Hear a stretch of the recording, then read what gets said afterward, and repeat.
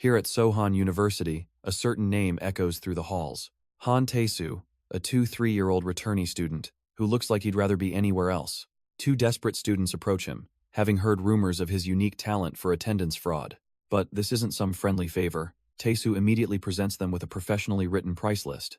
They're stunned he actually charges for this. Perfect attendance fraud doesn't come cheap. He deadpans his motto. There's no such thing as a free lunch in this world. Still, seeing it's their first time, he offers them a small, one-time discount. A true businessman. With the deal struck, the girls wave him off, hailing him as their savior and now, their valued customer. But his work is never done. Another group, led by a long-haired acquaintance, praises his resourcefulness. They also need his services, but their first question is there a discount for friends? The professor's voice rings out as he prepares to take attendance. But for these students, the real numbers on their minds are the crushing costs of rent and tuition. With a smile, the professor dismisses the class, completely unaware of their silent financial struggles. In the blink of an eye, Han Tae-soo is gone again, leaving his classmates staring at an empty space. They laugh it off, joking that he's probably rushing to a part-time job, not a date. But for a college student trying to survive without any help, every single second is a resource. From tutoring kids after school, to riding his bike through the freezing cold night, his hustle is relentless. Finally, back at his desk, it's not time to rest, but time to check his investments. And a small, satisfying update appears on the screen. The price of gold is up. For Tae-soo, this is the best part of the day, meticulously planning his gaming grind around his classes. The game is his digital gold mine, where a few clicks can generate more than a day's physical labor. And he's not just good. He's a legend on the server, the infamous gold farmer known as Salmuk. He was just quietly farming, minding his own business, when a player with a ridiculous avatar and an even more ridiculous ego suddenly appears, spouting insults. This fallen angel of power and his sidekick try to claim the area as their guild's turf, but Tae-soo couldn't care less, completely ignoring their threats as he continues his attack on the monster. Back in reality, his private messages are now a cesspool of unfiltered rage and toxicity. But as he reads the vile messages, a thought clicks into place. This whole situation is actually profitable. And across town, a young woman is at a police station, desperately trying to explain that they started it. And so, Tae-soo finds himself at the police station, wondering why he's the one getting all the heat. As he walks in, he's met with an officer, and the very same woman who was making a scene earlier. The officer confirms it. This is the person behind the Fallen Angel of Power account. Their eyes meet, and a flicker of disbelief crosses both their faces. Han Tae-soo? Cha-mia? The gears start turning in her head, her shock quickly morphing into something else entirely. Suddenly, it all clicks, and she points at him with a wild, almost manic grin. She excitedly confirms to the baffled officer that she knows that Han Tae-soo, all right. In fact, she claims she knows him very, very well. She declares to the entire station that he's none other than her ex-boyfriend, and a flashback reveals the reason for his confusion. Back then, she was a completely different person. Back then, she wasn't the woman he just met. She was a quiet girl who went completely unnoticed. With her nerdy glasses and shy demeanor, she was just a face in the crowd. One day, Tae-soo slid a note onto her desk, asking to meet at the library at 4. He turned away with a casual wave, acting cool, but his heart was probably pounding. He simply asked if she had the time. For her, it was a shocking moment, her world tilting on its axis. And with a small, hopeful smile, she accepted. An ordinary girl, or so he thought. But now, Tae-soo's memories of their time together are blurry, almost non-existent, all except for one thing he remembers with painful clarity. The day they broke up. September 27th. The day her entire family did a midnight run, leaving nothing behind. And the worst part is, they had even promised to meet on that very day. He stands there, watching her, wondering why she disappeared and if he should even ask. But seeing her now, face twisted in annoyance. Yeah, probably not the best time. A bigger question hangs in his mind. Is this person really the Cha-mia he once knew? The piercings, the whole vibe, it's only been a few years. Had hoped it was just a namesake, but it's really her. How can someone change so drastically? He tries to convince himself that it's not impossible for people to transform. After all, at his last class reunion, he barely recognized half the people there. But this is a complete 180. From a quiet bookworm to a stone-cold delinquent. It's not just her appearance. Her entire aura feels unfamiliar, like he's walking with a total stranger. Finally, she whips around, her patience clearly worn thin. She demands to know why he keeps following her, her voice dripping with annoyance. With a sneer, she asks if he's feeling guilty for trying to squeeze money out of her for a few insults. Han Tae-soo stammers, admitting he thought she'd just laugh it off since they used to know each other. She scoffs at the thought, disgusted that this petty guy was once her boyfriend, while Hez just stunned she's so talkative now. He asks if she's finally apologizing, but she just clarifies that her house is this way.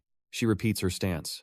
She can say sorry for the insults, but his awful manners are unforgivable. Pointing a finger, she warns him that he's lucky it's her he's dealing with, because she's letting it slide. He grabs her shoulder, baffled, reminding her he already gave her a discount on the settlement fee. But Chamiya just shoots him a look of pure, unadulterated contempt. He's still imagining the old Mia, the one who would have pleaded with him to let the money go. But the woman in front of him just gives a cold, backhanded compliment about how he'll get super rich. Completely thrown, Han Tae-soo can only call out her name as she turns to leave. He finally asks the real question on his mind. How has she been all this time? The question actually seems to catch her off guard for a fleeting moment. Noticing his surprise, she quickly recovers, asking why he's so shocked that she's changed. He points out that she was never one to meddle in other people's business before. With a dismissive smile, she waves him off, saying nothing important happened. She cuts straight to the point. They're not going to see each other again, so he just needs to pay up. With a chilling finality, she tells him there's no reason for them to be curious about each other anymore. She tells him they should just go back to how it was, not caring, not even thinking about each other. With a cold, cutting smile, she adds they should act as if the other person simply doesn't exist. She gives a flippant wave, wishes him well, and walks away without a second glance. And just like that, it was over. Han Tae-soo stands alone, processing the last words from his ex, but his shock quickly curdles into frustration. He's the one who should be angry she disappeared on him. He realizes asking for the settlement money wasn't just because he was desperate. For a man so bad with words, it was the only way he knew how to get her attention. His foot taps restlessly on the pavement, his quiet composure finally cracking. Watching her figure fade, a new thought takes hold. No, this can't be the end. They will meet again. But for now, their story was finished. 1 month later, a new chapter begins at Sohan University. It all started with a simple announcement from the university's broadcasting room. The freshman representative was being called a student named Chamiya. Han Tae-soo remembers seeing her there. A quiet girl, completely unlike the woman he just left. And in the present, hearing that name again sends a jolt through him.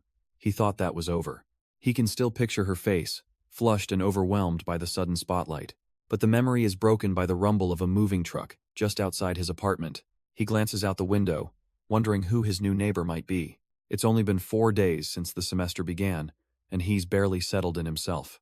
He'd been incredibly lucky to find this cheap S-class room so close to campus. But as he thinks about it, a question forms since they go to the same school.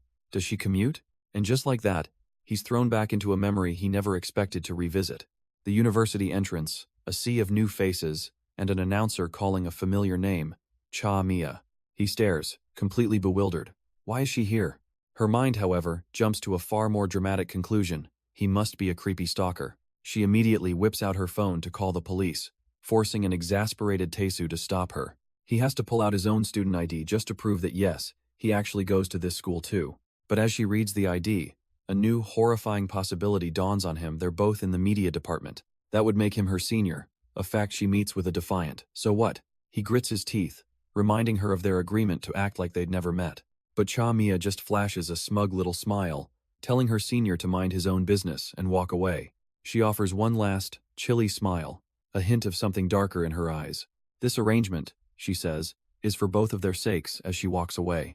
Tae-soo is left standing there, completely baffled by her logic. He just wanted to know why she was so angry, but all she wanted was for them to be strangers.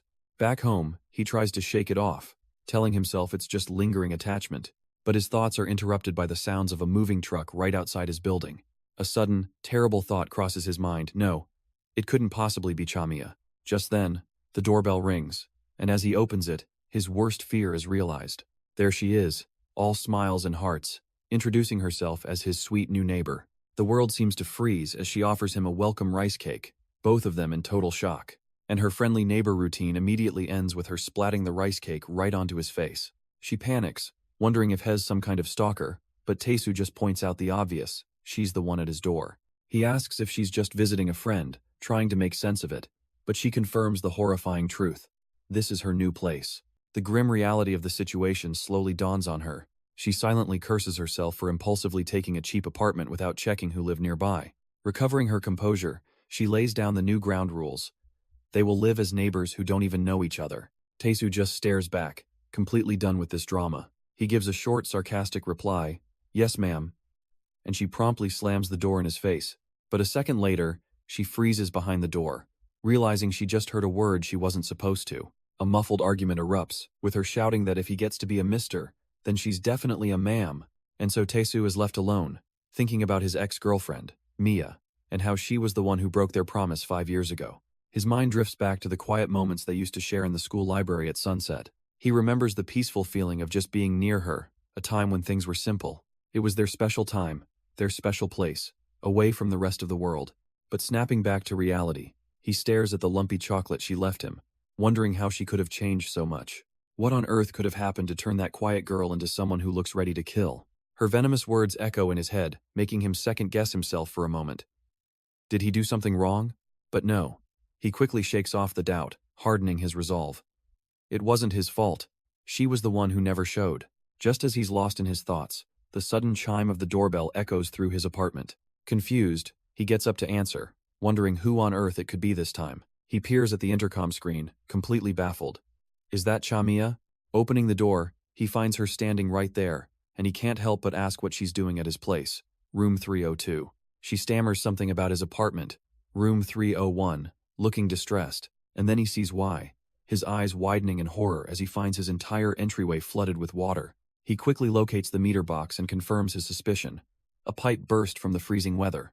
Realizing they need the landlord, he sees Chamia is already on the phone, desperately trying to get a hold of someone. Taesu just sighs, already regretting his decision to move into such a cheap place. She's just as frustrated, muttering about this disaster happening on her very first day. And as she stands there in the cold dampness, her mind drifts back to another time, a memory of a snowy day, huddled together for warmth against the bitter cold. She snaps out of it, her attention caught by a pair of eyes fixed on her. A memory surfaces of her calling him out for staring so intently.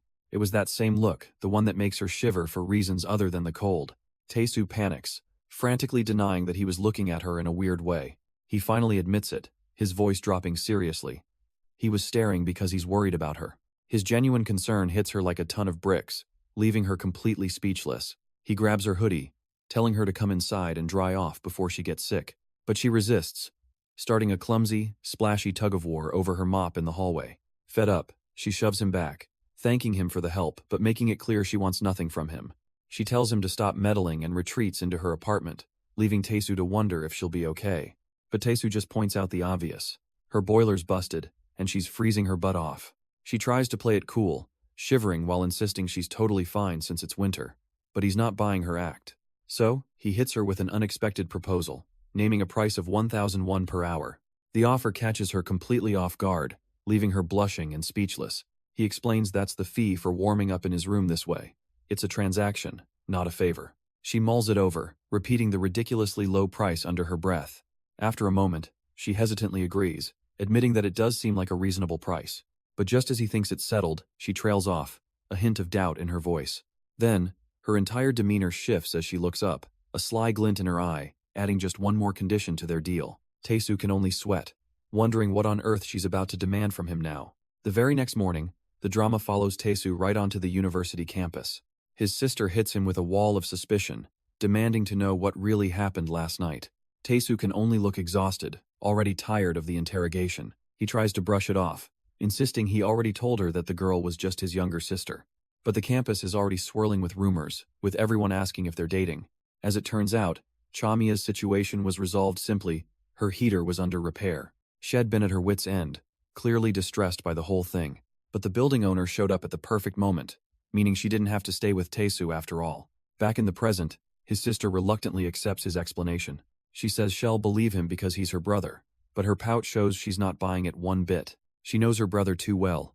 After all this time, she can tell when something's off. In her memory, Chamia was a force of nature, the youngest in a family of Taekwondo practitioners.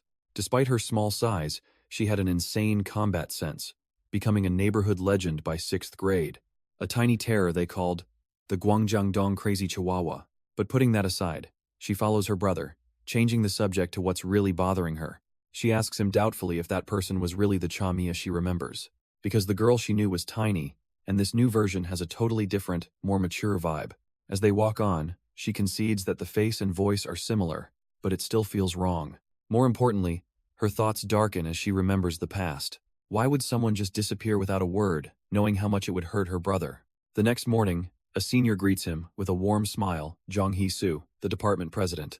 She thanks him for helping prepare for their trip, even though he's not on the student council. Noticing his tired eyes, she asks if he's okay, worried he's overworking himself with part-time jobs.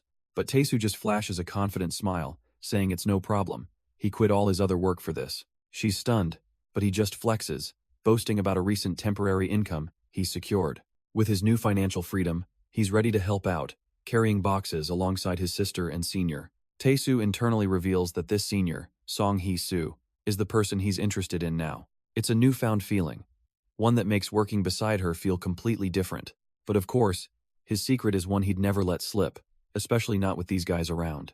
One of his classmates gets right in his face, smugly claiming he knows exactly what Tae-soo is thinking. His friend leans in with a smug grin, guessing it's all because of a girl, right? The others chime in, gossiping about how this year's freshmen are all incredibly attractive. But they're not talking about Hee-soo, they're completely obsessed with Tae-soo's little sister, Ha-yoon. One of them even shamelessly declares her his future wife, much to Tae-soo's growing annoyance.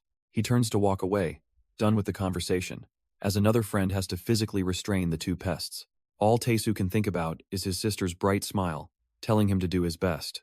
With that, the work continues, and before long, the last of the boxes are moved into place. Song-hee-soo steps forward, graciously thanking everyone for all their hard work. She then calls for the executives to stay behind for a meeting, dismissing everyone else. But just as Tae-soo and Ha-yoon turn to leave, Hee-soo calls out to them, stopping them in their tracks. Hee-soo smiles, thanking them both for their hard work this morning. She then leans in, promising to buy Tae-soo a drink after the MT, making it clear he better not skip it. Tae-soo, completely flustered, promises he'll be there even if he gets hit by a car, much to his sister's shock. As the day ends and the sun sets, Tae-soo heads home, his mind racing. He can't deny it, his heart was definitely stirred by Hee-soo's invitation. He has to admit, Senior Hee-soo is an amazing person, but then there's the matter of Cha-mia's return. And speak of the devil, as he arrives at his door, there she is, waiting for him. She's holding a massive bag, seemingly filled to the brim with groceries. Tae-soo just stares for a moment, a single thought breaking through his surprise. He blurts out that if she eats all that, she's definitely going to gain weight, and Mia is just stunned. Mortified, Mia shouts back that it doesn't matter who eats it. She explains the food wasn't just for her, it was for their university trip tomorrow. But Tae-soo, ever the party pooper, flatly informs her that snacks were already bought with the club fee. Now he's just annoyed and considers not going at all, thinking he'd just ruin the mood anyway. Mia pleads with him he's a senior and can skip, but for her, it's her very first trip. This finally gets his attention, and he steps right up to her, ready to confront this head-on. He demands to know what's making her so upset. What exactly did he do that was so wrong? But she just turns away, her face hardening as she mutters that it was all his fault. He blocks her path to the door, insisting that if he's being blamed, he deserves a reason. And with a sharp smack, she slaps his hand away, refusing to let him just leave. With her face hidden by her cap, Mia quietly admits that she is the one at fault.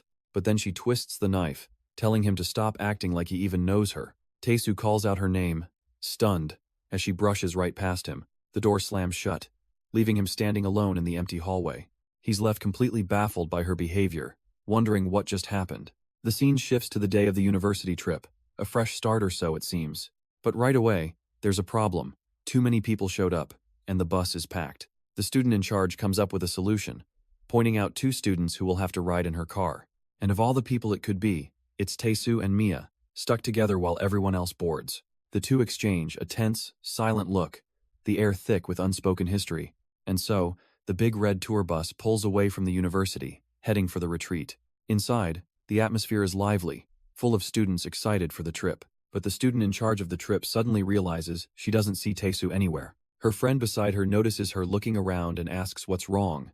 She's told that Tae-soo is coming separately in Senior Hee-soo's car, a fact that clearly makes her uneasy. Oh, and the new transfer student is riding with them too, her friend adds casually. The name Mia drops like a bomb, leaving the organizer utterly speechless. And at that very moment, a sleek black car pulls out of the campus parking lot.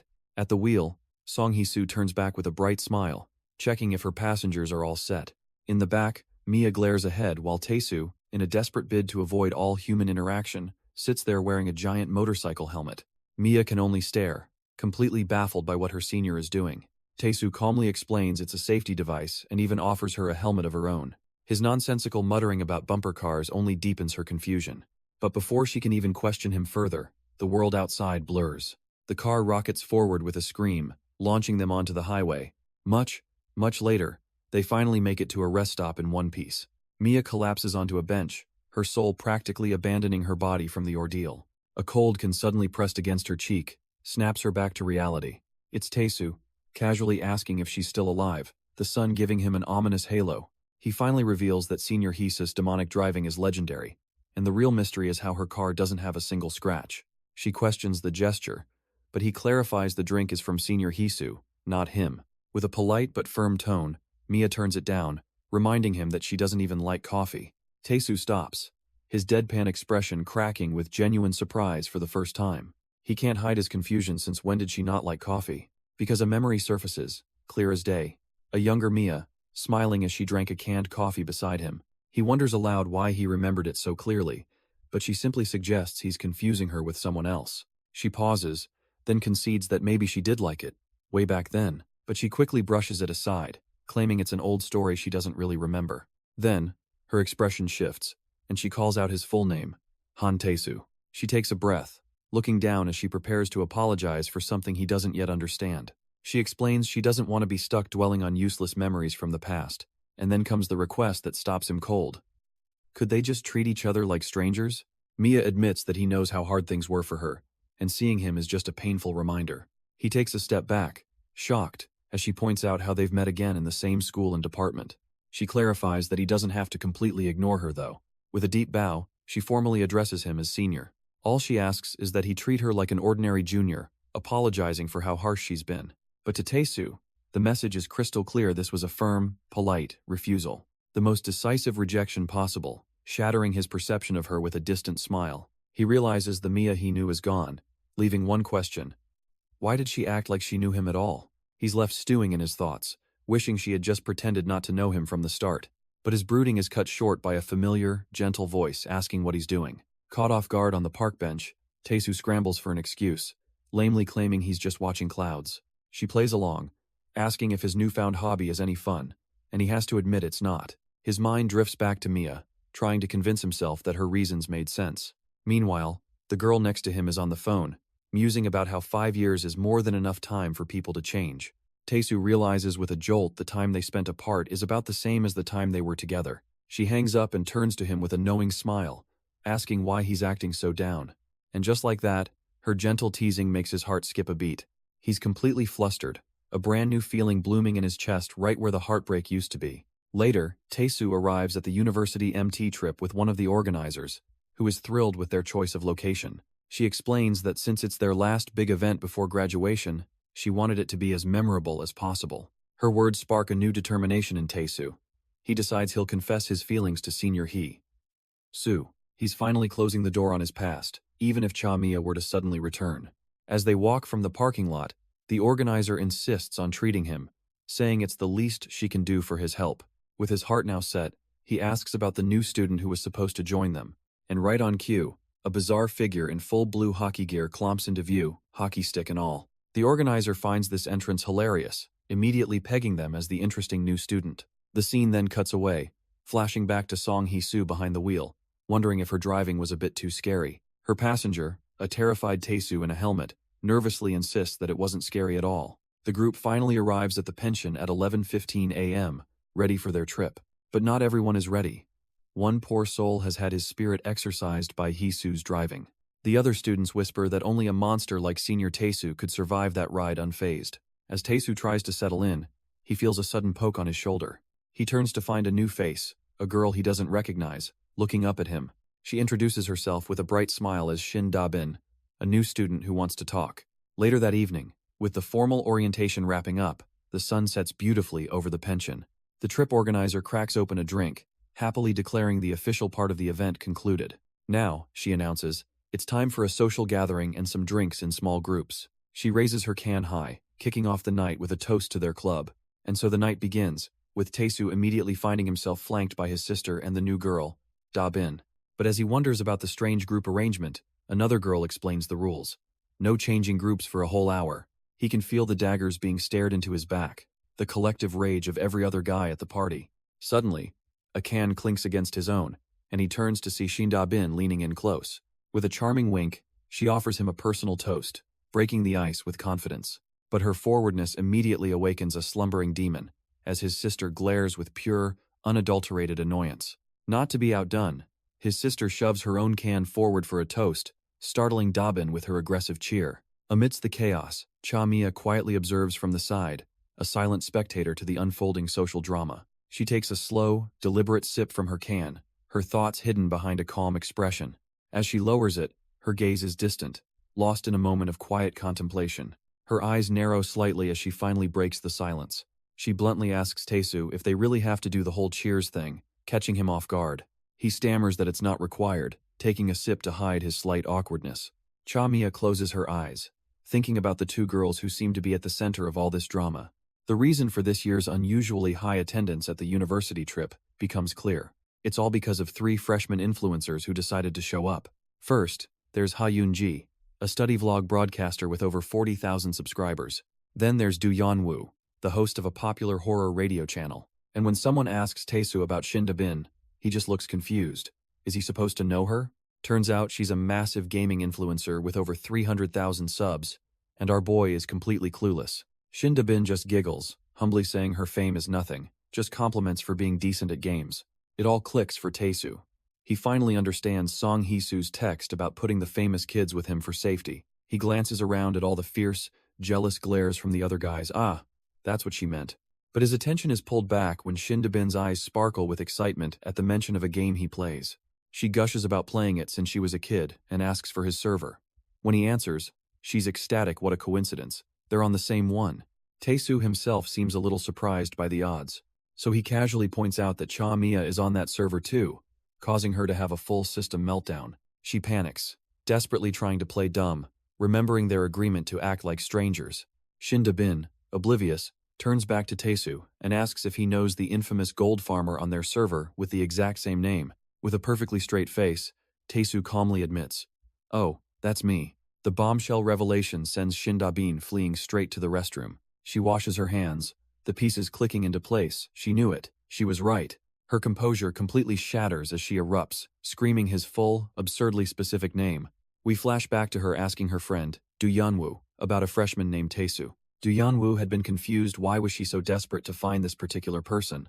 The reason, it turns out, is a painful memory of her in-game master, corrupt power angel, quitting. She tearfully remembers her master leaving the entire guild in her care before logging off forever, and it was all because of him. If Taesu hadn't interfered, they would have conquered the final boss by now. So, her friend asks the million-dollar question, is she planning to get some private revenge? Shin-da-bin's smile turns dangerously sweet as she vows to seduce him, crushing a milk carton underfoot. Her friend just sighs, calling her ridiculous plan to seduce and crush Taesu cute, in a delusional sort of way. Later that evening, the two stand outside the gathering, shivering in the cold night air. Da-bin complains about the long bathroom line, absolutely refusing to use the freezing outdoor one. Distracted by her own grumbling, she walks straight into the back of someone massive. She looks up to find not one, but 3 identical, bald-headed mountains of muscle staring her down. And as she looks at their faces, her blood runs cold. It's them. She recognizes these thugs. Elsewhere, a desperate shout for the seniors cuts through the quiet night. It's Do Yeon-woo, sprinting for help and screaming that they have a serious problem. She bursts in, face pale with panic, trying to explain what's happening. Dae-bin is in trouble, and she's been caught by the absolute last people she'd ever want to see. The seniors, however, completely misread the room, thinking this is all just some fan event for Da-bin. But as the panic spreads, the other girls realize this might not be a joke. They shout for Taesu to handle things inside while they rush out to deal with the supposed chaos. He takes a step to follow, but a firm grip on his sleeve stops him cold. It's Yeon-woo, her expression urgent, telling him the danger isn't outside. The real problem, she explains with a serious look, is in the girls' bathroom. She motions for him to follow, leading him deeper into the building. He pauses at the girls' dorm entrance, rightfully questioning if he should even be here. But she shushes him, and he cautiously listens in, trying to pinpoint the source of the sound. And that's when they see it a hidden listening device, secretly recording everything from an outlet. Taesu stares, confused, as Yeon-woo silently points to the outlet, her phone in hand. To avoid being overheard, She types out a single, chilling message. It's not a bug, it's a camera. His eyes widen in horror as the true gravity of the situation sinks in. He nearly shouts, but Yanwu lunges, clamping a hand over his mouth to keep him quiet. Once they're safely outside, he finally asks the question burning in his mind. How did she know? It's not a normal device, he presses. So how could she have identified it as a camera on site? Yeonwoo looks away, vaguely explaining that she's encountered something similar in the past, but she quickly dismisses her own history, insisting that's not what's important right now. She turns on him, her voice a low and urgent hiss, laying out the real questions. Who, when, and where? Tae-soo absorbs her intensity, his own mind adding the final pieces. What? And most importantly, how? And as Tae-soo processes this, his mind flashes back to another girl, another time. He remembers sitting with Yeonwoo in the library, long before any of this started. She'd been so absorbed in her books, completely exhausted but focused. He'd asked her with a gentle smile if this was her secret passion. She explained it was like tracing a person's thoughts, that understanding why they did something was the most fascinating part. Back in the present, the memory hits him like a lightning bolt. That phrase, for what reason it belonged to Mia. It was her personal catchphrase, the core of how she saw the world, a quirk he always remembered. Suddenly, Yeonwoo breaks the silence, flustered, asking why he's staring at her like that. Tae-soo freezes, a blush creeping up his neck as his world tilts on its axis. But she mistakes his stunned silence for social awkwardness, teasing him for having to call her after their last tense meeting. She apologizes, admitting she's the biggest outsider here and had nowhere else to turn. Then, before he can even respond, she reaches out and firmly takes his hand. With a sudden, serious gaze, she agrees to drop the formalities, just as he wanted. She looks him dead in the eye and asks for his help, using his full name. She reminds him of his old knack for finding things, like that time he located a missing game console. She knows it's a lot to ask after how she's treated him, but he was the only one she could trust. Pleading with him to stop pretending they don't know each other, the illusion shatters. In that moment, she is the Mia he remembers. A can clatters down from a vending machine, and Tae-soo shifts into investigation mode, asking if the staff could be responsible. Yeonwoo shakes her head. She'd already checked the other rooms, and the camera was only in theirs. It couldn't have been the guys either, since they're being monitored. That means the culprit is someone else entirely. Mia begins to explain, reminding him she was stuck in bed with car sickness when they first arrived. But she remembers the room clearly, and that power outlet was definitely empty at first. The moment she felt something was wrong was right before the orientation began. A chill runs down Tae-soo's spine as the terrible possibility dawns on him. The only ones who could have installed it were her roommates, Yan, Woo, Da, Bin, and a girl named Yoonji. She extends her hand with the drink, clarifying that it could have been any of the girls. If what she's saying is true, then this was the work of an insider. The culprit is one of their own, someone from their department. She tells him to keep this quiet for now, but he doesn't understand why. Because, as she admits, they still have no clue who did it, or what their motive is. Mia explains that if they act rashly, an innocent person could get hurt. Tae-soo still thinks they should tell the president, Hee-soo, believing she's trustworthy. A glint appears in Mia's eye. She's figured out his real motive. She immediately calls him out, asking if the president is the person he likes, and he completely short-circuits. He stammers, trying to deny it, but Mia just smirks, knowing she's hit the nail on the head. But before she can tease him further, a figure bursts out from the nearby bushes. It's their senior, Ha-yoon, with leaves in her hair and a wild, playful look in her eyes. She corners them, demanding to know what her brother and Mia were doing, sneaking off together. Tae-soo, noticing her disheveled state, cautiously asks if she's been drinking. Mia can only manage an awkward smile, her mind flashing back to the tense first time she met this girl. Ha-yoon tearfully confronts Mia, demanding to know what she thinks she's doing. She starts listing off all of Mia's old promises, like how coming to the same school was just a coincidence. Tae-soo can only watch, wondering who gave her alcohol, as she recalls Mia promising to act like a stranger. But despite all that, she's out here meeting his brother in secret, and Ha-yoon just screams that she's a liar. She wails that Mia swore it was over between them, that she didn't like Tae-soo anymore. Finally, with a heartbreaking "I hate you," she collapses onto the fence between them. After carrying the drunken girl back to her room, the first night of the trip finally comes to a close. As Mia suggested, they decided to keep their real mission a secret until they were absolutely sure. With a plan to take action in the morning, the discussion came to an end. The next day dawns, and Tae-soo immediately senses a commotion, wondering if a fight has already broken out.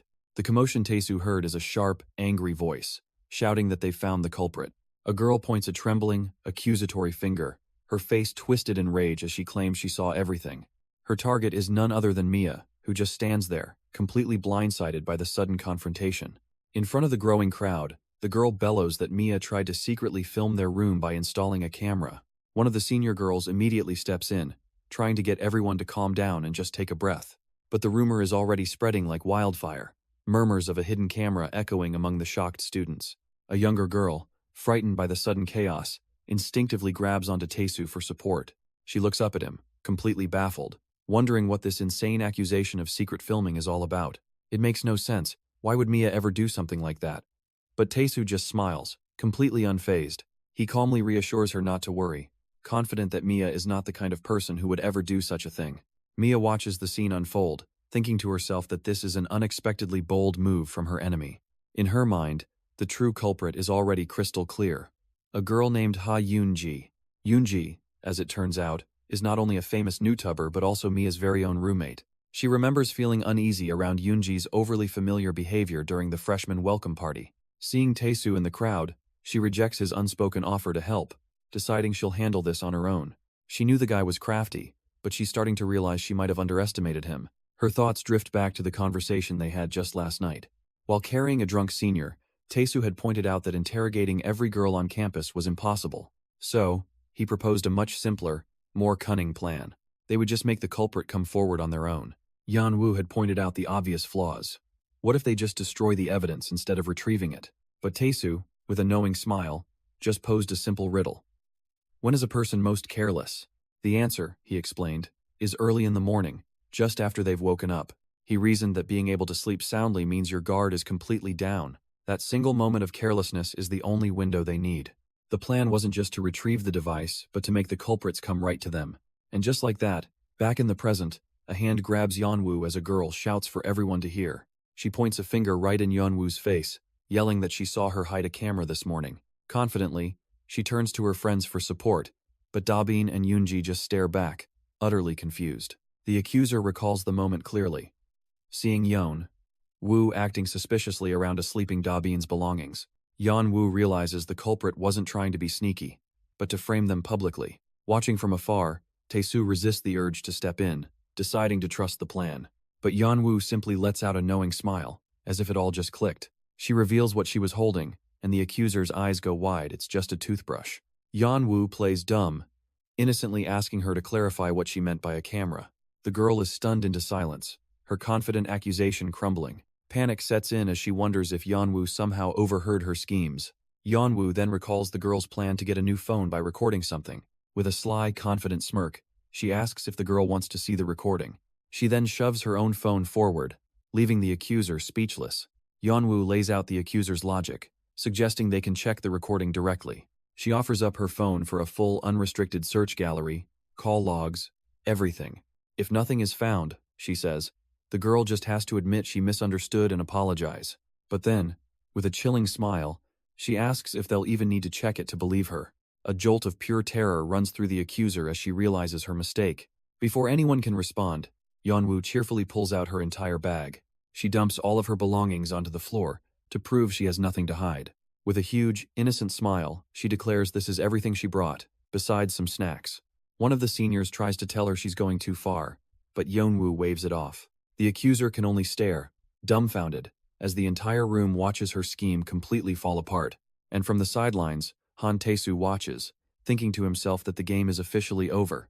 He had already deduced the culprit had to be one of the 4 roommates. To catch them, he had set a simple but brilliant trap, applying his personal hand cream around the outlet. But the culprit never came to retrieve the camera, meaning they had no idea it was discovered. This information imbalance gave him the ultimate advantage. He admits the original plan was to wait for them to slip up, never expecting this bold, reverse attack. But what truly shocks him is the sheer audacity of Do Yeonwoo. To be accused in front of so many people, and remain utterly unshaken, is something else entirely. Just as the accuser looks completely cornered, she starts sweating, a desperate idea forming. She points a trembling finger, shouting that there's still one place they haven't checked. With a crazed look, the accuser makes her final, desperate gambit they have to check. Do Yeonwoo's body. She shouts that Yeonwoo must have hidden the camera on herself to throw everyone off the scent. But Do Yeonwoo just sighs, a tired smile on her face, disappointed that Yoonji is pushing things this far. She asks why she can't just admit her mistake and end this whole charade right now. Taking off her glasses, her demeanor darkens completely as she offers one final chance for her junior to back down. She muses that this could have all been handled quietly, without escalating the situation. But now, with a chilling intensity in her eyes, she wonders if Yoonji truly had to cross this line.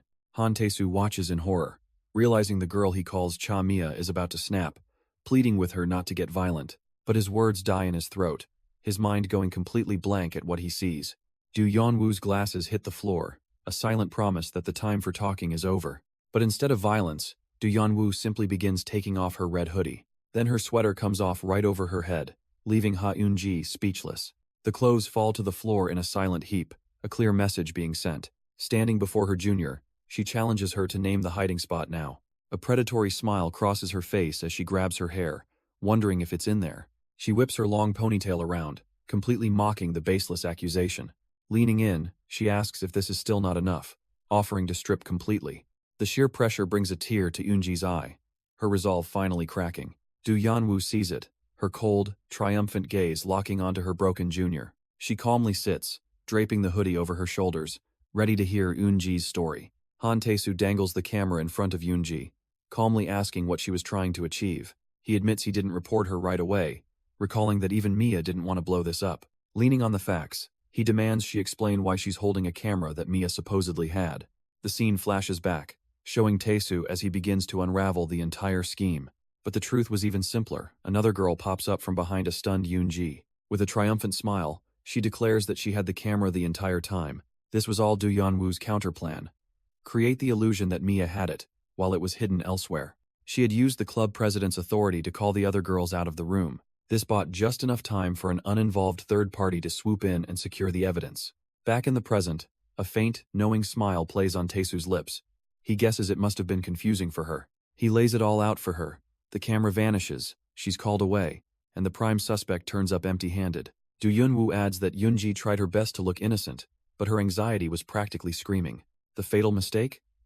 When they were leaving, only she instinctively glanced at the power outlet where it was hidden.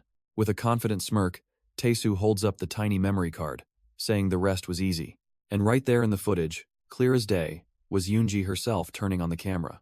But digging deeper, they noticed something strange about all the other video files.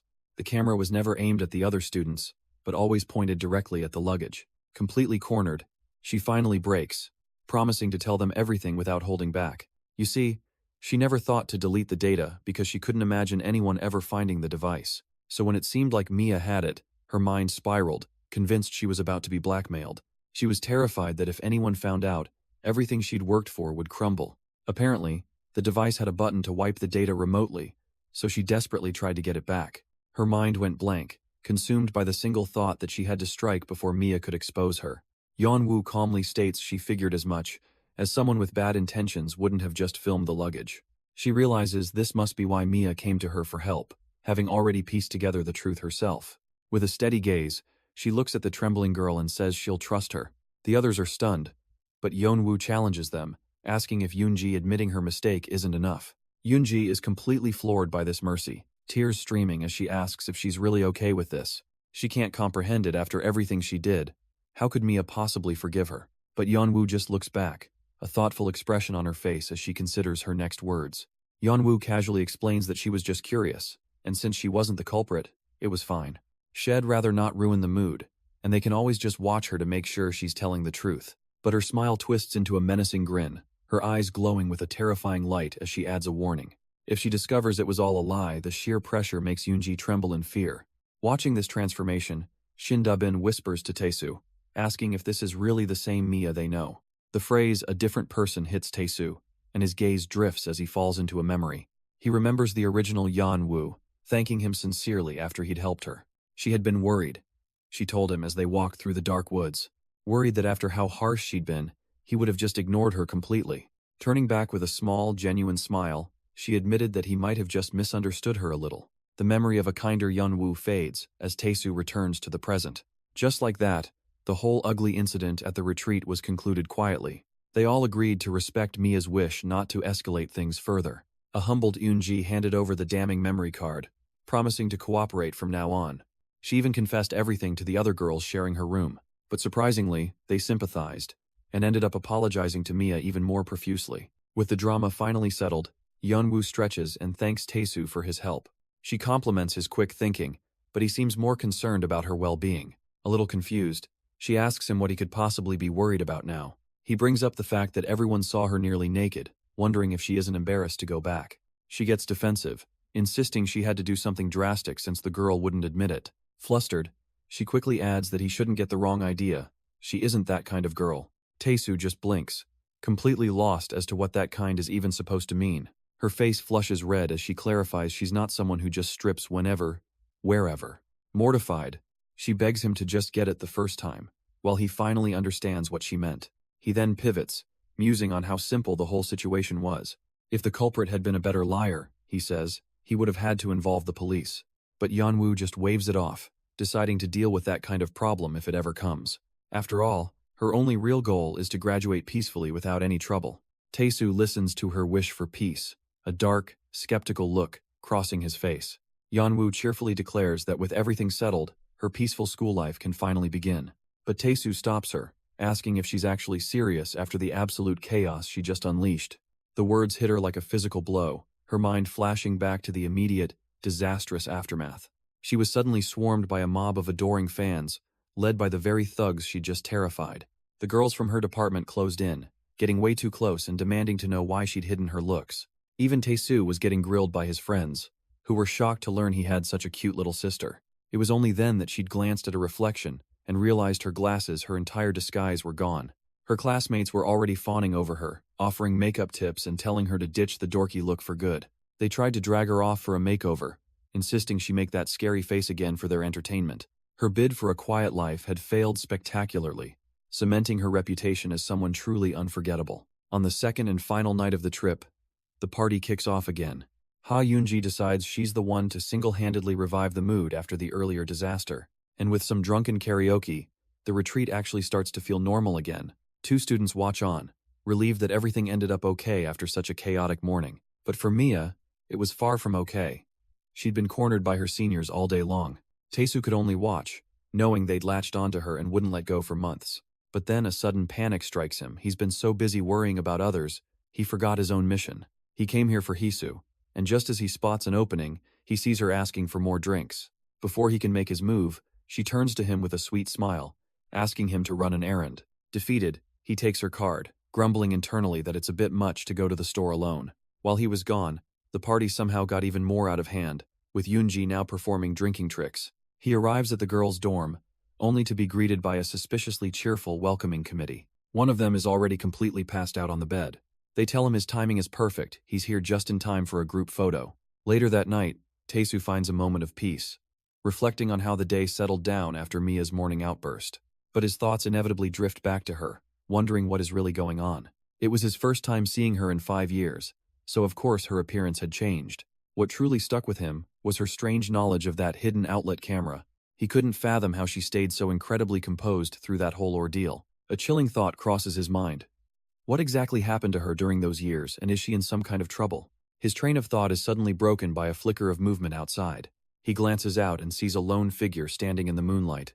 It's Mia, and he can't help but wonder what she's doing out there. He calls her name, and she whips around, completely startled to be seen. But instead of answering, she immediately bolts into the trees. He shouts after her, completely baffled by her panicked escape. In her haste, she trips over her own feet and tumbles to the ground. He rushes to her side, kneeling down to see if she's hurt. Looking up at him, flustered, she asks why he's staring like he's seen a ghost. Then she makes a bizarre plea, asking him to just pretend this never happened. She finally explains her panic, admitting she thought the seniors sent him to drag her back. As they walk together through the moonlit woods, they agree their department is full of intense extroverts. But she adds with a small smile that, despite that, they're all fundamentally good people. Taesu listens, quietly admitting to himself that he was also worried about fitting in when they first arrived.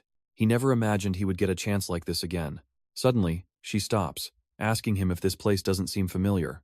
It reminds her of the old back hill they used to go to at their school. A wave of nostalgia hits Taesu. He never thought he'd be walking and talking with Mia like this again. He remembers how they used to spend their time after school back then, borrowing stacks of books and reading together in the library until sunset. He even teases her, asking if she remembers crying on his lap over a sad book. A flustered Mia denies it ever happened, but Taesu just laughs, insisting her tears stained his pants. For him, that moment remains one of the few truly joyous memories from his school days. Back in the present, Mia looks at him thoughtfully, remarking on how much he's changed. She never remembered him being so easygoing, but he just shrugs it off to part-time job experience. After all, he says with a serious look, they've both changed. They stand in silence for a moment, the weight of his words hanging in the air. They're not kids anymore. Taesu then suggests that since they'll be seeing each other at school now, they should apologize properly for any wrongs they committed in the past.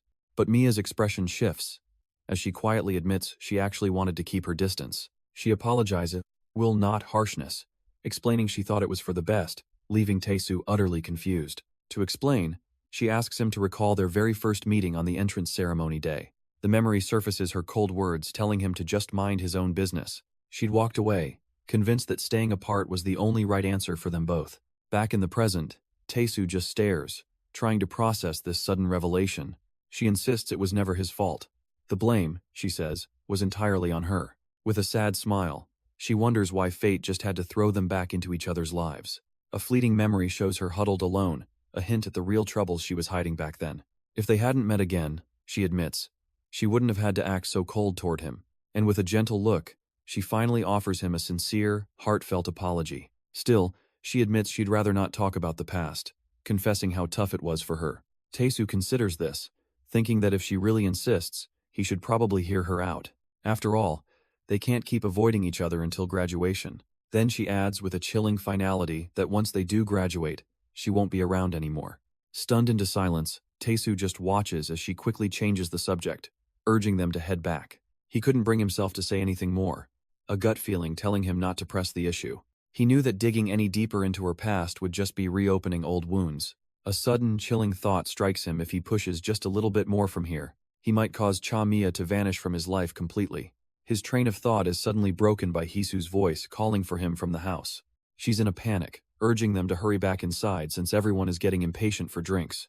As Hisu yells for the others to wait, Taesu and Mia quickly head back with the supplies. The moment they return, the other girls swarm Mia, playfully asking where she'd run off to. Taesu hangs back, deciding to be patient. Mia's goal was graduation, so he could wait. And with that, their eventful third-year MT came to a close, leaving more questions than answers. But the trip wasn't quite over yet. On the road back, a car's headlights flare as it screeches to a stop. Taesu and Mia are suddenly standing on the side of the highway, their car pulled over. Taesu suddenly finds himself on the ground with Ha Yoonji leaning right over him. The tire marks on the road tell the story of a very abrupt stop. His heart hammers in his chest, completely caught off guard by this sudden proximity.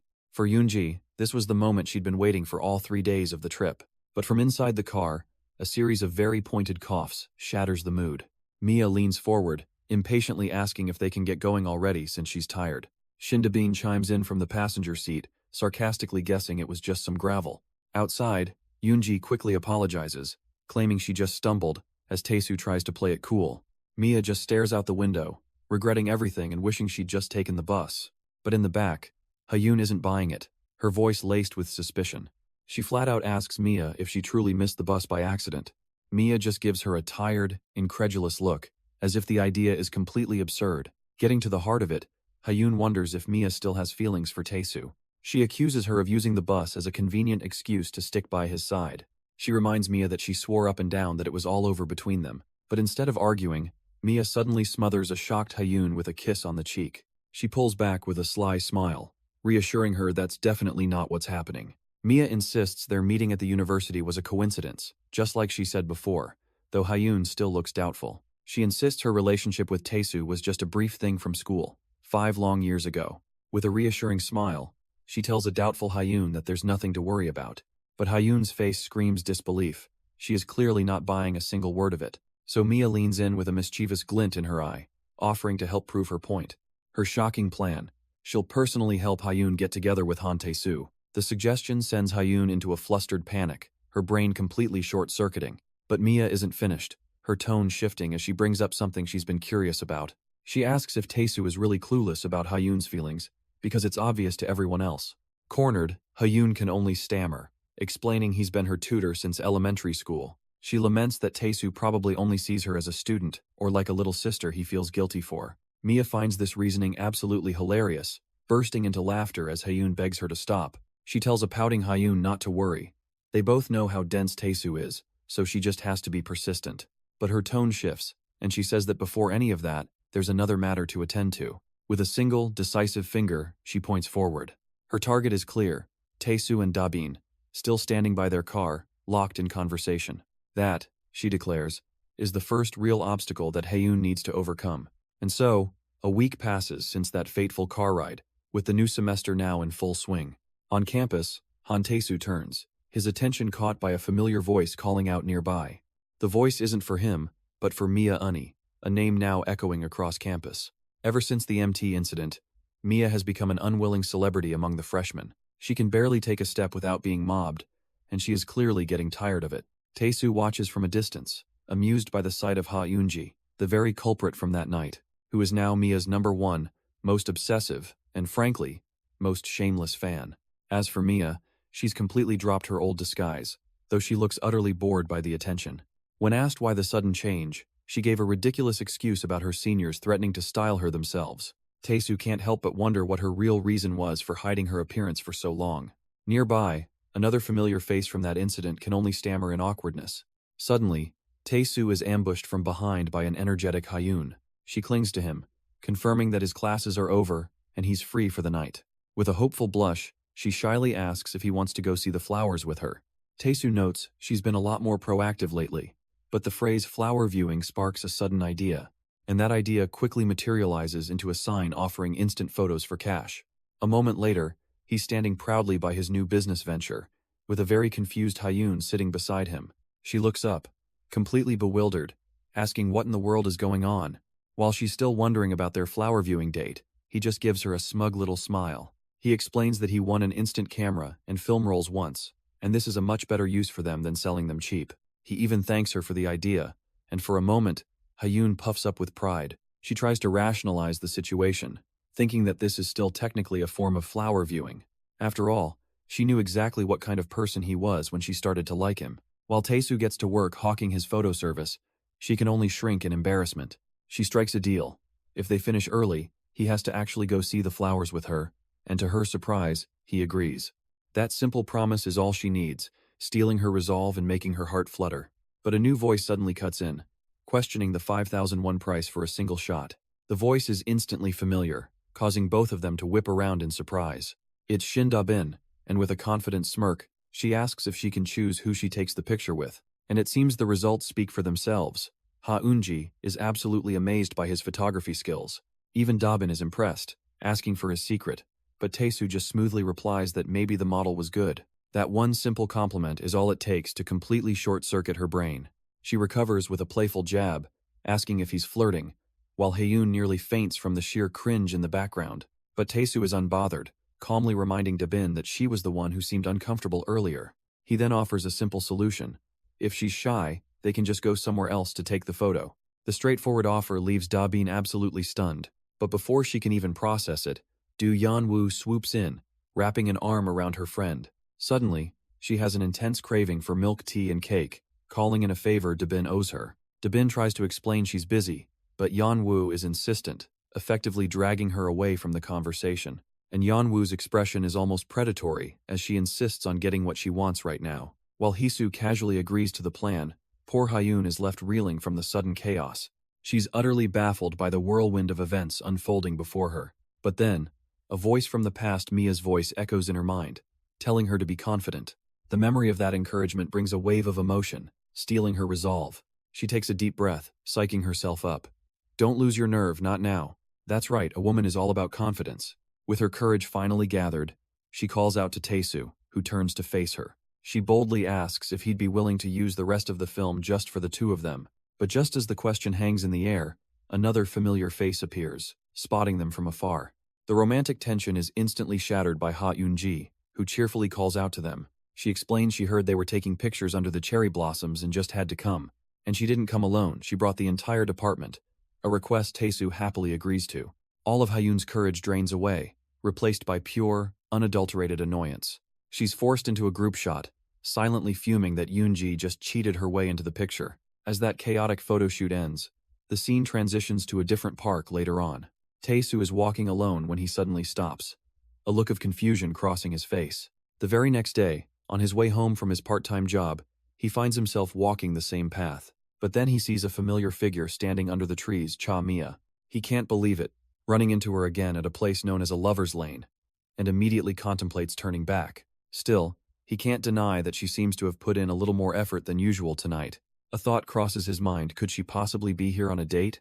But then he watches as she strikes a bizarre, dramatic pose for her phone. And just like that, the idea is shattered. Yeah, definitely not a date. It reminds him of how surprised he was to learn she's actually a model student. He even remembers Hyun texting him about how insanely popular Mia is on campus. Turns out, he wasn't the only one who misjudged her. Everyone seems to be captivated. Even now, he can see other guys stealing glances. And for some reason, it's starting to irritate him. But the biggest change for Taesu is that after that one night, she stopped avoiding him completely. They're not close, but now when they pass each other, she'll actually say hello, much to his surprise. He even recalls her telling him they should just stop being so awkward with each other. She admitted that, looking back, she was just being overly self-conscious around him. And now, things felt a lot more natural, almost like they could just be normal students. But even with that friendly offer, she still has that same, completely unpredictable look in her eyes. Taesu remains wary. It doesn't mean he has to be the one to go out of his way to talk to her. Hess learned that getting involved with her just leads to exhausting situations. It's better to just go home. But just as he resolves to leave, something stops him in his tracks. Two guys casually approach Mia, getting a little too close for comfort. Taesu watches from the trees, a flicker of recognition crossing his mind. Does she know them? Ah, he realizes. They're not friends at all. They're just a couple of random guys hitting on her. But these guys are persistent, suggesting they all go for a drink as if she hadn't said a word. Taesu can't believe what he's seeing, and nearly calls out to her before catching himself. His mind screams at him to stop. Does he really need to get involved in this mess? He tries to reason his way out of it, she said. She was with someone, right? It's not his problem. But before he can turn away, Mia suddenly appears and grabs his arm, presenting him to the guys. Taesu's brain short-circuits, completely stunned by the sudden turn of events. With a smug look, she begins to explain that she's currently in a budding relationship with this guy right here, clinging to his arm as he stands frozen in utter shock. What on earth is she thinking? His mind is reeling from the sheer audacity of her lie. She then gives him a desperate little wink, silently begging him to just play along. The little troublemaker. The two guys stare in disbelief, unconvinced by her bold declaration. Taesu, sweating bullets, can barely manage to ask what on earth she's doing. But Mia commits to the bit, chirping his name with a sickeningly sweet smile. And just like that, the situation gets 1,000 times worse. These errant random guys. They're his work seniors. The realization crashes down on them both. Taesu facepalms as Mia remembers this isn't the first time she's caused such a mess. Watching from a distance, Ha Yoonji can't help but wonder why chaos seems to follow him everywhere. She's completely baffled, trying to figure out why Taesu would ever be with someone like Mia. His seniors, however, are having the time of their lives, pulling out a phone and telling the new couple to cozy up for a picture. They tease them for being so distant, capturing Mia's panicked expression as she desperately denies everything. She finally blurts out the truth: he's just a school acquaintance she used to escape some flirters, but it's far too late for excuses now. His seniors just laugh, completely ignoring her pleas as they physically shove the two together. But just as Mia's panic peaks, a hand firmly grabs her arm. Taesu pulls her in close, catching her completely off guard. He sighs, telling her it's no use trying to reason with them. They're lost in their own little matchmaking world, and any denial will just fuel the fire. Realizing he's right, Mia reluctantly suggests just playing along to end the ordeal quickly. She turns away, a faint blush creeping up her neck from the sheer embarrassment. Taesu can't resist a little jab, acting as if he's doing her a huge favor by agreeing. For a brief moment, her frustration melts into a small, amused smile. Then he leans in, wrapping an arm around her and whispering that he was kidding, leaving her utterly speechless. Mia turns away, flustered, reminding herself this is purely to get them out of this situation. Taesu quietly agrees, a faint blush creeping onto his own cheeks as well. With the deal struck, their friend excitedly gets the phone ready and starts the countdown. And with a snap, the photo is taken, capturing the two of them in a perfect, albeit fake, couple pose. Sometime later, spring has arrived at the bustling Sohan University campus. It's the season when love seems to be in the air, filling every corner of the school. Taesu walks the halls alone, overhearing other students excitedly making plans as couples. He continues on his way, heading for the media department's student council room. Reaching the door, He slides it open with a clatter, ready for a normal day. But he's met with a bizarre sight. The lights are off, and the bald trio is sobbing pathetically in the dark. Completely unfazed, Taesu asks why they're wasting a nice day sulking in the dark. One of them actually has the gall to ask Taesu for a hookup, before realizing what a useless question that is. Turns out, this gloom is just a symptom of a larger problem infecting the whole department. With spring in the air, the male attendance at every event is near perfect, and their goal is painfully obvious. But whenever a crowd gathers, you can always count on a few creeps to ruin the vibe for everyone. The upperclassmen, in particular, have been turning every event into a relentless hunt for a date. This has led to a surge in harassment reports, and the guys are left wondering why their parties have no girls. So, looking absolutely fed up, the senior student Hisu finally decides to intervene. She declares an end to group drinking and warns the seniors to watch their behavior around the juniors. And with that, a cold front blows through the department, shattering the romantic dreams of all the hopeful guys. His friends can't believe it, calling him a dating dead end for not getting with the spring program. But Taesu inwardly protests. He's not completely uninterested. There is someone he keeps in his heart. His thoughts drift past Hisu, landing squarely on the one and only Mia, and just the memory of her is enough to send a blush creeping up his neck. Of course, his friends notice immediately, teasing him about having some perverted thoughts. But he's lost in the past, remembering the feeling of her clinging to him. Her promise to repay him for his help echoes in his mind, leaving him flustered. Snapping out of his daydream, he's pulled back to reality by one of his friends.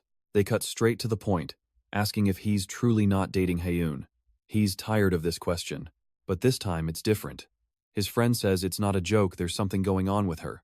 Apparently, she just got a confession from a guy in another department. We cut to Haeun herself, smiling fondly at an old photograph of her and Taesu. Her roommate's voice cuts in, teasingly asking if she was trying to kiss the picture. Meet Park Yoon, Haeun's roommate, who already heard the news about her rejecting another suitor.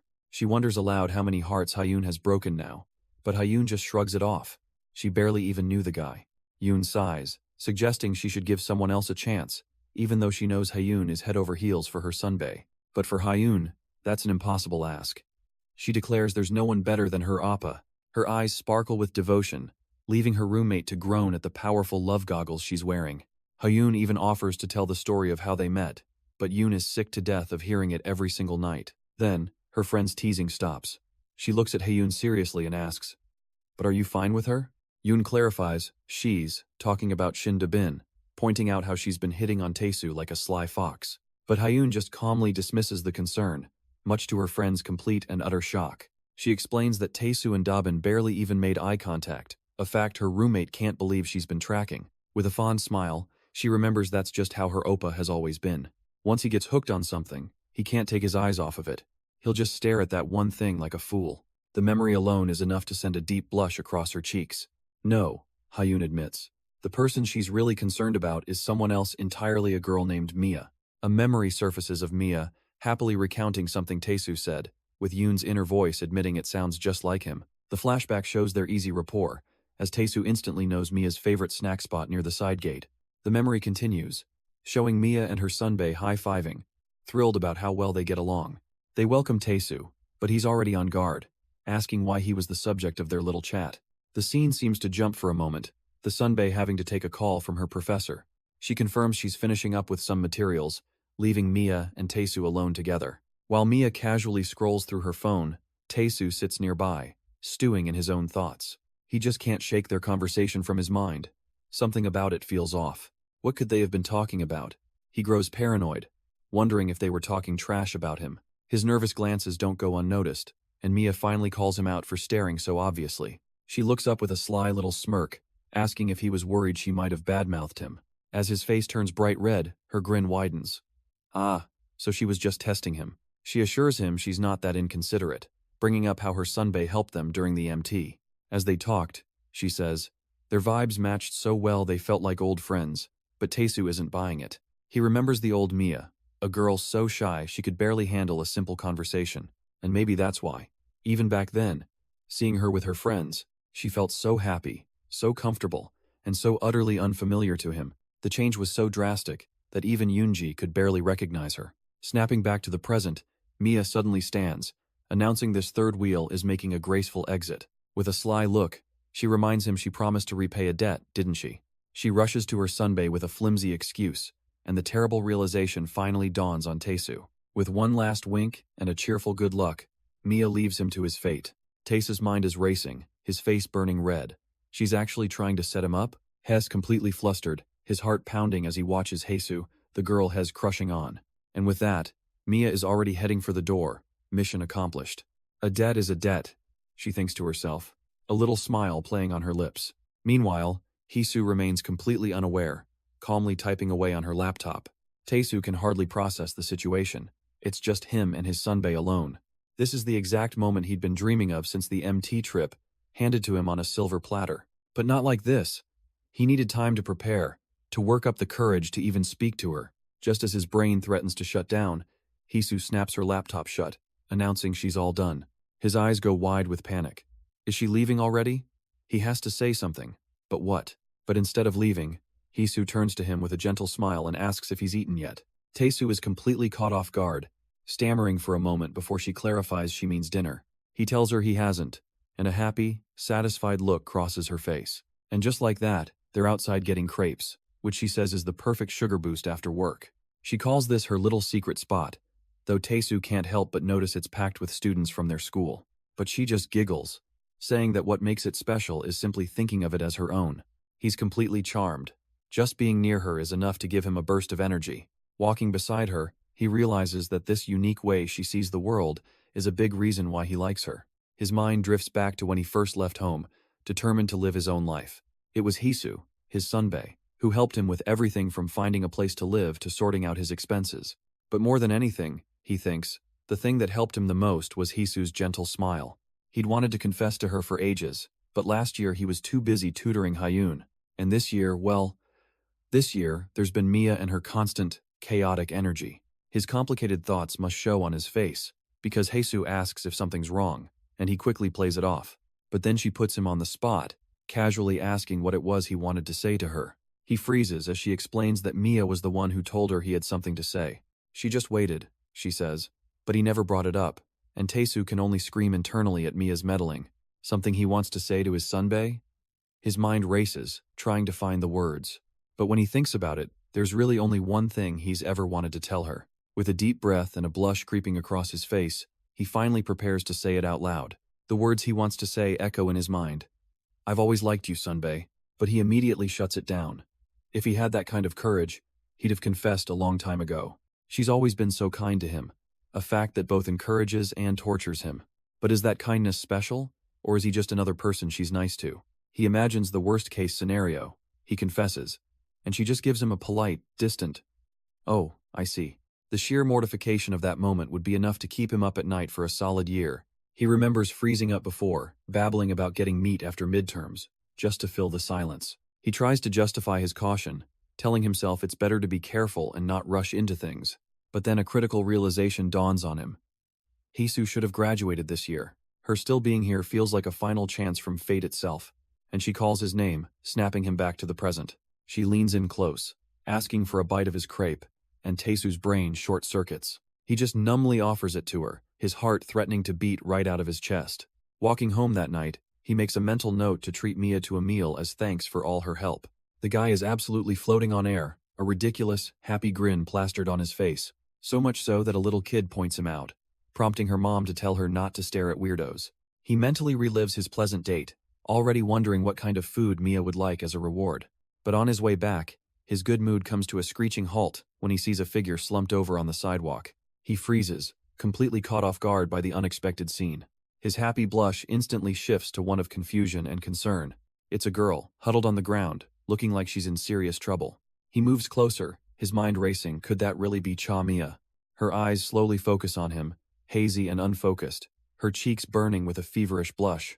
She looks up from her huddled position on the ground, a small, dazed smile on her face. With a soft, relieved voice, she just breathes his name, glad that he's found her. But while this drama unfolds, the scene cuts away to the lively university pub street, and inside one of these establishments, someone is having a complete meltdown. It's Shin Da-bin, furiously complaining to her friends, wondering if Han Tae-soo is even a man. She throws her hands up in exasperation, questioning why her charms have absolutely no effect on him. She recalls trying to catch him after class, only to be coldly rejected because of his part-time job. Even in lectures, He'd rather sell the seat next to him for a ridiculous price than let her sit there. She recalls him coolly, stating he doesn't have days off, since he pays his own way through school. But to her, it's the most ridiculous excuse she's ever heard, and she slams the table in a rage. With teary eyes, she whines that no one has ever dared to treat her this way before. Her friend Hisu calmly sips her drink, reminding her they were warned about him. Their sunbae had told them he was decent looking, but his personality was seriously flawed. Still, Dabin's ego is just too big. She can't fathom why he wouldn't be interested in her. The conversation shifts. Maybe he's already dating that acorn-like girl, Hyun, who's always with him. But Hisu doesn't seem convinced by that theory at all. She leans in closer, starting to say that she actually saw something, and Hyunji finishes the thought with a smug grin, confirming she witnessed something juicy a few days ago. And the story cuts right to Taesu's apartment door. He looks down with a complicated expression, a hint of sweat on his brow, because sleeping soundly in his bed is none other than Do Yeon-woo. He stands there, completely stumped, wondering what he's supposed to do now. She's just out cold. Completely oblivious to the extremely awkward situation, Taesu tries to justify it all in his head, insisting it was an unavoidable circumstance. The flashback begins, showing him finding her passed out right in front of her own door. He had asked her why she couldn't just, go inside. Turns out, she was having a solo movie night that got a little too friendly with the soju bottles. And in her drunken haze, a sudden, horrifying realization seemed to dawn on her. She'd seen a cockroach, letting out a terrified scream. The unholy creature had apparently vanished somewhere into her bed. So, with drunken finality, she declared she would just sleep outside on the ground. And that's how he ended up dragging her unconscious body to her door, with no way to get in. Back in the present, he watches over her, thinking how lucky it was he found her. He gazes at her sleeping face, wondering what could have happened to change her so much. Looking at her clothes, he realizes she's grown a lot taller, just like Hyun had mentioned.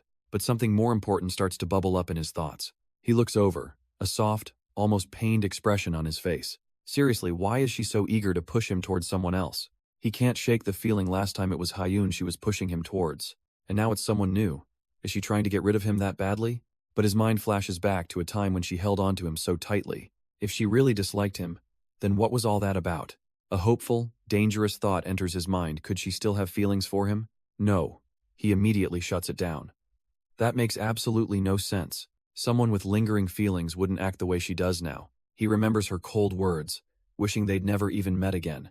A heavy feeling settles in his chest. Maybe he's the only one still stuck in the past, while she just sleeps peacefully, as if nothing ever happened between them at all. Hess haunted by her memory, forcing him to ask if it's finally time to let her go. But as a new day dawns, his mind drifts back to the past once more. He remembers the Mia he used to know, the one who held him so tightly. He remembers the feeling of their first kiss, and the small, perfect details, like her standing on her toes to reach him. But that girl, he realizes with a heavy heart, only exists in his memories now. With a sudden jolt, he slams the door on his own spiraling thoughts. He needs something drastic to snap himself out of this. Fully clothed, he steps under a freezing shower, the cold shock a welcome distraction. Drenched and shivering, he tries to convince himself he's finally over it. Shindabin tells herself she's been way too conscious of him, feeling like a fool for being the only one who cares. Meanwhile, Han Tae-soo tries to convince himself that there are far more important people in his life now. His mind drifts to the ever-smiling Hisu Sunbae, an impossible target, known throughout the department as the Fortress Goddess, who's rejected over 100 guys. He steals his resolve. He's not the type to cling. And if she's decided to stop caring, then he will too.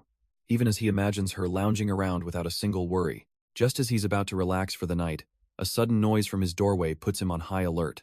He finds Shin-da-bin right outside, looking distressed and trying to stifle a sound. He peeks around the corner, letting out a quiet sigh of relief. But now the real test begins, as he struggles to endure and just leave her out in the hall. He tries to convince himself to just hold out for a little while. But in his bed, Shin-da-bin sleeps peacefully, muttering about how hot it is. The sight sends a jolt through Tae-soo, and his composure completely shatters. Why is his heart pounding like this when he just swore he was over her? He tries to play it cool, reminding himself he's seen her like this before. But his resolve lasts for all of 2 seconds before he's sweating bullets again. As the night deepens, it seems his internal battle has finally reached a conclusion, because a little while later, Shin-da-bin starts to stir from her sleep. She wakes up confused, wrapped in a blanket and sitting in the hallway next to him.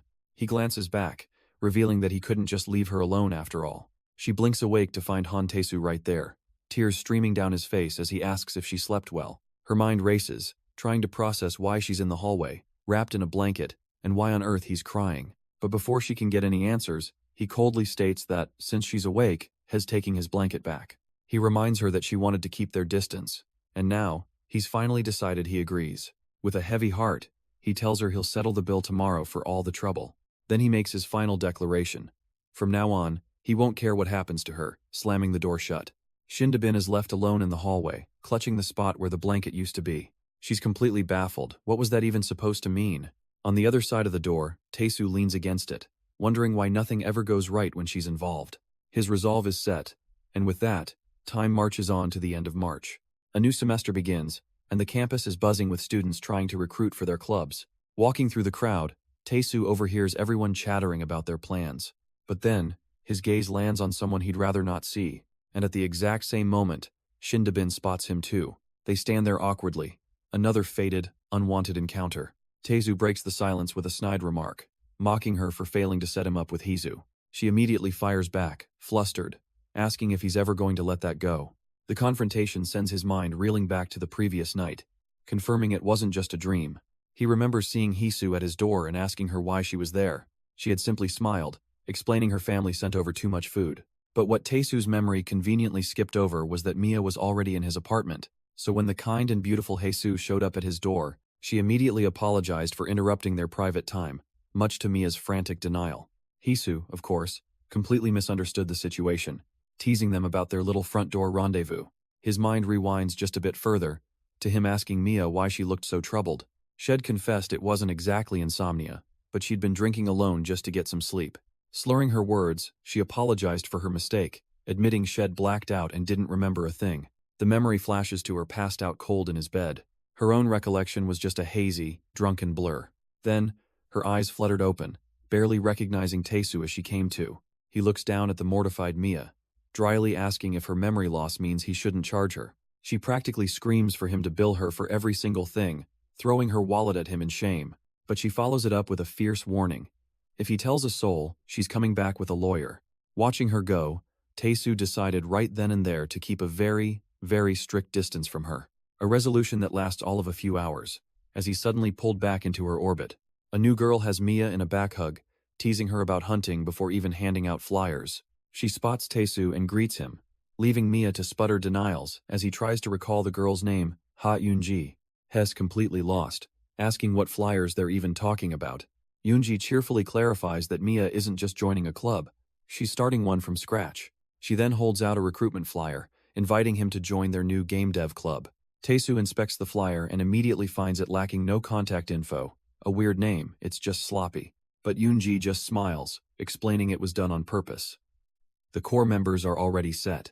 She even invites him to join, saying he'd be welcome, which makes Mia physically flinch in horror. Her entire being is screaming at him to stay away, a desperate, silent plea for him to just leave. He scoffs at the idea anyway. A playground for girls? He can barely handle his own department's activities. As they walk off, Yoonji playfully teases a dazed Mia for her sudden clumsiness, and she responds with this knowing, almost smug little smile. Taesu watches them go, lost in thought. After the MT trip, he's found himself becoming strangely conscious of her. Seeing her like this, she feels like she's grown, almost like a completely different person. A thought he immediately dismisses as ridiculous. Her face and voice are the same, so how could that be possible? But the thought keeps nagging at him, and he realizes, if he really wants to know the truth, there is a way to check. So he seeks her out, cautiously peeking into the clubroom he was just invited to. His presence immediately catches her attention, a flicker of surprise on her face. She asks if he's following her, but he just throws the accusation right back at her. He awkwardly offers to wait outside, but she just sighs, telling him to come in before he becomes a distraction. His mind is already racing, convinced there's a straightforward way to see if this is the real Mia. A simple, foolproof test to confirm his suspicions once and for all. And that test is, well, it involves a rather personal, physical inspection that makes even him blush. She immediately catches his weird, shifty glances and asks him what his problem is. He deflects, pointing out she looks great despite her insomnia, only for her to call him an idiot for not thinking of makeup. She quickly shuts her book, insisting he's not the reason she can't sleep. She looks away, dismissing her exhaustion with a weary sigh. It's just a messed up sleep schedule, she explains, trying to shut down his concern. His blank acceptance of her excuse somehow manages to annoy her even more. He offers a knowing smile, guessing she must have been up all night gaming again. To prove his point, he brings up the Gukbop story, a memory that makes her face flush beet red. But before she can retaliate, a cheerful voice announces the arrival of her senior, Heisu. Heisu's eyes, however, go right past her and lock onto Teisu with sudden recognition. She points, identifying him not as a classmate, but as the legendary fallen power angel, the master of the server's 5th-ranked guild, a leader whose ambition for the #1 spot is absolute. Her in-game avatar tearfully thanks its master, saying none of this would be possible without him. In her room, she daydreams about what an amazing person her master must be in real life. She makes a silent vow about what she'll do if they ever meet face to face. But back in the present, her mind is reeling. Mia is fallen, what now?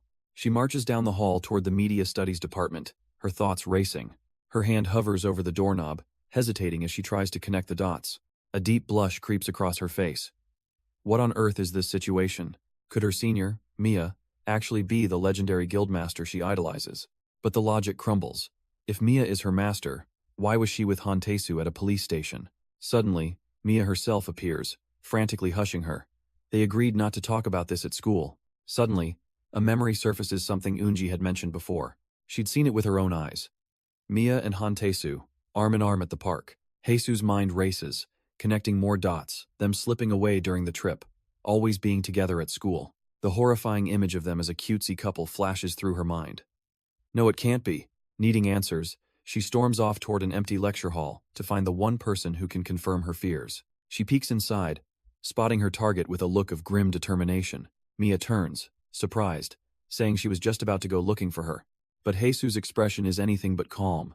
Her eyes are wide with a frantic intensity. She grabs her senior, posing a wild hypothetical.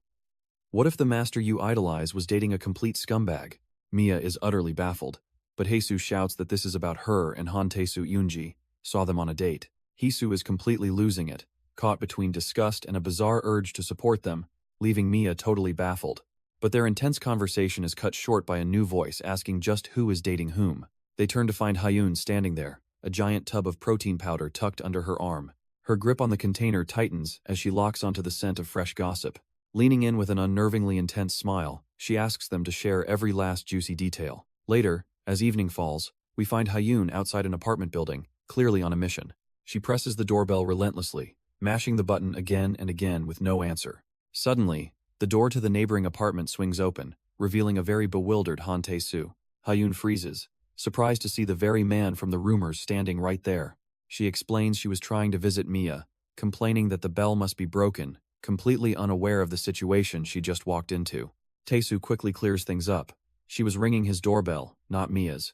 Inside, Hyun drops the bombshell, leaving him stunned by the rumor that he's dating Mia. She presses him, asking if it's really not true, and he immediately shoots it down as nonsense. He reminds her she was there that day when Mia publicly declared they were finished. Hyun plays it cool, claiming she was just worried and wanted to confirm if Mia knew about it. With a quiet sip from her mug, she swears she'd never cause any trouble for her senior. Changing the subject, he asks why she's here, and she explains her tutoring session got cancelled. A slow blush creeps onto her face as she realizes this leaves her with 3 hours of free time. Seeing an opportunity, she shyly suggests that maybe they could go for a walk or something. But Tae-soo, completely oblivious, turns her down flat with a polite smile and a huge stack of assignments. Hyun forces a smile, pretending she totally understands that work comes first. But then she pivots, asking if she can just wait in his room, and he reluctantly agrees. The moment he's not looking, her cheerful facade drops into a frustrated sigh. Tae-soo, however, isn't as clueless as he seems. He knows exactly how she feels about him. The problem is, he still sees her as the crazy chihuahua, a little kid bribed with snacks. After all these years, she's still just the girl who loved rice cake skewers, not a romantic interest. Shaking off her last failure, Hyun mentions her brothers are treating her to meet next week. He instantly rejects the unspoken invitation, telling her to have fun with her family. Tae-soo justifies his quick refusal with an old saying about losing your hair over freebies. And with her family, he thinks, that might be a literal warning, given her 2 terrifying older brothers who hate his guts. He vividly remembers tutoring her, with her 2 giant brothers looming over him with a simple threat. Hit on Hyun, and you go bald. And those weren't empty words from some wannabe tough guys. Both of them are on the national martial arts team now. Tae-soo is dead certain that if he ever saw her as more than a little sister, his hair would end up in a frame. He shakes off the chilling memory, his thoughts drifting elsewhere. Thinking about it now, Hyun really has changed a lot since her school days. She's taller, wears makeup, but her transformation is nothing compared to the one Mia went through. The phrase "a different person" sticks in his mind.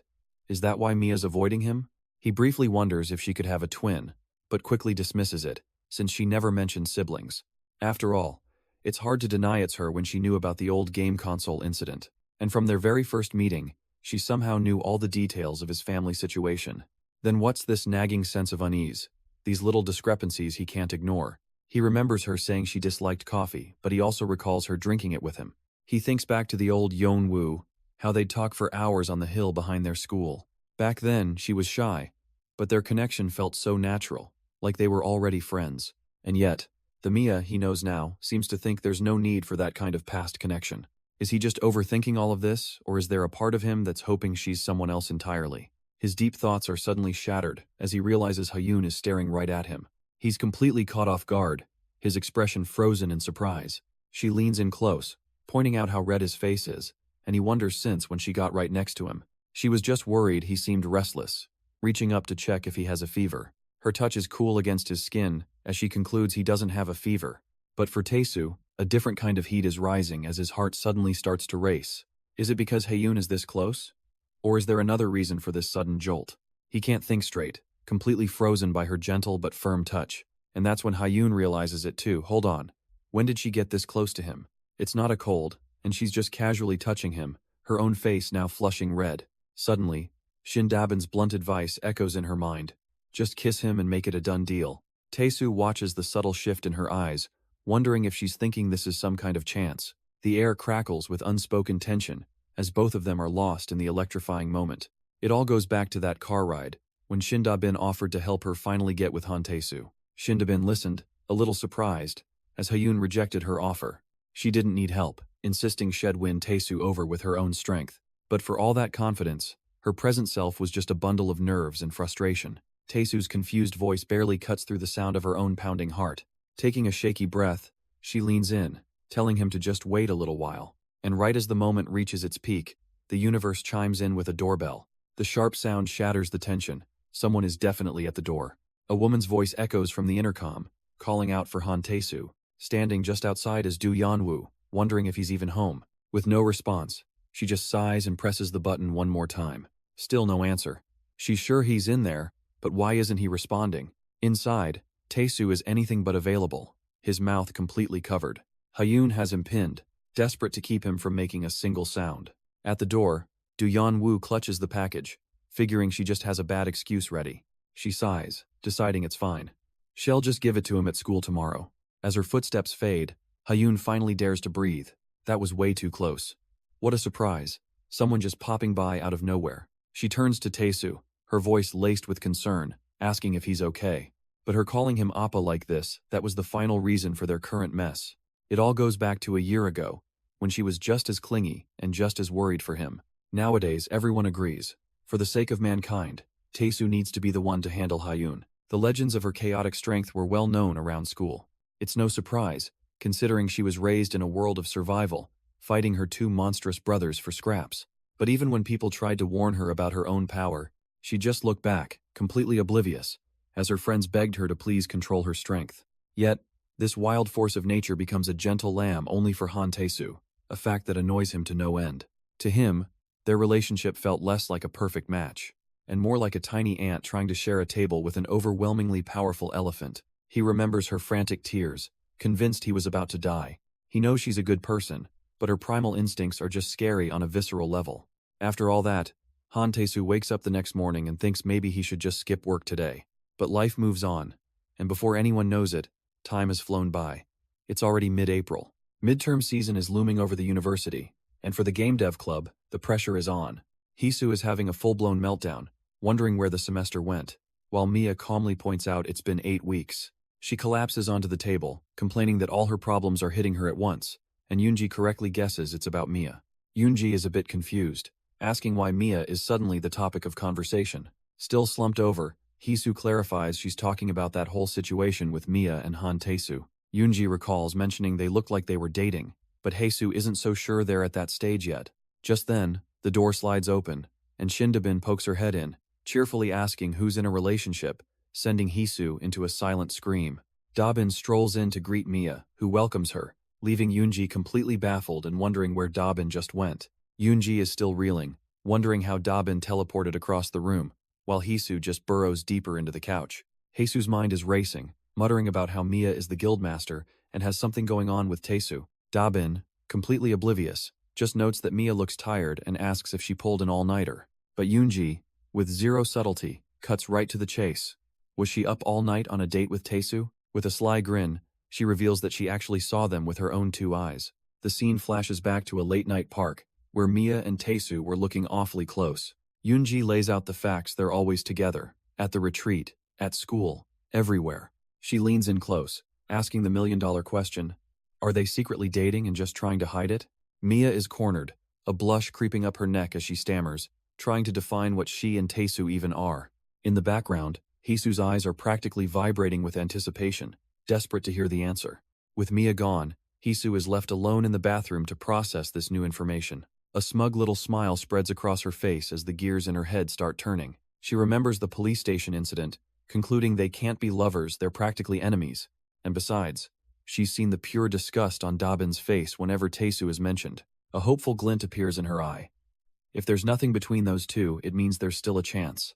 She takes a determined step out of the bathroom, lost in her brilliant deduction, but she mutters her thoughts aloud, catching the attention of Dabin, who was waiting just outside.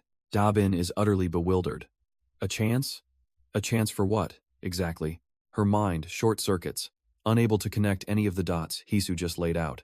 Later, she's still walking through the halls, trying to figure out what on earth her friend was talking about. Her friend Yoonji points out that with how often they're seen together, rumors about her and Taesu are inevitable. Dabin wants to deny it, but a quick mental montage proves her friend right, they are together an awful lot. She sighs, realizing that ever since Han Taesu entered her life, things have just been one exhausting event after another. Her mind drifts back, trying to pinpoint where it all went wrong. Was it that first awkward meeting, or that other time, when she was a little too friendly for her own good? She should have been way more cautious the moment she realized he lived in her neighborhood. She was careless, lost in regret. She bumps right into someone, and of course, it's the very man plaguing her thoughts, Han Taesu. He casually asks why she's so shocked, but she's just thinking, speak of the devil, and he shall appear. He then sizes her up, wondering why her clothes are so plain today.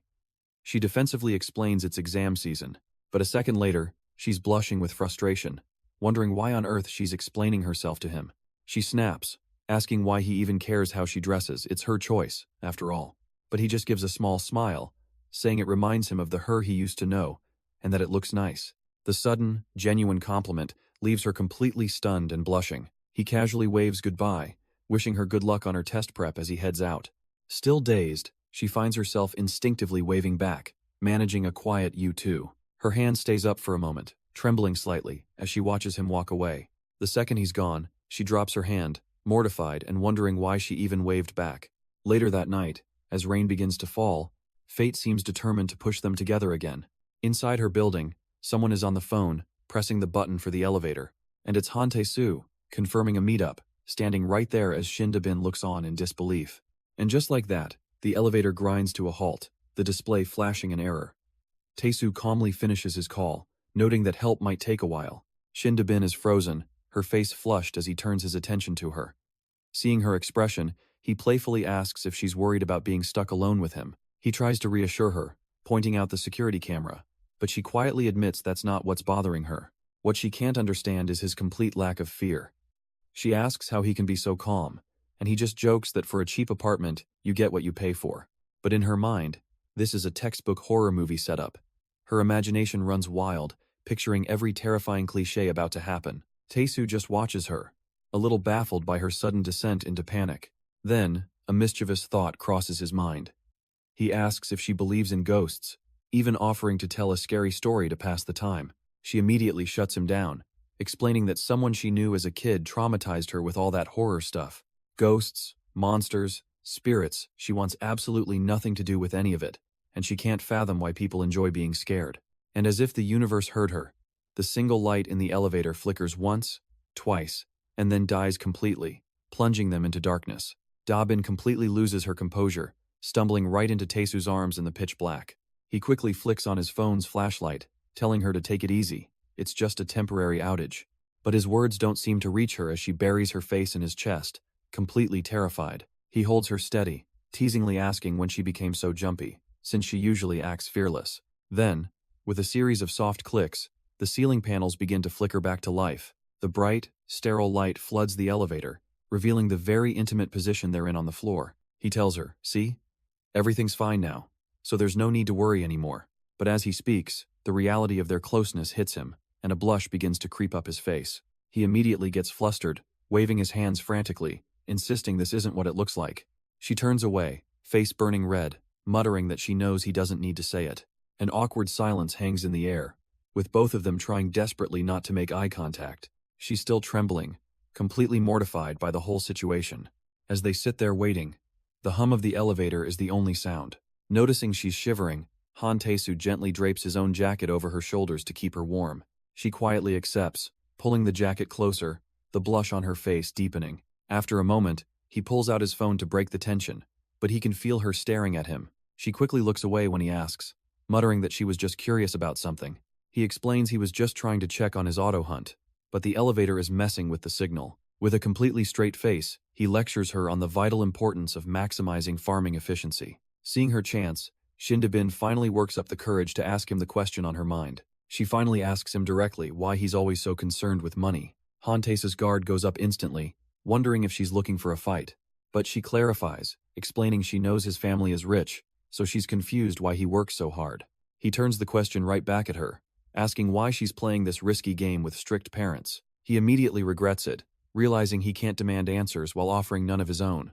Then, with a quiet solemnity, he drops a bombshell. He's cut ties with his family. He explains he left home about 4 years ago, prompting a shocked Shin Da-bin to ask if he ran away. He scoffs at that, insisting he left, he didn't run away, and that military service helped him survive. It's a pity, he adds, because his family's status on paper means he can't even get scholarships. And in that moment, it all clicks for her, remembering how he asked for money the first time they ever met. It all made sense now, the endless grind of part-time jobs just to make a living. He even chose a university that wasn't exactly prestigious, a purely practical decision. This was a life completely alien to the Han Tae-soo she thought she knew. His family, after all, was famous in the neighborhood for their immense wealth. They lived in a perfect mansion with a huge yard, and servants catering to their every need. A world away from the shabby, unremarkable life that someone like Mia had to endure. Trapped in a tiny, single rental room, just trying to survive day by day. The weight of this realization hits her, and she suddenly apologizes, leaving Tae-soo confused. Her mind flashes back to when they first met, how she'd called him out for being a spoiled rich kid. She admits she thought he was just a snob, and he just smiles, saying he can't totally deny it. Her mind races with regret. She had always seen him as some delicate flower, sheltered from the harsh realities of life. Tae-soo continues, admitting he wanted to get closer to her back then, but was just too awkward to know how. He confesses his only clumsy idea to see her again was to use money, since he was never good with words. With every word he speaks, the weight on her heart grows heavier. She realizes she was just as wrong about him. A chilling thought grips her if he ever finds out the real truth. He'll despise her for what she's done. Then, with a casual smile, Tae-soo says he has a funny story to tell. He tells her that at one point, he seriously wondered if she was a completely different person. Not literally, of course, just that she had changed so much she felt like a stranger. He adds that Hyun kept mentioning it, and it was so convincing it became a running joke, but she is definitely not laughing. Seeing her face flush with panic, he leans in closer, completely misreading the situation and asking if she's okay. Her frantic excuses only confuse him more. All he sees is a red face and assumes she's sick. She blames the heat, her heart pounding in her chest as he leans even closer, completely missing the point. Desperate for an escape, she jumps up, trying to change the subject by wondering where their friends are. But Tae-soo, ever so kind, just offers to check on them for her, his gentle smile doing nothing to calm her nerves. Then a strange wave of dizziness hits her weight. It actually does feel way too hot in here. She struggles to breathe, commenting on how stuffy it is, but he doesn't seem to feel it at all. Without another word, her vision blurs and her legs completely give out from under her. She collapses to the floor in a heap, leaving Tae-soo frozen in shock for a split second. Rushing to her side, a single name escapes his lips in a desperate cry, "Cha Mia?" His mind flashes back to the real Mia, the girl who endured so much hardship because her parents never abandoned her. He remembers the cruelty she faced in middle school, the vicious words and trashed belongings. But even through all of that, the real Mia never, ever lost her smile. because whenever she felt like breaking, he was there to ask if she was okay. In her eyes, he was the prince on a white horse who always came to cheer her up. Even in high school, when her mother was hospitalized from overwork, Mia stood by her bedside and smiled. She did it because her mom's one wish was just to see her daughter's smiling face. The following summer, another tragedy struck their home. She discovered her own father had drank away all the money meant for her mother's hospital bills, but she found a new reason to smile. She learned that Taesu's mother was a friend of her own. So, with that last bit of hope, she went to beg for help, only to be questioned if she was even her mother's daughter. Taesu's mother sneered, finally understanding that Mia was the reason her son refused to leave. She then sarcastically thanked the girl for ruining his life, just as she always had. The money Mia had begged for was tossed at her, now utterly meaningless. It was useless when her own mother passed away, without even a proper funeral. Her entire world, and her hope, shattered just like her glasses. Then her father forcibly dragged her away from her hometown, leaving everything behind. And in that moment, for the first time, Mia's smile completely vanished. It was then she finally understood a terrible, crushing thought. If she had never existed, maybe her prince wouldn't have fought with his family. Maybe her mom wouldn't have collapsed from overwork, and maybe everyone would have been happier. This one, horrible thought consumed her, reflected in the shattered pieces of her life. And in this despair, she believed that only by disappearing could she ever truly smile again. Ignoring the worried messages from Taesu, she decided she was just a stupid girl, who still had one final way to turn everything off for good. But instead of the end, she's violently jolted awake, crashing back into consciousness. Gasping for air, a cold sweat on her brow, she's utterly lost. She scrambles up in bed, looking around a room that is definitely not hers. A sudden voice makes her freeze, her eyes widening in pure shock. Because the person who woke her is holding a very large, very sharp kitchen knife. It's a little girl, who calmly says she could have slept longer, and Mia can only scream. The little girl just stares back, wondering why on earth Mia is screaming out of nowhere. As Mia scrambles away in terror, the girl asks if she had a nightmare, calling her Hyun. With the immediate threat gone, the girl calmly turns back to the stove where she was cooking. Mia tries to explain that she collapsed in the elevator with Taesu, and the girl admits she was surprised to find her in her brother's bed. Turns out, Taesu had called his sister in a panic, asking her to come over right away. But as the story settles, a much more mortifying realization starts to dawn on Mia. She looks down at the blue plaid shirt she's wearing, her face flushing crimson. These aren't her clothes. His sister deadpans that of course she was the one who changed her, asking what exactly Mia was expecting. She then sets down a warm bowl of egg porridge, simply telling her to eat up.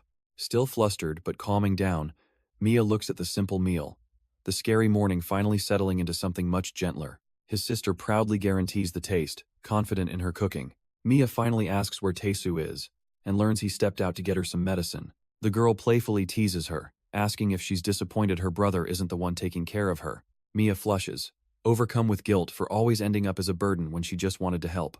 Sensing her unease, the sister gently asks if she's making things uncomfortable. She simply says it's fine. She doesn't mind, leaving Mia completely confused. The words she told Taesu that she could handle things herself echo in her mind, stinging with failure. But then his sister points to a photo, explaining this is just her paying Mia back for the cherry blossom pictures. She crosses her arms, telling her to just eat before the food gets cold. Her message is simple and kind. A sick person's only job is to get better. With a tired and slightly forced smile, Mia finally agrees to eat. The girl's playful threat to eat it herself is all it takes to get Mia to quickly agree. She hesitantly takes her first bite, still feeling the weight of her guilt. The porridge enters her mouth, and she chews slowly, not expecting anything special. But then an explosion of flavor hits her, and her eyes widen in pure, star-struck shock. She's completely floored, asking what this amazing food is, while Taesa's sister looks on smugly, having expected this exact reaction. The warmth spreads through her, the soft rice and rich sesame oil creating a perfect, comforting taste.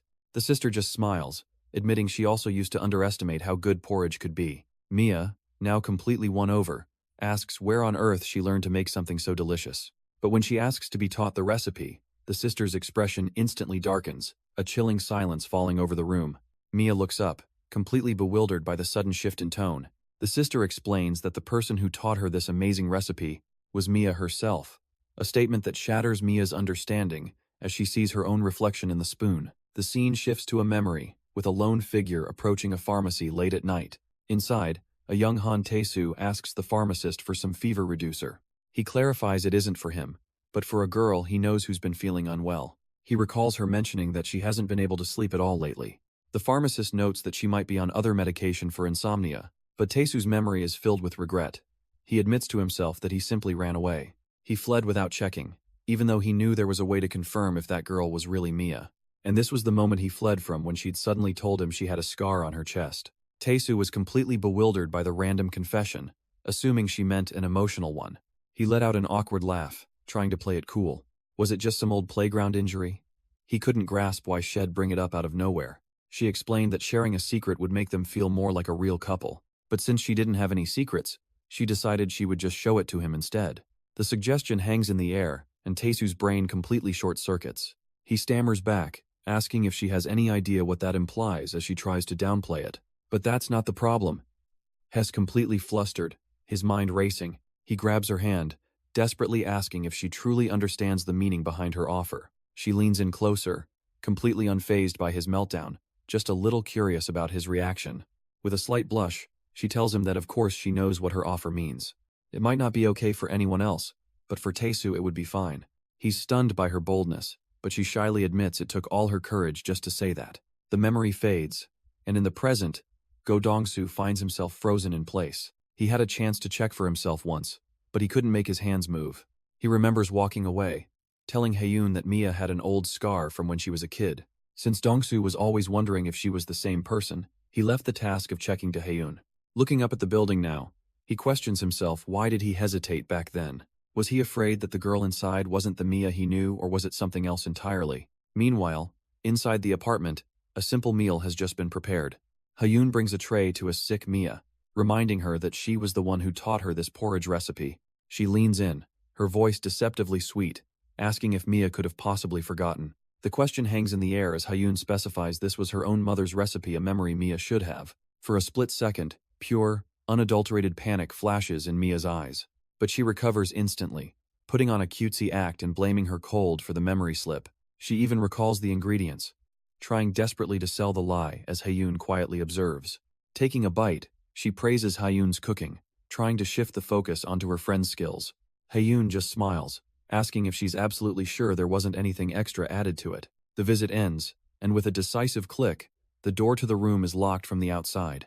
Just then, Han Taesu arrives at the door, a hint of confusion on his face. Haeyoon greets him with a cheerful smile, noting that he took a bit longer than she'd expected. He immediately asks about Mia, only for Haeyoon to tell him he just missed her. She then relays a message from Mia, a promise to treat him next time as thanks. Taesu prepares to leave, mentioning the dorm curfew, but he can't shake a nagging feeling. He stops, turning back with a serious expression, and calls out Haeyoon's name. She looks back at him, her own demeanor turning guarded, waiting for what he has to say. He finally asks the million-dollar question. Did she have a scar? But Haeyoon doesn't give a simple yes or no. Instead, she names a time and a place. If he wants the answer, he'll have to buy her lunch, and then she'll tell him everything. Haeyoon smirks, seeing right through him. She knows he was trying to use her to get information. He can only sweat nervously, as she playfully awards him points for not being a total creep about it. But then her tone softens, and with a slight blush, she tells him it's okay, he can use her as much as he needs. Taesu is caught completely off guard by her sudden sincerity. She reminds him of her unwavering promise. No matter what happens, she will always be on his side. Hess just staring at her, lost in thought. When she playfully asks if Hes fallen for her or something, she quickly pulls back, laughing that she was kidding, but adds that he'll have to be the one to confess first. With a knowing look, she asks if he remembers that promise, and he softly confirms that he does. With their understanding set, she gives him a cheerful wave goodbye and heads inside. Later, while washing dishes, Taesu can only reflect on one undeniable truth. Haeyoon is a truly good person. He can't help but think about her, so bright, cheerful, and easy to love. His mind drifts back to a quiet, snowy night they once shared.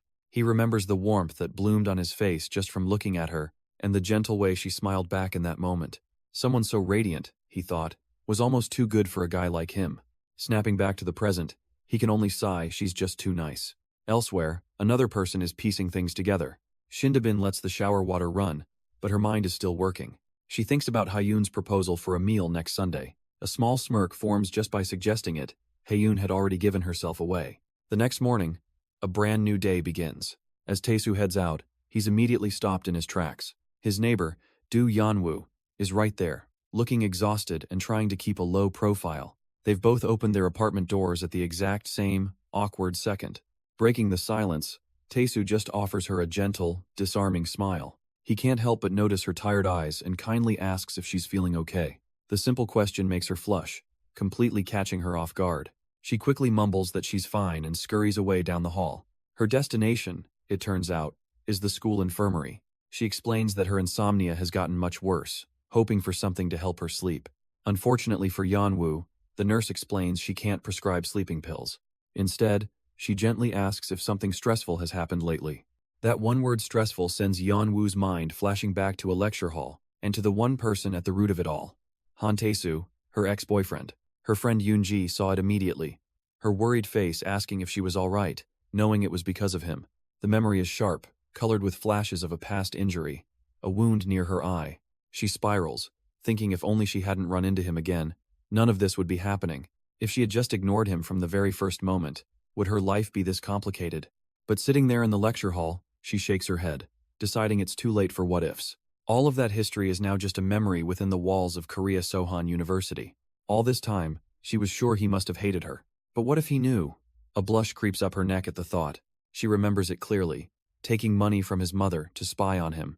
And through it all, Tae-soo never said a word. Why? He just calmly declared he was cutting ties with his family. But the reason for it all remained a mystery.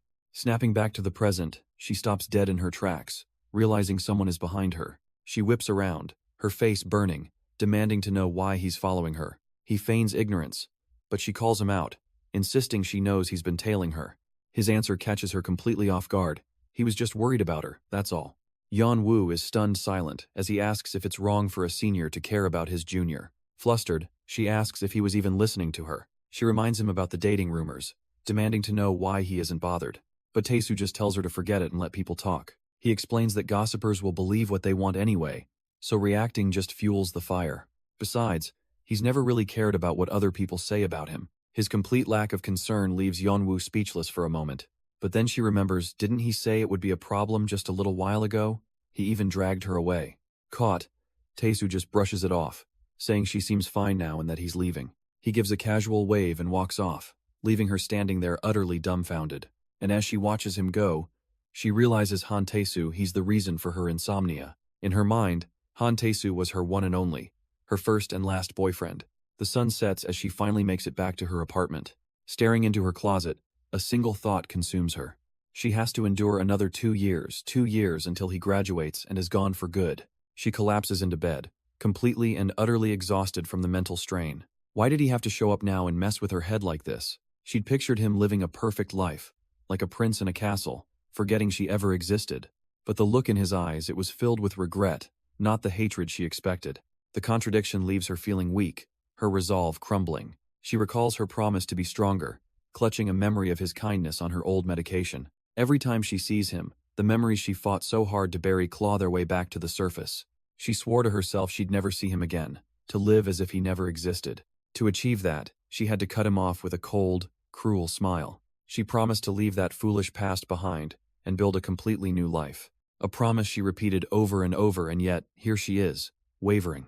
Meanwhile, Ha-yoon is facing her own ghosts, grappling with a heavy feeling of regret. A friend on the phone calls her out. She's only hesitating because she doesn't want her ex-boyfriend to hate her. Be honest, the friend presses. Didn't her heart skip a beat when she saw him again? Ha-yoon furiously denies it, insisting she's not the one hovering around him. But a flood of memories reminds her he's the one who always seems to find his way back to her. But Ha-yoon keeps insisting it's not like that, hugging her knees tight. The voice on the phone turns sharp, bringing up a bitter memory of her own, a time she sold Tae-soo out for a bit of money. She asks Ha-yoon if that's the real fear, the terror of him finding out the truth and hating her for it. From her law office, Seojin presses on, questioning if it's better for everyone to just stay in the dark. Is she really protecting him? Or is this all just to protect herself from getting hurt? The thought strikes a nerve, the possibility that she'd rather he never find out at all. Overwhelmed, Ha-yoon can only whisper for her to stop, to just stop now. But the scene shifts, and now it's Mia on the phone, being asked why she hasn't been writing in her journal. She looks away, weakly claiming she's fine, that she just forgot her meds because of a fever. As she promises to write, we see her phone lying next to a note from Tae-soo, reminding her to take them. On the other end, Seojin sighs, deciding she knew this wouldn't work and that she's coming over. Mia flies into a panic, desperately asking why she's coming, her voice trembling. But her frantic questions are cut short by a sudden, firm knock at her own front door, and a familiar voice calmly calls out her name from the other side. Her blood runs cold. It's Han Tae-soo, asking if she's finished with her call. He waits patiently in the hallway, calling out to her one more time, but as he raises his hand again, a loud bang from inside her apartment stops him cold. Instantly concerned, he calls through the door, asking if she's okay and what just happened. A flustered Mia opens up, nervously asking how long he's been there and if he overheard anything. Tae-soo just shakes his head, explaining with a slight blush that he simply made too much porridge. She timidly explains that Hyun told her he enjoyed it last time, so she thought, but he just tells her thanks, but he's fine, so she should take it back. With a gentle smile, he insists she really doesn't have to worry, it's just leftover food. But his kindness just makes it worse, and Mia snaps, screaming that she said she was fine. Tae-soo freezes, completely blindsided by her sudden, raw explosion of emotion. She immediately shrinks back, apologizing for yelling and weakly insisting again that she's okay. He looks down at her crumpled form and asks the one question hanging between them. Does she still have feelings for him? Mia deflects, saying he's just being nice and that people will get the wrong idea, especially since he likes someone else now. She looks up, her voice trembling as she asks why he keeps being so kind. Doesn't he resent her at all? After all, she just disappeared on him, treating him so coldly without a single word of explanation. But Tae-soo calmly turns her question on its head, asking what if he doesn't resent her at all. The response hits Mia like a lightning bolt, leaving her utterly speechless. As he walks away, she calls out, desperately asking if he truly means he didn't hate her. He stops, admitting he'd be lying if he said he wasn't upset. But another emotion was far stronger. He was just relieved that she was alive and safe. He remembers the moment he saw her again, walking into that police station. She looked so different, and in that instant, any anger he held simply vanished. Hearing this, Mia completely breaks, unable to contain the overwhelming flood of emotion. Tae-soo kneels, placing the food by her door, acknowledging that she's had a tough time. He just wants her to know the truth. His resentment isn't something she ever needs to worry about. He tells her to just think of it as a friend from her hometown worrying about her. With that, he leaves the pot of food by her door and quietly walks away. The moment he's gone, Mia collapses against the door, completely overwhelmed. A voice echoes in her head, taunting her, asking if seeing him again made her heart waver. She shudders, the cruel words reminding her of a past prediction that she'd change her mind. Her memory throws her back in time, 4 years ago. A younger Tae-soo sits alone on some steps, shivering in the cold winter air. He looks up, his face flushed, and his expression filled with a quiet determination. An umbrella suddenly opens above him, shielding him from the falling snow. It's a young Seojin, looking down at him and asking what he's doing out here. She tells him he's been sitting out here since last night, and gently asks if he's waiting for someone. Tae-soo explains his situation. He lost his wallet, and was hoping to find a day labor job to get by. But his last shred of hope shatters when she casually mentions the job agency has been closed for a while. He can't help but feel a wave of despair. Seems like some people just can't catch a break. With nothing left to do, he gets up to leave, apologizing for getting in her way. But as he walks away, her voice cuts through the cold air, stopping him. She starts to make an offer, seeing that he clearly has nowhere else to go. She invites him to come stay at her place, a shocking proposition from a near stranger. Tae-soo turns back, his eyes wide with disbelief at the sudden act of kindness. Seojin simply holds his gaze with a small, knowing smile, her offer hanging in the air. She presses him one last time, asking if he really doesn't want to accept her help. And with that single act of kindness, his life changed, leading him to where he is today. Waking up in the present, Tae-soo finds a pot on the counter. Attached is a simple note from Mia, thanking him for the food. A small, genuine smile spreads across his face. She even did the dishes. It's been 4 days since her collapse, and he's been quietly keeping an eye on her. Seeing her at school, he feels a wave of relief that she seems to be okay. But an old memory pushes its way into his thoughts, a quiet question from the past. He wonders, if he truly has no feelings for her, why can't he stop worrying?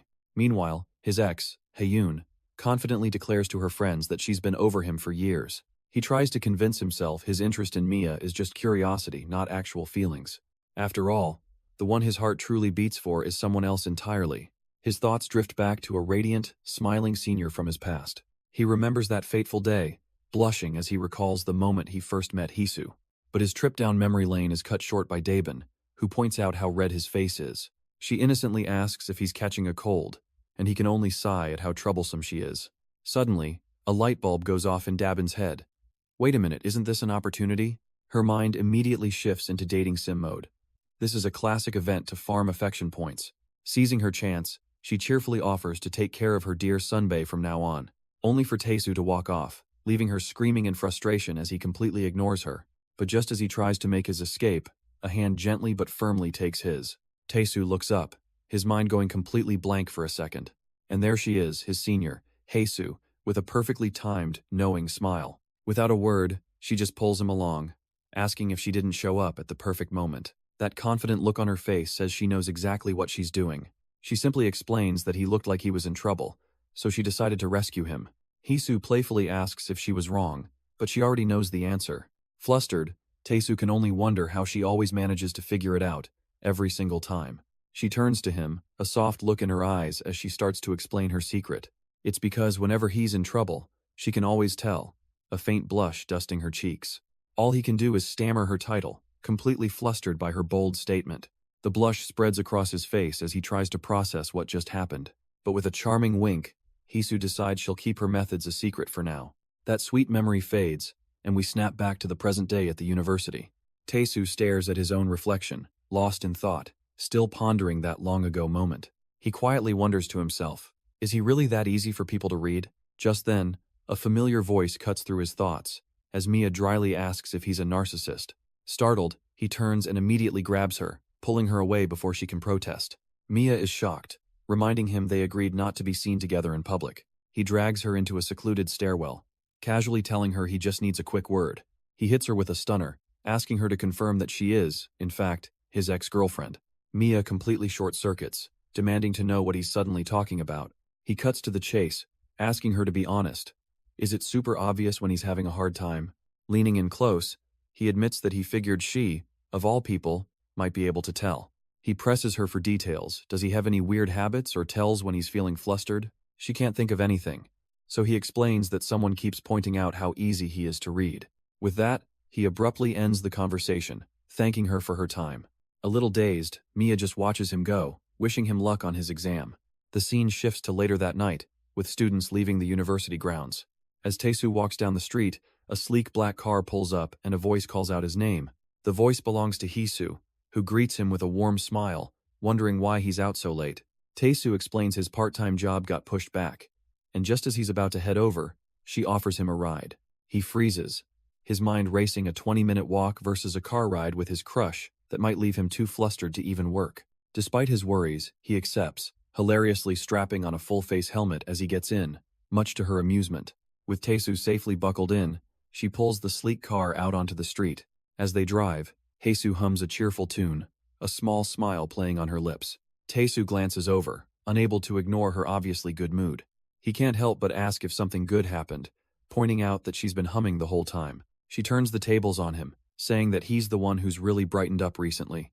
She mentions he's even attending events now, unaware his inner voice confesses it's all just to see her more.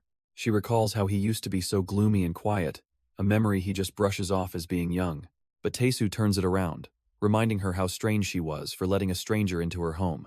Haesu just smiles, accepting that she's always been a unique person. The scene shifts back to that first night, when she welcomed him into her apartment. He was taken aback by how empty the place was, but she assured him there were plenty of beds. Just as he was about to head off to one of the rooms to rest for the night, Haesu suddenly stopped him in his tracks. With a curious, unreadable expression, she asked him a simple question. Wasn't he scared? He completely misinterprets her, wondering if she's warning him about intruders hiding in the dark. But that wasn't it at all, and she starts to explain what she really meant. She clarifies that some people find her minimalist apartment lifeless, even a little creepy. Since as the first guy she's ever brought home, she was just curious what he would think. But Seojin isn't bothered in the slightest, casually mentioning his own room is just as empty. He even sees the bright side, noting it would make moving out much easier, an answer that clearly surprises her. And for a moment, a soft, genuine smile breaks through her usual guarded expression. Looking back, Seojin can't help but marvel at her kindness, taking in a total stranger with no questions asked. He knows deep down that if he hadn't met her back then, his life would be completely different. The memory fades as we snap back to the present, with Seojin suddenly flustered and blushing. Haesu has moved in close, her eyes locking onto his, demanding to know what he's hiding. She's noticed has been more active and thoughtful lately, and with a playful grin, she says she has a pretty good guess why. He's completely flustered by her direct hit, stammering a denial while his mind races. Did she know all along? With a playful smirk, she throws out Maya's name, claiming she's been suspicious of them for a while, but he flatly denies it. She presses on, mentioning the campus rumors about them always being together, but Seojin holds his ground, remembering Mia's own warning. To throw her off, he quickly fabricates a story, claiming they were simply high school classmates, an answer that clearly surprises her.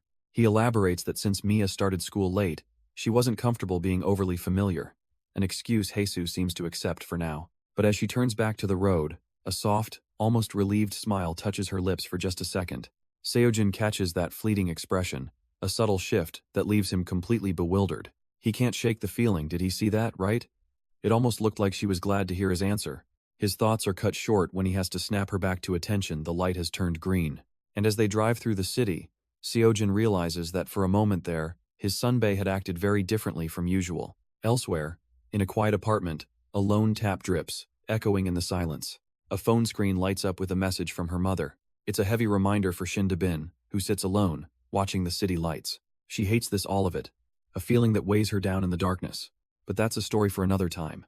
Right now, we're with Han Tae-soo at a department store. He's blushing furiously, caught between the affectionate calls of both Shin Da-bin and Do Yeon-woo. Da-bin holds up a bright pink shirt, playfully asking her sunbae if it's his style. But Yeon-woo counters with a more subtle choice, insisting she knows Tae-soo's low-key taste better.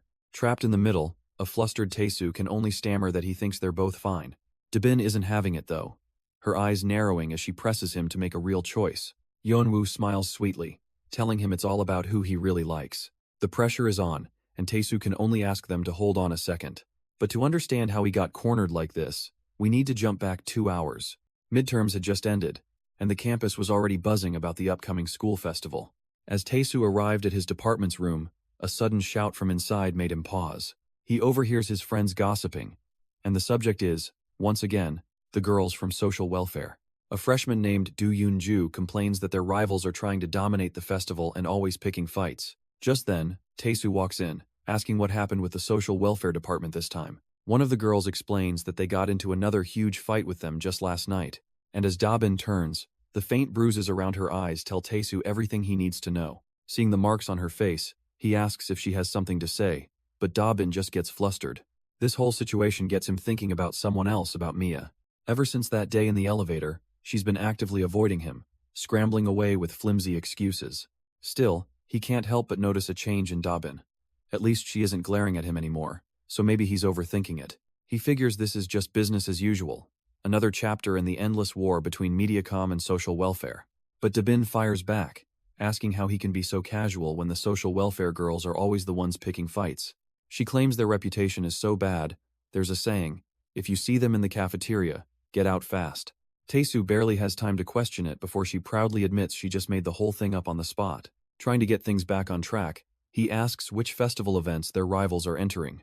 The list includes a cross-dressing contest, which one of the guys immediately writes off as a lost cause for them. But one of the girls corrects him. The contest is actually open to students from any year. With a mischievous look, she turns her attention to Tae-soo, asking what he thinks. She suggests he'd be a perfect candidate for it, which makes Da-bin do a double take. Hilariously, Tae-soo actually starts to consider it, wondering aloud about the prize money. He quickly plays it off as a joke, suggesting his long-haired classmate Young-ha would be a better fit. But as the words leave his mouth, a sudden idea begins to form in his mind. Da-bin cuts him off, insisting that he genuinely has a pretty look and could actually win. She gets right in his personal space, trying to goad him into competing for their department's honor. But he simply tells her he'll pass, leaving her completely stunned by the rejection. She tries to guilt him about losing to social welfare, but he just shrugs, admitting he couldn't care less. Just then, the classroom door slides open with a bang. A bright, cheerful girl bursts in, asking if she can join their little chat. Tae-soo is immediately flustered, realizing it's Hae-soo, their department president. She's heard the news the social welfare department is stirring up trouble again. A fiery aura erupts around her as she declares that this year, their department will win everything. She puts on a sweet smile, vowing to crush their rival's pride, leaving Tae-soo thinking she's a little terrifying. Da-bin grins with a dark glint in her eye, saying what a coincidence. She was planning to fold them in half, too. The two girls are instantly on the same wavelength, fired up to win, as Tae-soo wonders why they're so intense. With their new alliance forged, Da-bin turns to him with a grin, declaring it's time to go. Tae-soo just stares back, completely lost. having no idea what he's just been dragged into. And just like that, he's unceremoniously hauled into a clothing store. Dabin and Hisu have him locked in, beaming with excitement while Taesu is just a confused hostage. It dawns on him what they're planning, and he can't believe they're actually serious. Yep, they're marching him straight towards the fitting rooms. He tries to protest, a last-ditch effort to escape his fate, but it's too late. He's already changing while the girls sneak a peek, clearly enjoying the show. Even the shop assistant watches, praying for a sale as the girls tease him from outside. Turns out, the entire ordeal was just so they could use him as a living mannequin. With their errand done, Dabin casually suggests they do some real shopping now. Taesu sighs, realizing what his role will be for the rest of the day, the designated bag holder. Just when he thinks he can breathe, another voice calls out his name. A female classmate emerges, wanting his opinion on an outfit she's trying on. Taesu is immediately flustered, a deep blush spreading across his cheeks. He mumbles that it looks all right, though it's a bit tame for her, but she reminds him the fashion contest's theme is freshman. To complete the look, she pops on a pair of glasses, striking a cute pose. His stunned silence prompts her to ask what's wrong, but he's just short-circuiting. He finally says that dressed like that, she looks her age, which she immediately takes as him calling her old. She reconsiders for a moment, a playful smile appearing as she gets another idea. Instead of wearing the glasses, she hangs them from her collar as a chic accent. Barely able to look at her, Taesu just stammers that yes, that one definitely suits her. Just as Taesu gives his approval, another freshman contestant steps out, asking for their opinion on her own look.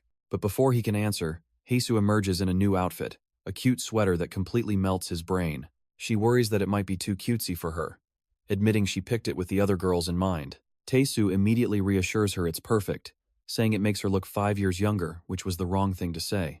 The freshman quickly jumps in to salvage the situation, flattering Hisu by saying she just makes any clothes look good.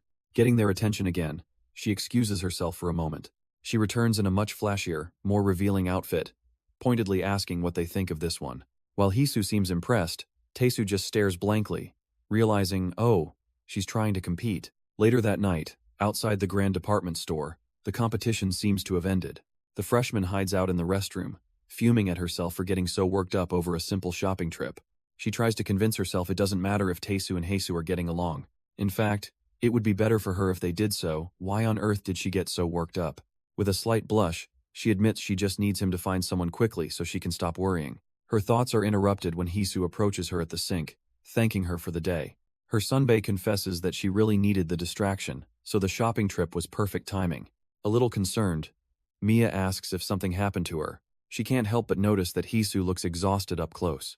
The observation seems to land, and Haesu quietly takes it in, but she just plays it off, saying she was just excited to hang out with her juniors for a change. With that, she suggests they go find Taesu, who's been patiently waiting like the world's most dedicated bag holder. Mia watches her sunbae, a strange feeling creeping in as she notices the cracks in that cheerful facade. Hisu calls out brightly to Taesu, but Mia can't help but think that smile is completely fake. As she walks ahead, Mia wonders if she's ever seen her smile like that before, so empty. For Taesu, being here triggers a memory of the last time he came to this department store. It was the day before their high school entrance ceremony, a moment he remembers vividly. His sunbae had insisted that he couldn't possibly look shabby for his first impression. She dragged him here by the hand, determined to get him a proper coat to wear. The memory fades as they reach the parking garage, where Hisu suddenly stops and apologizes. Something urgent has come up, she claims, so she won't be able to give them a ride home. With a quick goodbye, she tells them she'll see them at school, leaving them to find their own way. As Hisu's car speeds away, Taesu and Mia are left standing alone with their shopping bags. Taesu can't help but smile to himself, thinking that despite everything, it was a worthwhile day. His happy little thought is immediately interrupted by a sharp tug on his face. Mia yanks his cheek hard, much to his pained confusion. She says his expression was annoying her, then gets to the point.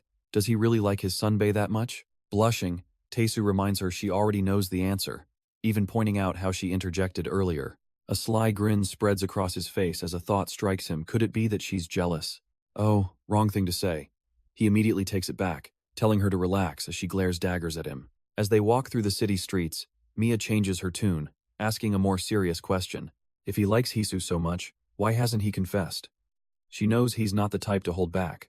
Mia keeps pressing, asking if he already confessed and got rejected. Taesu's face is grim as she throws out the classic "let's stay friends" line, trying to get a reaction. His mind drifts back to that day. He was so ready to tell Hisu how he felt, a single rose in hand. But in the end, there was a reason he just couldn't go through with it. Back in the present, he admits to Mia that the timing was just never right. He explains that Hisu should have graduated, but she purposely dropped classes, which bought him a little more time. Lost in his own story, he continues walking with a couple of shopping bags. Then, a sudden realization snaps him out of his thoughts. He stops dead in his tracks, looking around the crowded street. Mia? Hes completely baffled. She was right beside him a second ago, and now she's just vanished. A cold dread washes over him. Not again. Did she really just vanish on him? Just as his panic sets in, a faint meow cuts through the noise of the street. He follows the sound and finds her crouched down, completely captivated by a small cat. With a sigh of relief mixed with pure exasperation, he walks over, asking what on earth she's doing. She just gives him a bubbly smile, explaining how she couldn't possibly walk past something so cute. Mia is completely lost in the moment, nuzzling the little creature without a care in the world. And watching her like this, it strikes a chord, reminding him of something familiar. This is exactly how the Mia he used to know would act, so carefree and gentle. Then, another realization hits him. Now that he thinks about it, Heisu loved cats, too. His mind drifts to memories of his sunbae, always taking the time to care for strays. He asks if she's sure about giving the cat regular milk, a small, practical concern breaking the silence. She notes with a hint of surprise that he's actually starting a conversation, a rare event between them. Teisu admits he'd always wondered where she disappeared to at night, never imagining it was for this. She just smiles, reassuring him that it's special milk for cats she bought from an animal hospital. He then asks the obvious question. If she's so dedicated, why not just take the little guy home? Hesu hesitates, then tells him she's already taken in another stray before this one. Teisu is completely thrown for a loop until she playfully offers him the carton of milk. Oh, that's what she meant. The light mood fades as she confesses she did think about keeping a pet once, but ultimately gave up on the idea. Walking beside him, she explains she just didn't think she could take proper responsibility for it. It simply wouldn't have been fair. She concludes with a sad smile, a sentiment Teisu quietly absorbs. Her words make him stop dead in his tracks, the implication finally sinking in. Heisu turns back, her gaze steady, as she asks him a pointed question. Then what about her? He's confused, asking why she thinks he decided to bring her into his life. She spells it out for him. Did he do it because he thought he could take responsibility for her? A tiny, knowing smile plays on her lips as she watches him process the weight of her question. Teisu flushes, completely caught off guard by the sudden intensity. Then, her tone shifts completely, playfully suggesting what if it was just love at first sight. She asks with a dazzling smile if an answer like that would be enough for him, but he's not falling for it, reminding her they agreed not to joke about that stuff, though she notes he was quick to call it a joke. He insists her pranks don't work on him anymore, but her quiet challenge suggests she thinks otherwise. She leans in with a blush, asking if he really disliked hearing her say she liked him. Teisu confirms he didn't, calling it a tasteless joke, and she just laughs at his bluntness. But with a knowing smile, she tells him to think about the situation more carefully. He reasons that they were complete strangers before he joined her circle. So, she concludes, the only logical explanation for her choosing him was love at first sight. She playfully tugs his jacket, noting that most guys would be flustered by that line. But he's the only one who just calmly calls it a lie, only him, Teisu. He looks away, silently mulling over her words and this strange fascination she has with him. She then admits the honest truth. It's fun, because he reminds her of herself. His eyes widen just a fraction, the unexpected and personal reason hitting him hard. Teisu sits up in bed, the remnants of a strange conversation still clinging to him. He quickly dismisses it as just a weird dream as the morning sun streams in. Time moves forward, and the last Sunday of the month finally arrives. Today is the day of his promised lunch with Hyun at Suhan Plaza. He stands outside the plaza, checking his phone as he waits for her. The memory of their promise was clear. Next Sunday, at noon. But the time on his screen ticks past noon, now showing 12 to 15. A flicker of concern crosses his mind. It's not like her to be late without any word.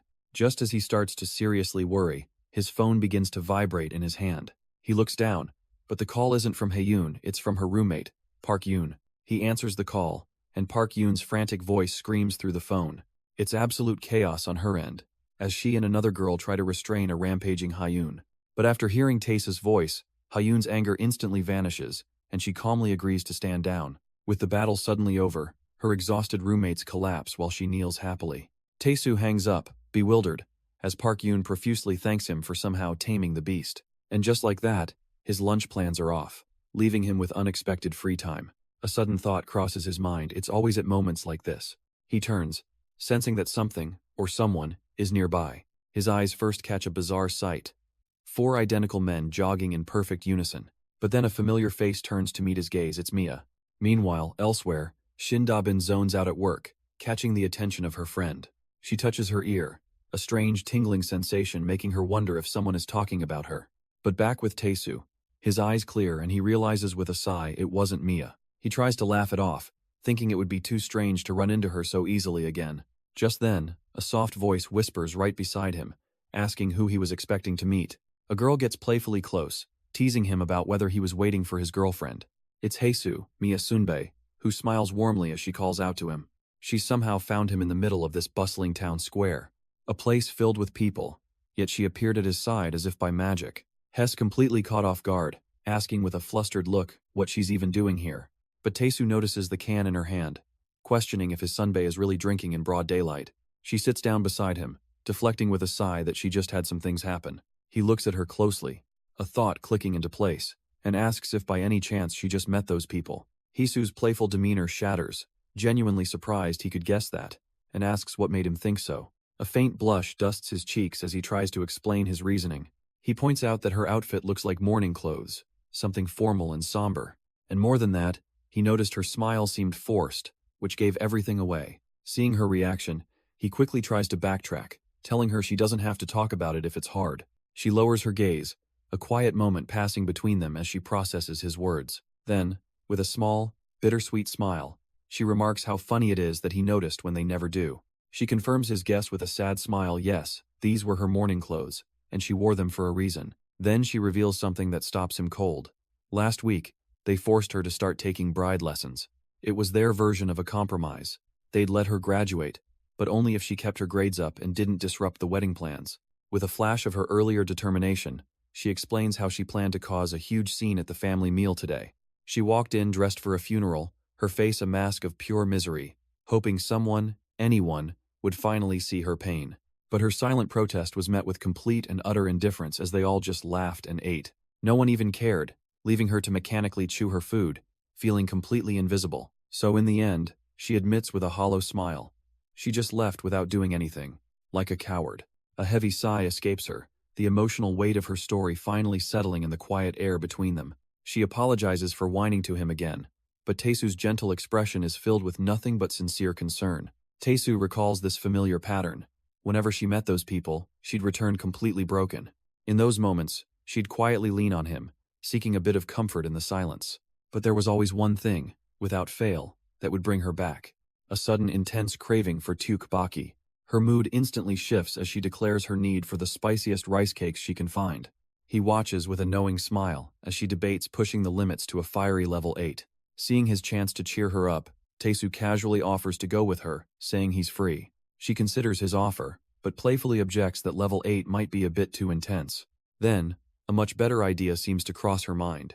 With a hopeful and charming smile, she asks if Taesu would make it for her instead. Taesu is completely stunned by her request, stammering in disbelief. She just leans in closer with a playful smile, suggesting they go eat it in his room. And so, they find themselves back at his apartment. Soon, the bubbling sound of spicy tteokbokki fills the air. Taesu, a bit flustered by the situation, focuses on getting the food just right. But by the time he's done, he finds that she's already fallen fast asleep on his bed. He watches her for a moment, thinking it's been a long time since she last came over. His mind flashes back to when she helped him find this place right after his military service. Back then, she'd explained she stopped visiting so often to avoid campus gossip. Now, watching her sleep, he's left alone with his thoughts, wondering what to do. He stands over her, debating whether or not he should disturb her rest. She did say to wake her up, but still, he hesitates. Looking at her peaceful expression, he decides it's better to just let her sleep. But the moment he turns, an arm snaps out and grabs him from behind. She wasn't sleeping at all. With a yelp, he's pulled off balance, completely at her mercy. He stumbles forward, knocking a few books off his shelf in the process. Landing right beside her, he sees Dabian looking up with a sly, knowing smile. Taesu's face immediately flushes red, his brain struggling to catch up. Now he's the one trapped, pinned on the bed as she playfully asks what he's up to. The scene then cuts away, shifting to the outside of a quiet neighborhood cafe. Meanwhile, Mia is at a cafe, listening in shock as her friends start spilling some major gossip.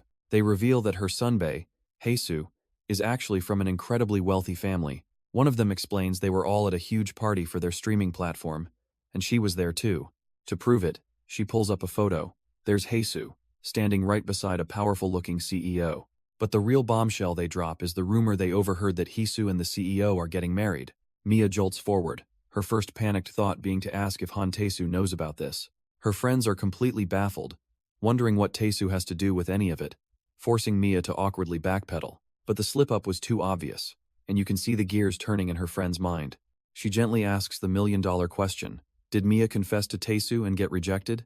The scene shifts to Tae-soo himself, lost in thought, remembering how he tried to confess but the timing was all wrong. Her friend connects the dots, asking Mia if Tae-soo didn't confess because he already knew about Heisu. The memory continues, with Tae-soo quietly cooking something in a pan. Suddenly, he hears a trip and a stumble right behind him. He turns just in time to catch Heisu as she falls forward, right into his arms. She looks up, dazed for a moment, her heart pounding as she calls out his title. But then, in a flash, she whips out her phone, snapping a picture of his bright, red, flustered face. Heisu pulls back, laughing triumphantly at having captured his priceless expression. He's still completely stunned while she declares his face is too funny not to save. She then offers a slightly more sentimental excuse, saying she wanted a picture before graduation. She claims she's taking photos of everyone, but his serious stare was just too perfect to ignore, leaving him a blushing mess. He pleads with her to delete the picture, mortified at how stupid he looks. But she flatly refuses, cheekily saying she loves how natural and candid it is. Defeated, Tae-soo changes tactics, threatening to ruin her precious Taeokbokki, forcing her to negotiate. The moment reminds him of another time, a memory from his freshman year with Heisu. She told him then about her arranged marriage, a future decided for her long ago. Heisu confessed that her own opinion meant little to her family, her fate already sealed. She wondered aloud if someone like him could have given her the strength to run away, someone she truly liked, someone who could make her abandon everything. His younger self was left blushing and speechless as she connected the dots for him. She teased him, pointing out how obvious his feelings were, and he realized just how transparent his heart had been. She confessed that when she'd said love at first sight earlier, there hadn't been any real feeling behind the words. A younger Tae-soo then asked her what she was going to do about the marriage. Was she really just going to obey her parents? She quietly admitted she didn't know. Heisu wondered aloud why she couldn't leave home the way he had. She had the ability, and in her mind, she'd already left hundreds of times. Looking at him, she asked if she still needed another reason, noting he was also eating tteokbokki back then. And just like that, the memory fades, leaving the present-day tteokbokki on the table. Knife Girl is absolutely blissful, declaring his cooking to be the best in the world. Tae-soo notes she ate the whole thing despite her claims, but she just says his food is different. Tae-soo begins to warn her about eating too much, but she quickly cuts him off. She has a whole theory ready, explaining that all girls have 3 stomachs, so it's fine. But with a soft smile, she admits there's another reason. She just couldn't bear to leave a single bite of the food he made for her. Her genuine words hit him hard, and a deep blush creeps across his face. Flustered, he stammers about splitting the ingredient costs and rushes off to do the dishes. Watching him from the bed, she calls out his name, her expression turning serious. She has a simple question. Why did he really ask her to eat with him? After all, she knows him better than that. He doesn't even like tteokbokki. He freezes at the sink, realizing she's right. Back when they lived together, he wouldn't even touch the stuff. So, she asks, why did he eat it all with her today? His ears burn red, completely cornered by her question. She smiles gently, wondering if maybe his tastes have finally changed. Her words trigger a memory, taking him back to a cold, lonely night. He remembers her appearing with an umbrella, asking what he was doing out here. Even now, he can't fully grasp the events of that fateful day. She had realized he'd been sitting there, alone, since the night before. She recalls wondering why she even approached him, asking if he was waiting for someone. Seeing he had nowhere else to go, she offered him a place at her home, an act of rebellion. A quiet, gentle smile on her face as she made a decision that would change everything. Her question hung in the cold air. Was he really going to turn down her offer? The memory dissolves into the quiet hum of a washing machine, the scene shifting to the next morning. Heisu awakens to the sound of chopping, finding the boy already busy in her kitchen. She's a little stunned, surprised to see him not only awake, but working. Walking closer, she asks what he's doing, and he simply states the obvious. He's cooking. He explains he couldn't just freeload. He had to pay her back somehow. Not just with food. Either he'd already done all the cleaning and laundry, leaving her speechless. Seeing him blush and avoid her gaze, she gently tries to get him to open up. She introduces herself first to put him at ease. Song Hae-soo. With a kind smile, she tells him he can just call her Nuna if that's easier for him. As they eat, Hae-soo's mind drifts back to a painful memory. The day she first met him was also the day her marriage partner was decided. In her own words, it was the day she was sold off like a product. His silence brings her back to the present, and she notices he's barely eating. Cutting straight to the point, she asks why he didn't come to her bed last night. She even playfully admits she half expected him to try something, catching him completely off guard. Tae-soo practically leaps out of his seat, flustered, asking if she's crazy. But she just smiles, confessing that if she were in her right mind, she wouldn't have brought a stranger home. He worries about her parents, but she casually explains they don't live here. As long as she's the obedient good kid they want, her parents don't really care what she does. Tae-soo can only stare, completely thrown by her casual confession. She looks at him with a sad smile, explaining that her parents only care about her value as a product. So, a rebellious thought crossed her mind. What if she just ruined that value completely? Plus, she adds with a sly look, she figured someone as cute as him would be a good choice, before quickly saying she's just kidding.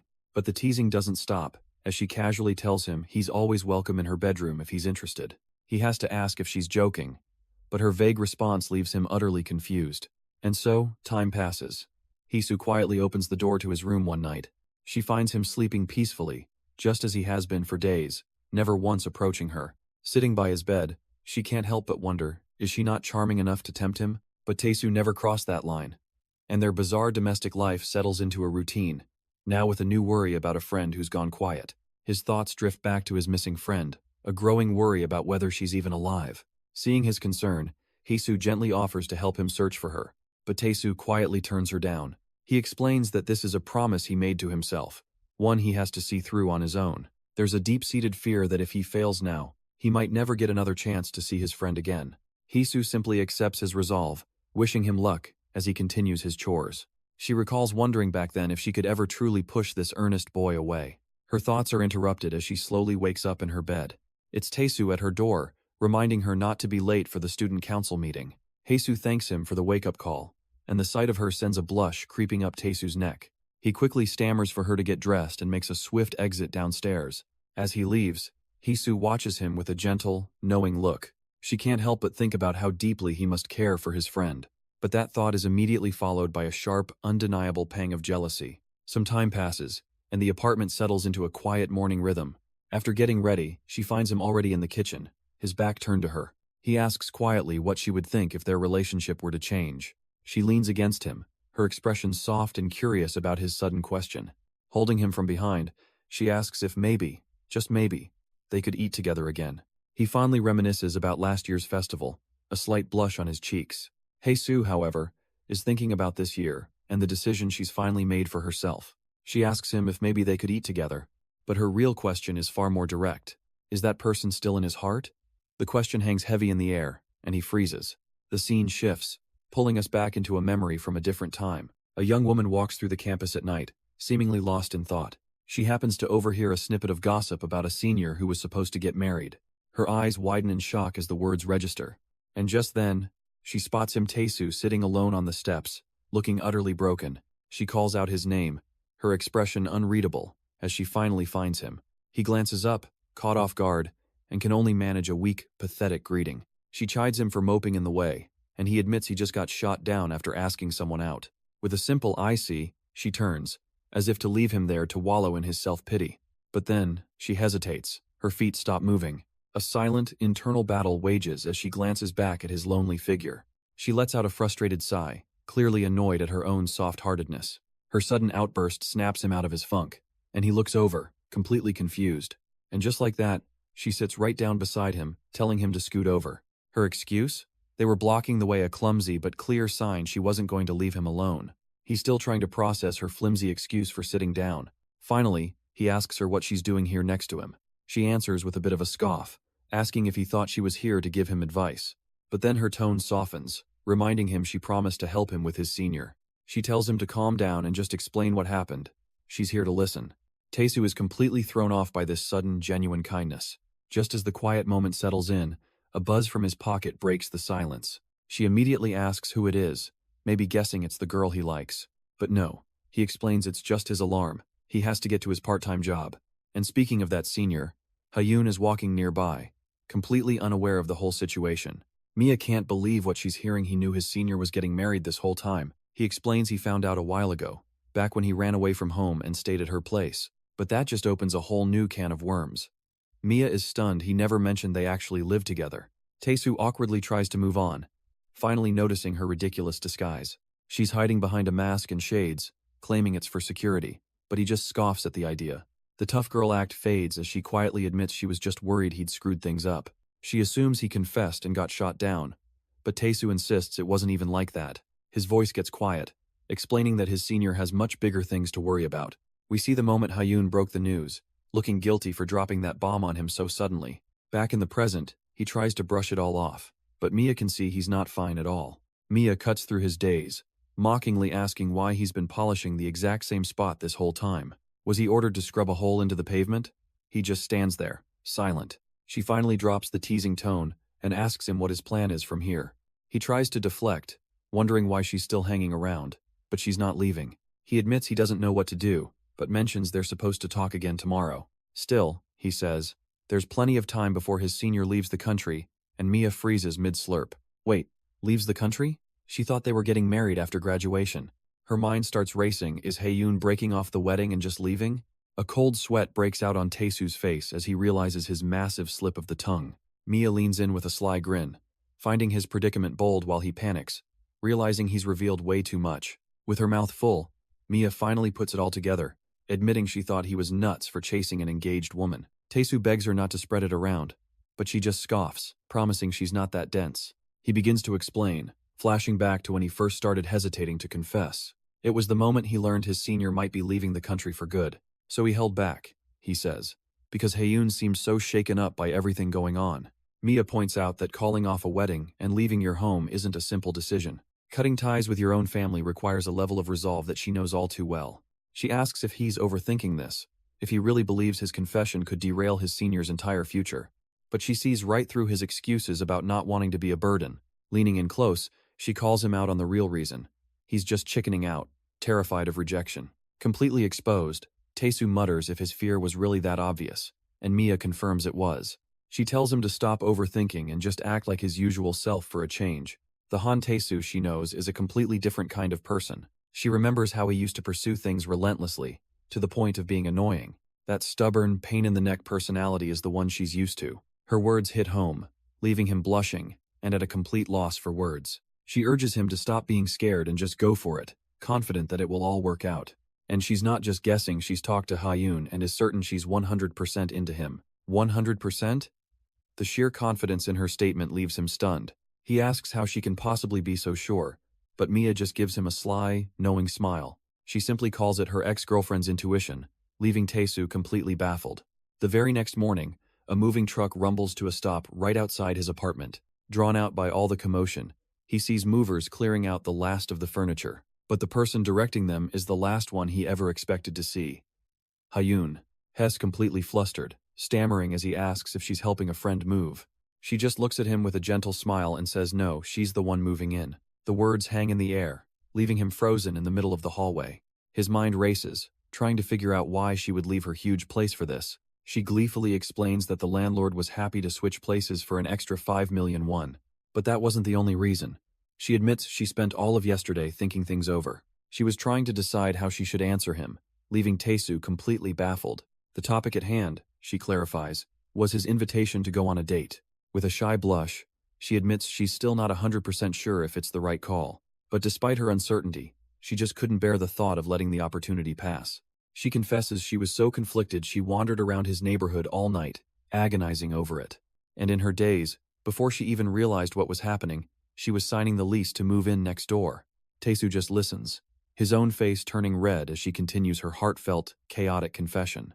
She finally gathers her courage, asking if he'd be willing to give it a try with someone as indecisive as her. Seeing his stunned acceptance, she lights up, excitedly confirming that yes, she means a real date. And just like that, with the deal sealed, a new day dawns on campus. Overwhelmed with emotion, Hyun's mind races as she begins to run. A single panicked thought echoes in her head. What do I do? She tears through the school, desperate to tell someone what just happened. A hall monitor shouts at her to stop running, but she's a blur, completely ignoring him. She finally spots her destination, screaming her friend's name as she approaches. Yuna, however, is just chilling, casually enjoying a snack, completely unaware of the incoming storm. Hyun bursts into the room, panting and out of breath after her frantic dash. Her friend calmly asks what's wrong, wondering if something happened during the barbecue with Taesu. At the very mention of his name, Hyun looks up, tears of pure joy streaming down her cheeks. She tackles Yuna in a massive hug, shouting that something incredible, something huge just happened. Sobbing uncontrollably, Hyun can barely get Taesu's name out. Yuna sighs, assuming their senior Hisu must have done something to upset her again. The two friends head outside to get some air and talk things over. Hyun reveals the big news. Hisu actually moved into the apartment right across from Taesu's. Yuna isn't that shocked, admitting she always knew Taesu had a thing for Hisu. This is brand new information for Hyun, who can't believe it. Yuna just shrugs. It was obvious to everyone, so she cuts to the chase, asking if this means Taesu and Haesu are finally dating now. Hyun pauses, a flicker of doubt crossing her face. She confesses that, strangely, it didn't really feel like that's what happened. She wonders if it's because of the upcoming festival, speculating they're both just too busy for romance. Hyun explains that even with Hisu living across the hall, she's so swamped with the student council that she barely goes home. And it's the same for Taesu, who's been buried in overtime, coming home only to collapse into sleep. But Yuna isn't interested in the excuses, cutting straight through the noise. While gently braiding her friend's hair, she asks the real question. Is Hyun finally going to give up on him? Tears well up in Hyun's eyes as she insists she'd never quit. Not in a million years, prompting Yuna to call her hopelessly stubborn. She flashes back to a snowy night, admitting she's known about Taesu's feelings for Hisu since last year.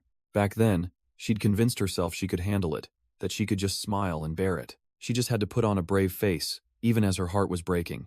But in the present, she finally breaks down, sobbing that seeing Taesu's face makes it impossible to let go. Hyun desperately asks if there's still a tiny bit of hope, but Yuna gives her the cold, hard truth. The odds are basically zero. And that's the problem, Yuna states flatly. Her hope is both the beginning and the end of it. She then drops the devastating truth. Compared to Hisu, Hyun lacks a certain feminine charm. Haesu is the very picture of elegance and womanhood, everything Hyun currently isn't.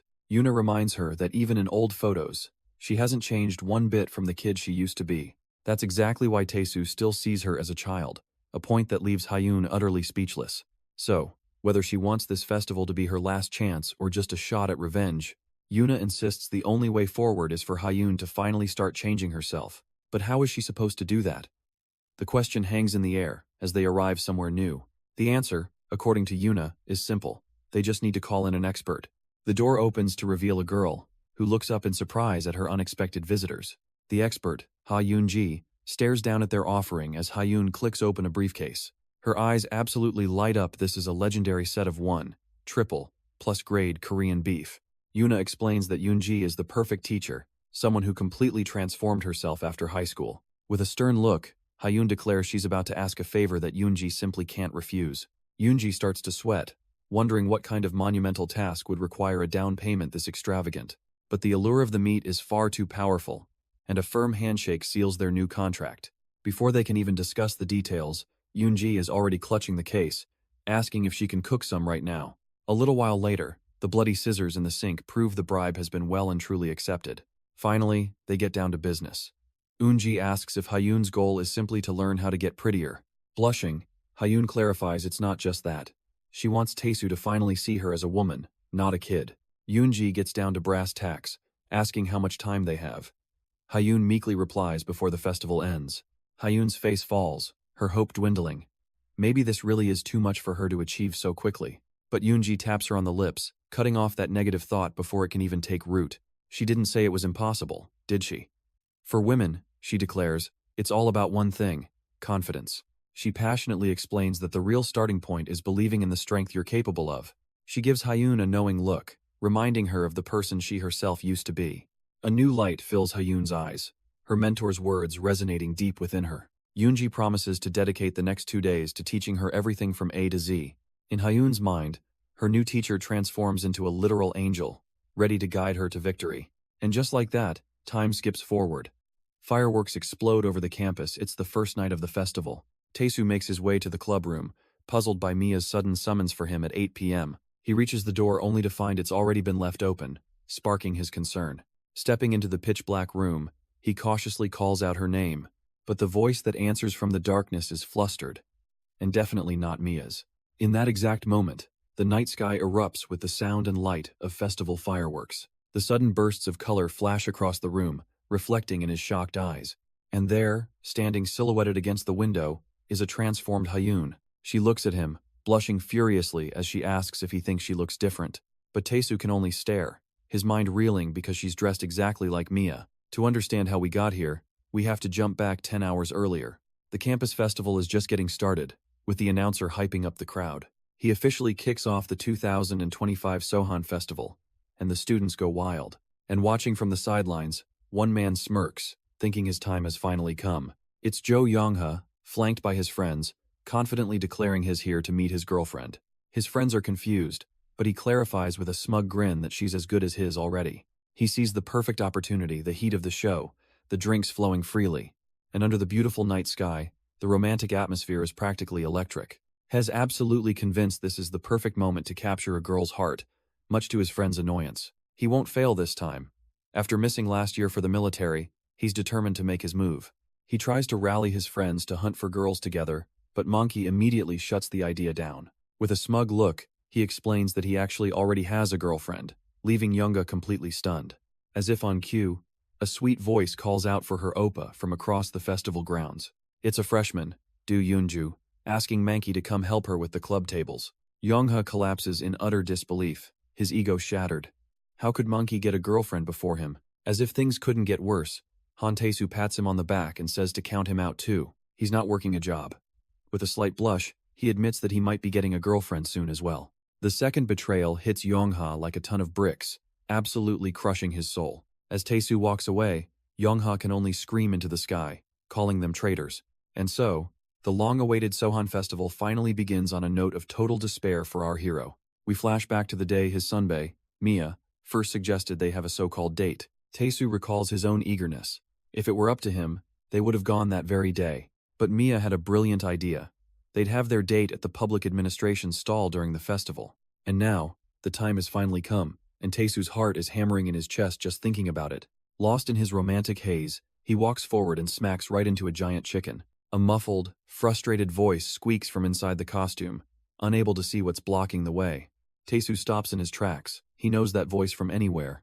Peeking out from the chicken head is none other than Cha Mia herself, calling his name in surprise. Seeing her predicament, he immediately makes a beeline for a nearby vending machine. He offers a cold drink to a beet red and sweaty Mia, who looks utterly relieved to be saved. She gratefully takes the drink, admitting she forgot her wallet, and Tae-soo just sighs.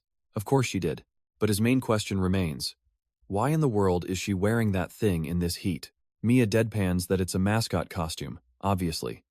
Tae-soo feels a bit stupid for asking. She explains it was just bad luck. She lost a draw and got stuck with this punishment duty. And it's a brutal punishment too. She's completely drenched in sweat from the heat. Tae-soo's eyes widen as he notices just how soaked her thin shirt has become and immediately moves to cover her. She looks up, confused, as he places his backpack right in front of her. He quickly averts his gaze.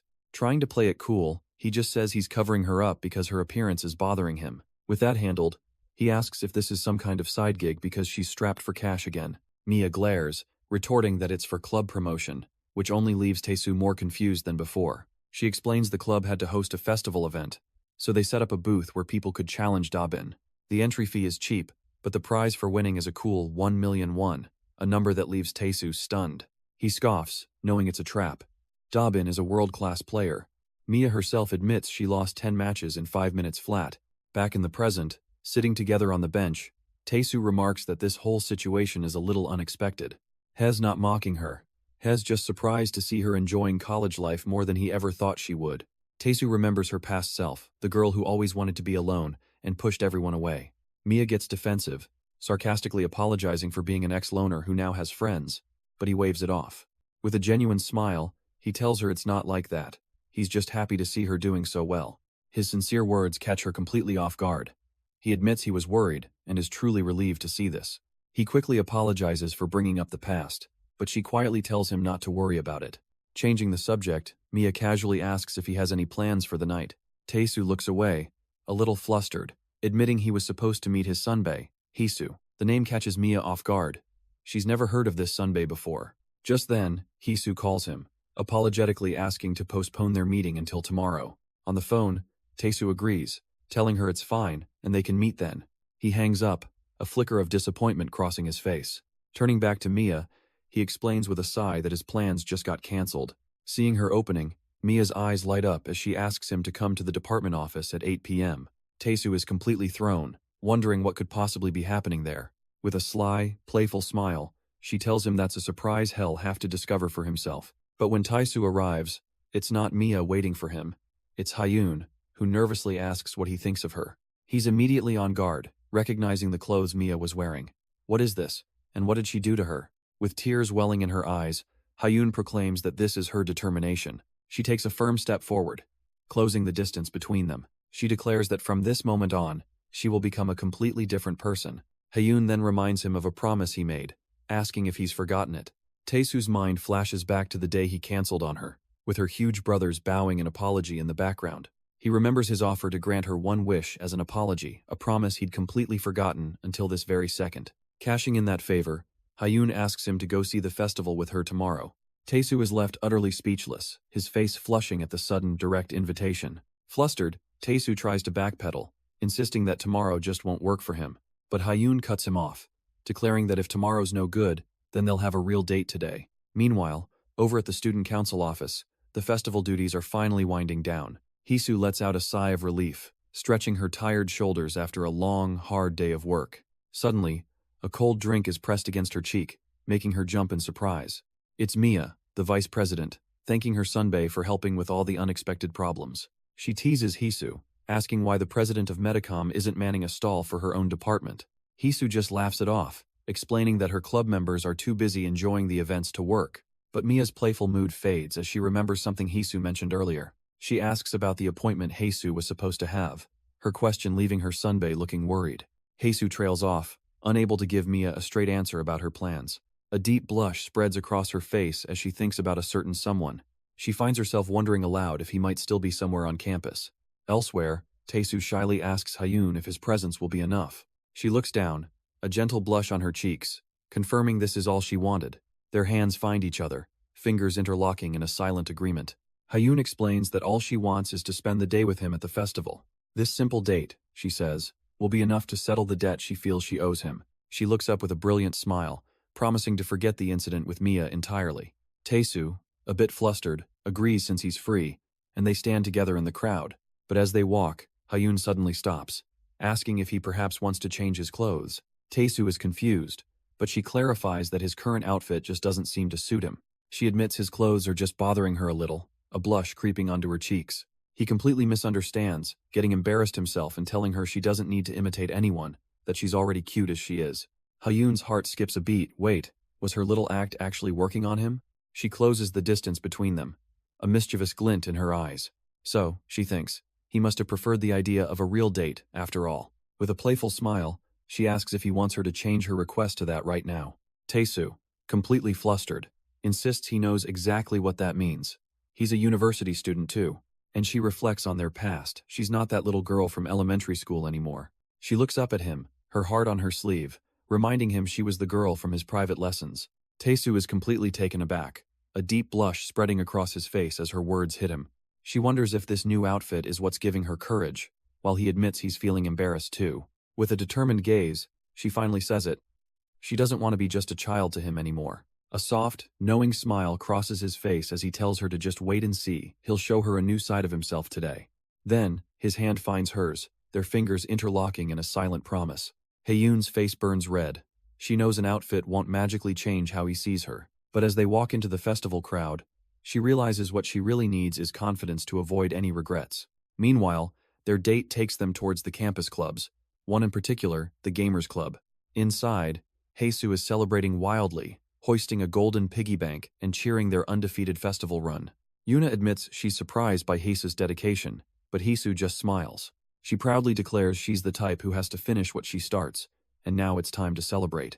But just as the party mood kicks in, Mia suddenly groans, looking like she's overheating. Haesu tells her to rest in the air conditioning while they go grab a table for everyone. The moment she's alone, though, the act drops, and her attention turns to her phone. She begins scrolling through a gallery of old photos from her past. Pictures of happier times, filled with smiles and playful moments. Then, a more complicated memory surfaces on the screen. A boy from long ago. Lying on the couch, she's completely lost in thought, staring at the glowing screen. A faint blush creeps onto her face as she quietly wonders when exactly that was. The photo takes her back to a quiet evening, where she confronted the boy from her past. She'd asked him why he was trying so hard to push her towards his sunbae. He just smiled sadly, admitting that he felt like that's what was happening. Flustered, she asked if being near her was really that much of a bother. Back in the present, her thumb hovers over the delete button for that very memory. A single, difficult choice. Erase the past or hold on to it. Suddenly, the sound of fireworks fills the air as the university festival kicks off. Still blushing on the couch, Mia scoffs at his memory, whispering, "Look who's talking." Outside, the campus is alive with music, lights, and a massive cheering crowd. Meanwhile, Heisu gets off stage after her performance, looking tired but accomplished. Backstage, her friend Yoon notices something seems off, asking Heisu what's wrong. Yoon brings up the small, cute girl who always comes to their shows, Hyun. A worried expression crosses Heisu's face. She says Hyun didn't come to see her today. But Hyun did come to the festival, and she's right in the middle of the crowd with Han Tae-soo. Heisu suddenly remembers the outfit Hyun was wearing, regretting that she was too busy to help her. A deep sense of unease washes over her, wondering if Hyun is really okay out there. Her mind races with regret. Maybe she should have just stayed with her until the end. As if on cue, the surging crowd shoves Hyun, sending her stumbling right into Tae-soo's arms. He steadies her, holding her close and asking if she's all right. She mumbles that she's fine, but her trembling, tear-streaked face says it all. And her trembling thoughts trigger a memory, a past conversation between Yoon and Heisu. Yoon had asked if Heisu's sudden desire to dress up was to make him see her differently. Heisu laughed it off, saying this wasn't some drama where she was stealing Tae-soo away, but she admitted, with a heavy heart, that she knew she wasn't good enough for his eyes. Her expression turned serious as another thought surfaced. She understood that personal feelings meant nothing in the face of overwhelming power. Back in the present, Hyun's mind is racing with those same insecurities. She looks over at Tae-soo, sick of being seen as just his dear little sister. She doesn't want to be a nobody to him, just someone helpless by his side. But as her mind spirals, a sudden, crucial thought cuts through the noise. And with that single thought, her mind is completely fried. What is she supposed to do now? She remembers Yoon's advice to just face it head on, and that's the path she chose. But her ambitious attempt at a new look was a total failure, with Tae-soo cringing and asking if she could please change. Even her efforts to sound mature just turned into a flustered ramble about maybe holding hands. But Tae-soo, completely oblivious to her crisis, just points to a stall, selling her favorite cotton candy. Instantly, all her complicated feelings evaporate, replaced by pure, sparkling delight. He gives her a playful little pushback, amused by her sudden excitement. But she quickly tries to regain her composure, insisting she's past childish things now. She suggests they eat something more adult, though she has no idea what that even means. And their sophisticated, grown-up snack of choice turns out to be blood pudding on a stick. Their adult snack is served, though Hyun internally questions the old-fashioned choice. Tae-soo playfully teases her about her suddenly changed tastes, but as she takes a tentative bite, she's shocked it's actually good. While savoring the unexpected treat, she wonders how long they can stay like this. Just the two of them. Her daydreaming is cut short when they stumble upon a balloon pop game with a glorious first-place prize. All attempts at maturity evaporate as her eyes lock onto the giant, golden duck plushie. Tae-soo immediately notices her stare and asks if she wants it, but she panics, insisting it's for kids. But then he gets a brilliant, money-making idea. What if they want it just to sell it? He starts pondering the festival events, realizing they're all based on physical strength. A light bulb goes off in his head. These games are practically tailor-made for a powerhouse like Hyun. He gets incredibly excited, suggesting she participate, and his adorable enthusiasm completely melts her heart. She tries to resist, thinking that sports aren't very mature, but that golden duck prize is calling to her. A sudden wave of panic hits her if she gives in. She'll just be the same old Hyun she's always been. She's torn, staring at the prize, trying to hold back her competitive instincts. With a blush, she makes her decision. For Tae-soo's sake, she has to act like a grown-up. And so, her mature act begins with her obliterating the festival games, setting an all-time high score. She then proceeds to shatter 20 wooden boards in a single kick, all for a set of macarons. Tae-soo is in awe, calling her a genius, as she clutches her winnings and overhears whispers about her rampage. That's when it finally hits her, and the tears start to well up. She's an idiot who got completely carried away. As they walk away laden with prizes, She can only think about how her whole plan went wrong. But looking over at him, a soft expression crosses her face. Maybe it wasn't a total disaster. Seeing him this happy makes everything worth it. The feeling of his hand in hers, as they walk through the festival grounds, makes her realize it was a perfect day. This simple contact sends warmth through her entire body. It reminds her of the very first day they met, walking hand in hand just like this. The memory alone is enough to make her face flush a deep red. But their peaceful walk comes to an abrupt halt as Taesu stops. He gently lets go of her hand, much to her confusion. Then he kneels down, explaining her shoelace has come undone. And as he ties it for her, she thinks maybe she could be a little more ambitious. With his back turned, she calls out his name, making him pause in confusion. She has to do this now, before he gets even further away from her. And in a burst of courage, she leans in and steals a kiss. The moment their lips touch, a strange vision flashes through her mind, a woman on the phone. Hyun's eyes widen, shocked at her own sudden boldness. The vision continues, showing a brilliant fireworks display from some other time, some other festival. The mysterious woman from the vision looks up from her phone, completely bewildered. Back in the present, Taesu asks if she's finished, but his gaze is fixed on something over her shoulder. It's the same woman from the vision, now standing there in the flesh, calling out his name. Seeing this, Hyun leans in close and whispers a pointed question about the person next to him. From a distance, Dabin recognizes the girl clinging to Taesu. It's Hyun. But Hyun isn't backing down. She holds his face, calling him hers right in front of the newcomer. The giant stuffed animal she won just moments ago thuds to the ground, completely forgotten. Taesu can only stare, his mind blank from the sheer audacity of it all. Then, leaning in, Hyun kisses him again, deeper this time, a clear message for everyone to see. Dabin is speechless, covering her mouth in absolute disbelief at the scene unfolding. But the kiss triggers another flash, another vision, this time of a girl named Mia. She's standing with her friends, watching a fireworks display that feels oddly familiar. Her friends notice her staring off into space and ask her what's caught her attention. Mia just turns away, a blush on her cheeks, insisting that it's nothing at all. But in that moment, the vision and reality collide into one intense, undeniable kiss. As Mia's voice echoes it's nothing, Dabin can only watch as Hyun does something that is very, very much something. The connection breaks, and Hyun's eyes snap open with dawning horror. She pulls back, the heat rushing to her face as she processes what she just did. Her entire body trembles, the adrenaline from her bold move instantly replaced with pure panic. With Dabin still watching from afar, Hyun can't even bring herself to look at Taesu. Her mind goes completely blank, a mess of shock and overwhelming embarrassment. Covering her face, she manages to stammer out a frantic apology. Before he can even react, she spins around and bolts, begging him to wait. But she's already gone, leaving Taesu reaching for a girl who just ran from her own confession. She tells him to wait, even as her body is already sprinting in the opposite direction.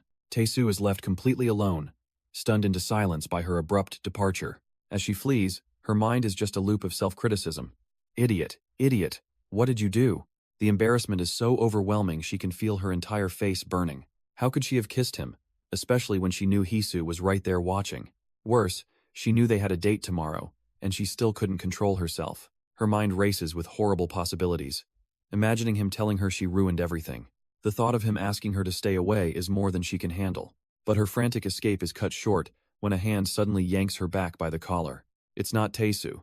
A strange girl smiles, relieved, finally having caught up to her. But the person who stopped her is Hisu, her senior, with a gentle hand on her shoulder. Hyun is completely bewildered, barely able to process what's happening. Meanwhile, back at the festival, Taesu is in a panic, clutching a golden prize he clearly just won. He's been trying to call Hyun, but she's not picking up her phone. Lost in the massive crowd, he realizes finding her here is going to be next to impossible. A flash of frustration crosses his face as he thinks about her impulsive actions. He replays the moment in his head. He never imagined she would just kiss him like that. A part of him feels he should have refused more firmly, but his heart is still pounding. It brings back a painful memory of another time he saw that same look on her face. And that's exactly why Hisa's grip is firm, refusing to let Hyun run away again. Lost in his thoughts, Taesu bumps right into someone, quickly stammering out an apology. He looks up and finds himself face to face with a girl, casually eating a corn dog. And his brain immediately short-circuits. She's unbelievably tall. She tells him it's fine, admitting she wasn't looking either, but he can't shake a strange feeling of familiarity. He asks if she's okay, a part of his mind noting the uncanny resemblance she has to Mia. But his train of thought is derailed when she bluntly tells him he's very cute, leaving him stunned. She then asks for a name, and he panics for a second before realizing she's talking to his prize plushie. Before he can process anything, her friend calls out, waving her over to a food stall. Seojin gives a nod and turns to follow, leaving Taesu behind. He's left standing there, mind still reeling, wondering if he just met a professional volleyball player. Her style of dress, even her piercings, he can't help but wonder if they're sisters. But Taesu immediately dismisses the thought as impossible. Mia was an only child, after all. It must just be a striking resemblance. The surrounding festival noise snaps him back to reality. He can't just linger here. He remembers his goal. He needs to find Haesu and Hyun, and fast. Elsewhere, along a quiet campus trail, Hyun is breaking down, apologizing profusely to Haesu for her behavior. Haesu just looks on, genuinely confused as to why she's so upset. The truth spills out. Hyun admits she knew about the date Haesu has with Taesu. Instantly flustered, she tries to take it back, insisting it was all a terrible mistake. But Haesu calmly cuts her off, insisting that Taesu isn't to blame and she wasn't looking for an apology. She then drops a bombshell, revealing she knows exactly how much Hyun likes Taesu, which stops Hyun dead in her tracks. With a disarmingly sweet smile, Haesu says that's not what she wanted to talk about anyway. Her gaze drifts down, focusing on Hyun's shirt, leaving the girl completely bewildered by the sudden shift. She asks if the outfit is hers, but Hyun explains that her friend Mia actually lent it to her. The name hangs in the air for a moment. Haesu's expression hardens slightly as she rephrases her question. She asks point blank, "Is the person Taesu has been looking for this whole time named Mia?" Hyun is stunned into silence, and just as the weight of the question lands, the scene flashes back. Months ago, under a quiet night sky, the city traffic moves along without a care. We see a younger-looking Haesu in the back of a car, as a driver asks her what she would like to do now. The driver reminds Haesu that her schedule is free, but she seems completely lost in her own world. He gently offers to take her home, trying to break her out of her daze. But her attention is snagged by something outside the window, a girl with a bright smile. She's walking with Taesu, and the sight seems to freeze Haesu in place. Suddenly, she snaps to attention, telling the driver to stop the car immediately. She rushes out, not even bothering with her scarf, leaving her driver completely confused. Her eyes lock onto a figure just ahead, and a wave of recognition washes over her. It's definitely him, it's Taesu, walking just a short distance away. Hez alone now, and she quietly wonders if Hez just getting off his part-time job. A small smile forms as she decides this is the perfect chance to sneak up on him. She takes a breath, about to call out his name, her voice filled with anticipation. But the moment the sound reaches him, Taesu flinches, clutching his head. It's like the simple act of hearing his name is causing him immense pain. Haesu freezes, completely bewildered by his hostile and pained reaction as he walks away. He coldly asks if this is really the first thing she has to say to him after 5 long years. The words hit her like a ton of bricks. 5 years? What is he even talking about? Suddenly, an image flashes in her mind, the girl she saw with him just moments ago. A horrifying realization dawns on her. That was the woman he's been searching for. She connects the dots, remembering another face from that forgotten time. A past he can't recall, a festival night filled with friends and fireworks. And there he is, the very man she was just thinking about, Han Taesu. Haesu finds him wandering alone and immediately calls out his name. She's confused, asking why he isn't with Hyun since she saw them leave together. Haesu tries to explain that they were together, but well, it's complicated. Just then, as if summoned by the mere mention of her name, his phone starts buzzing. He answers, completely baffled to hear that Hyun is already back at her dorm. On the other end of the line, Hyun clutches his jacket, lamely saying she just got tired. She admits the day has been pretty hectic, a massive understatement for what just happened. Then, taking a breath, she apologizes for what she did to him earlier. She confesses, her voice trembling slightly, that she's sorry for kissing him without asking. In her mind, she replays the promise she made to herself. It wasn't a date, just a fun day out. But her flushed cheeks tell the real story in the end. She simply couldn't hold back her feelings. Of course, she'd already tried to backtrack, telling him the whole thing was just an accident. An accident that Mia is happily reframing as making up for lost time, much to Haesu's flustered denial. But then Hyun's voice cuts through his confusion, admitting she had a really wonderful time today. And before he can even respond to that bombshell, she wishes him well, and hangs up, leaving him completely baffled. With a decisive tap, the call is over. Alone in her dorm, Hyun tries to cool down, her heart still pounding in her chest. The lingering blush on her face shows just how much that one moment truly meant to her. And then, a sudden memory surfaces, and it all clicks. So the girl with him earlier, that was Mia. The memory plays out clearly. Mia explaining that seeing Taesu with anyone but Hyun felt so wrong, she just had to be suspicious. Hyun, however, was caught on one particular phrase Mia had used. Mia plays dumb for a moment, a slight blush on her cheeks, but then she springs the trap, reminding Hyun of her own words that seeing them kiss was fine. The real question hits Hyun like a ton of bricks. Was she saying Mia wasn't even a threat to her? Mia tries to laugh it off, weakly denying that was her intention at all. But Hyun presses her advantage, turning the tables. If that's not it, then is she saying she doesn't actually like him that much? With Mia cornered, Hyun lays it all out, telling her plainly that Taesu genuinely likes her. And she knows it too, doesn't she? She knows exactly what kind of person he is deep down. She knows the lengths he's willing to go for the person he loves. So Hyun lays down her final condition. If Mia isn't serious, she needs to give up on him right now. Because if she dares to hurt him again, Hyun's warning hangs ominously in the air. She can't believe it herself, sighing that she's actually rooting for her own rival. As she leaves, she already knows her friend Yoon is going to call her a complete idiot for this. Meanwhile, in the media and communications prep room, a new scene begins to unfold. Mia tells Taesu he can just leave his stuff in a locker, and he seems so grateful for the small gesture.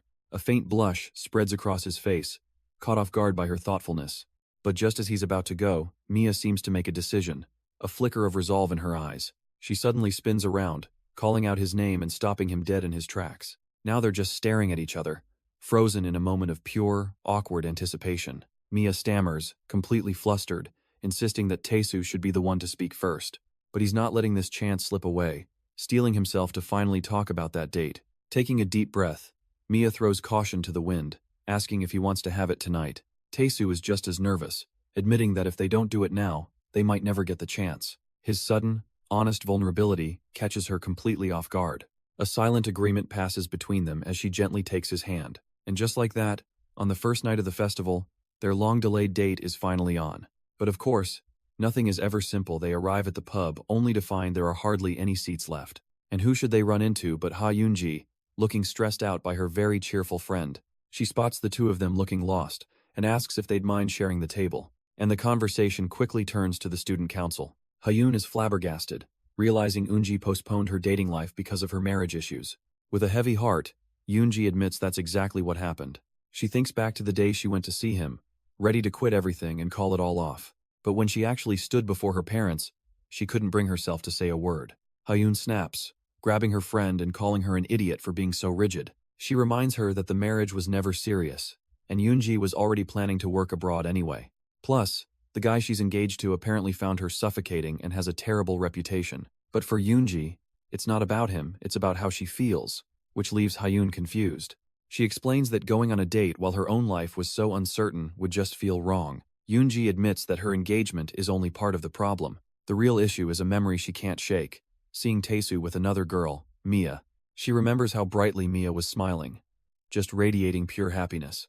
And the look on Taesu's face, it was one of genuine, gentle affection for the girl beside him. She starts to explain that seeing their connection is what's really making her hesitate now. But before she can even finish her thought, Hyun cuts her off, recognizing the familiar spiral.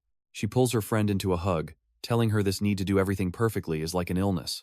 Hyun taps her own temple, urging her to stop assigning deep meaning to every little thing. Leaning in close, she asks why Yoonji is treating a simple date like she has to give her entire soul away. She just needs to think of it as a meal. That's it.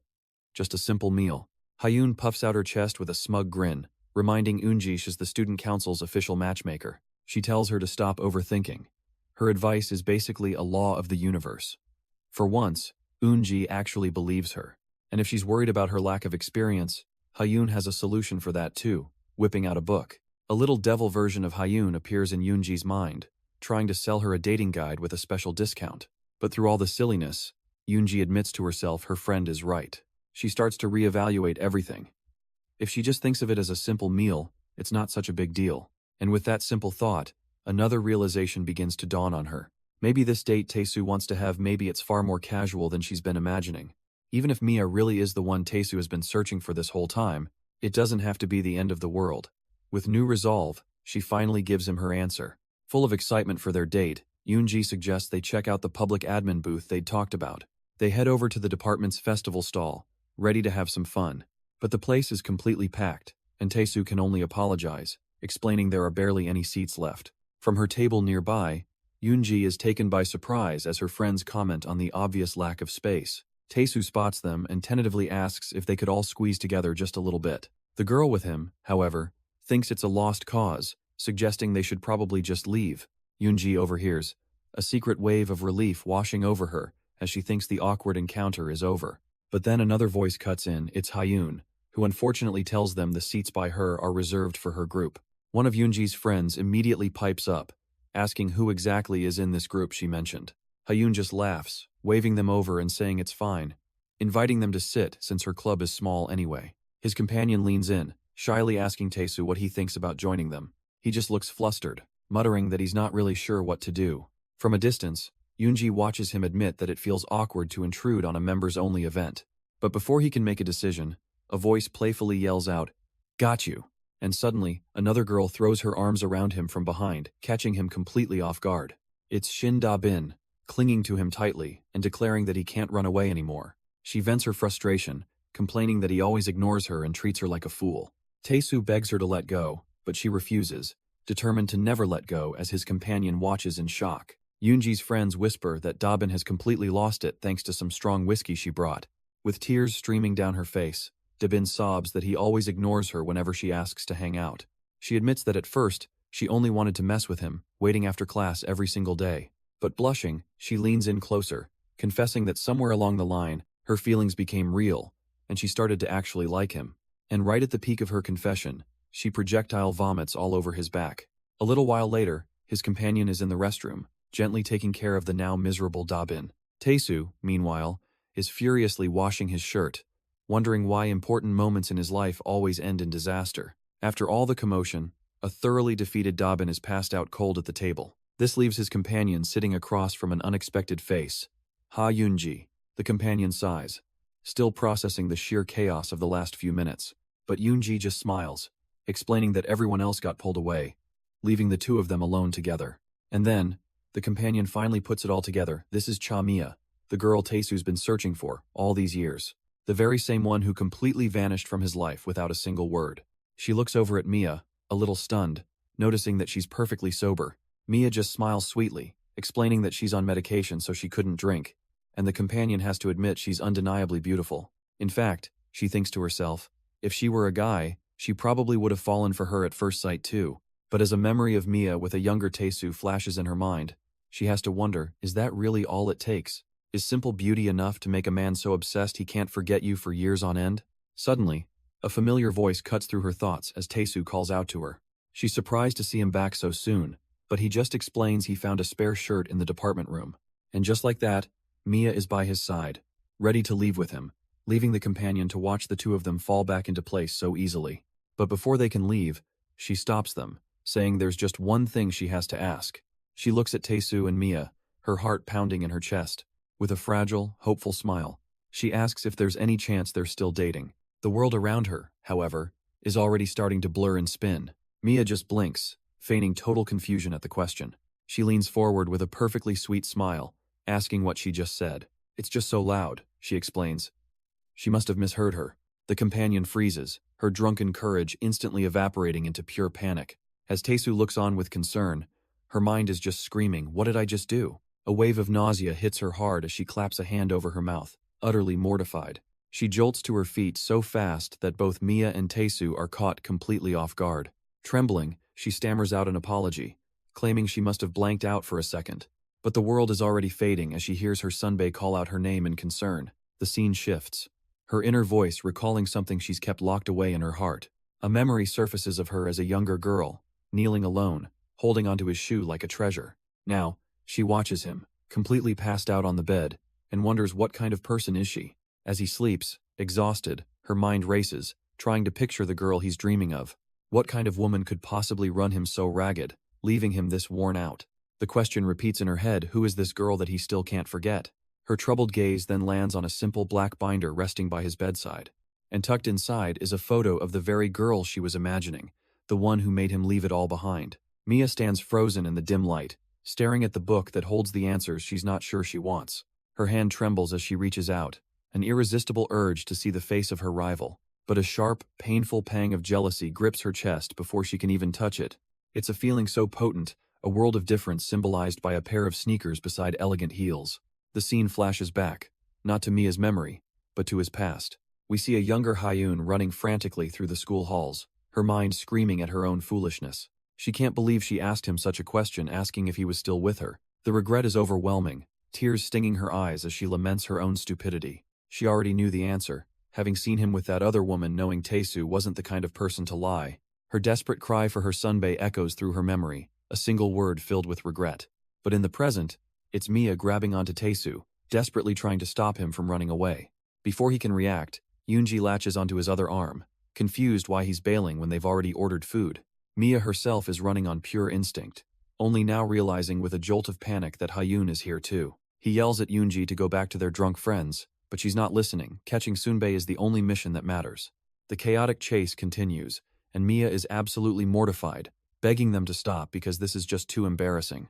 And of course, this whole ridiculous scene unfolds right in front of a completely baffled Shin Da-bin. Tae-soo can't believe at first Hyun, and now Mia is making him run, wondering if this is some kind of campus sport. Da-bin is left behind, trying to figure out if she just stumbled into a very strange game of tag. But in the past, Hyun's frantic sprint finally brings her to the door of the science prep room. She bursts through the door, collapsing onto the nearest sofa, completely out of breath. Just as she thinks she's safe, a voice declares, "Got you." Looming over her is none other than Mia, telling her that there's nowhere left to run.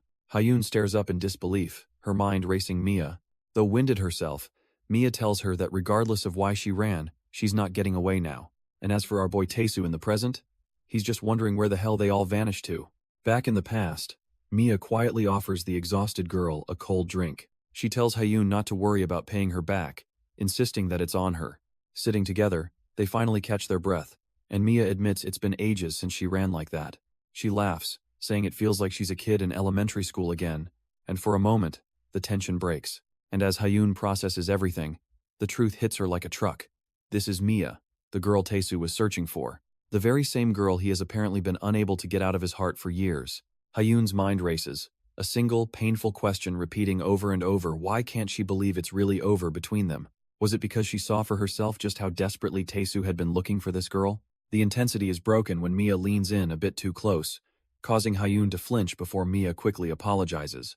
Now that they're alone, Mia cuts to the chase, asking why Hyun bolted so suddenly earlier. She presses on, reminding Hyun that she seemed like she had something important to say. But as Hyun tries to form an answer, Mia's eyes drift to the sign on the door, realizing they're in the men's room. It all clicks into place. Mia explains she saw the clothes she'd lent Hyun, and immediately suspected she used to date Tae-soo. She even admits she double-checked with Hyun just to be sure, leaving the poor girl stunned at her own slip-up. With a somber look, Mia finally caves, admitting there's no use pretending to be someone else. Hyun listens quietly, noting that she could keep up the lie if she really wanted to. But the confession comes anyway. Mia confirms that yes, she did date Han Tae-soo back in the day. She quickly downplays it, saying it was a brief thing in high school that ended badly a long time ago. She's sure he doesn't think fondly of her either, since she ghosted him without a single word. Back then, she just couldn't find the courage to end things the right way. Hyun, however, almost scoffs, thinking that if it were now, she could say it a dozen times. Trying to smooth things over, Mia offers to clear the air with Tae-soo if their history is bothering Hyun. But then she reveals that Tae-soo already told her everything about how Hyun helped him, and how he fell for her. Hyun's heart thuds in her chest. Completely stunned, he was worried she'd misunderstand. Mia laughs, assuring Hyun they're just old friends now and she has nothing to worry about. She tells Hyun to relax, but is cut off by a sharp command to wait. Hyun's face flushes with emotion, demanding to know what Mia is even talking about. Confused, Mia just repeats her point. Hyun should date Tae-soo without worrying about her. But Hyun's voice is strained as she asks how Mia could possibly say that. Does she have any idea how desperately Tae-soo searched for her after she disappeared? For all those years, the words hang in the air, stunning Mia into silence. Hyun reminds her of what she'd just said, that Tae-soo liked Hyun from the moment they met. But that doesn't make any sense, she cries, her own heart breaking. Because even after meeting Hyun, Tae-soo spent years looking for one person, Mia. But Mia just scoffs, asking why Shin Da-bin is even telling her any of this. Shin Da-bin cuts straight through the act, asking if Mia is just worried that she might still have feelings for him. Completely caught off guard, Mia starts waving her hands, trying to laugh it off as a simple slip of the tongue.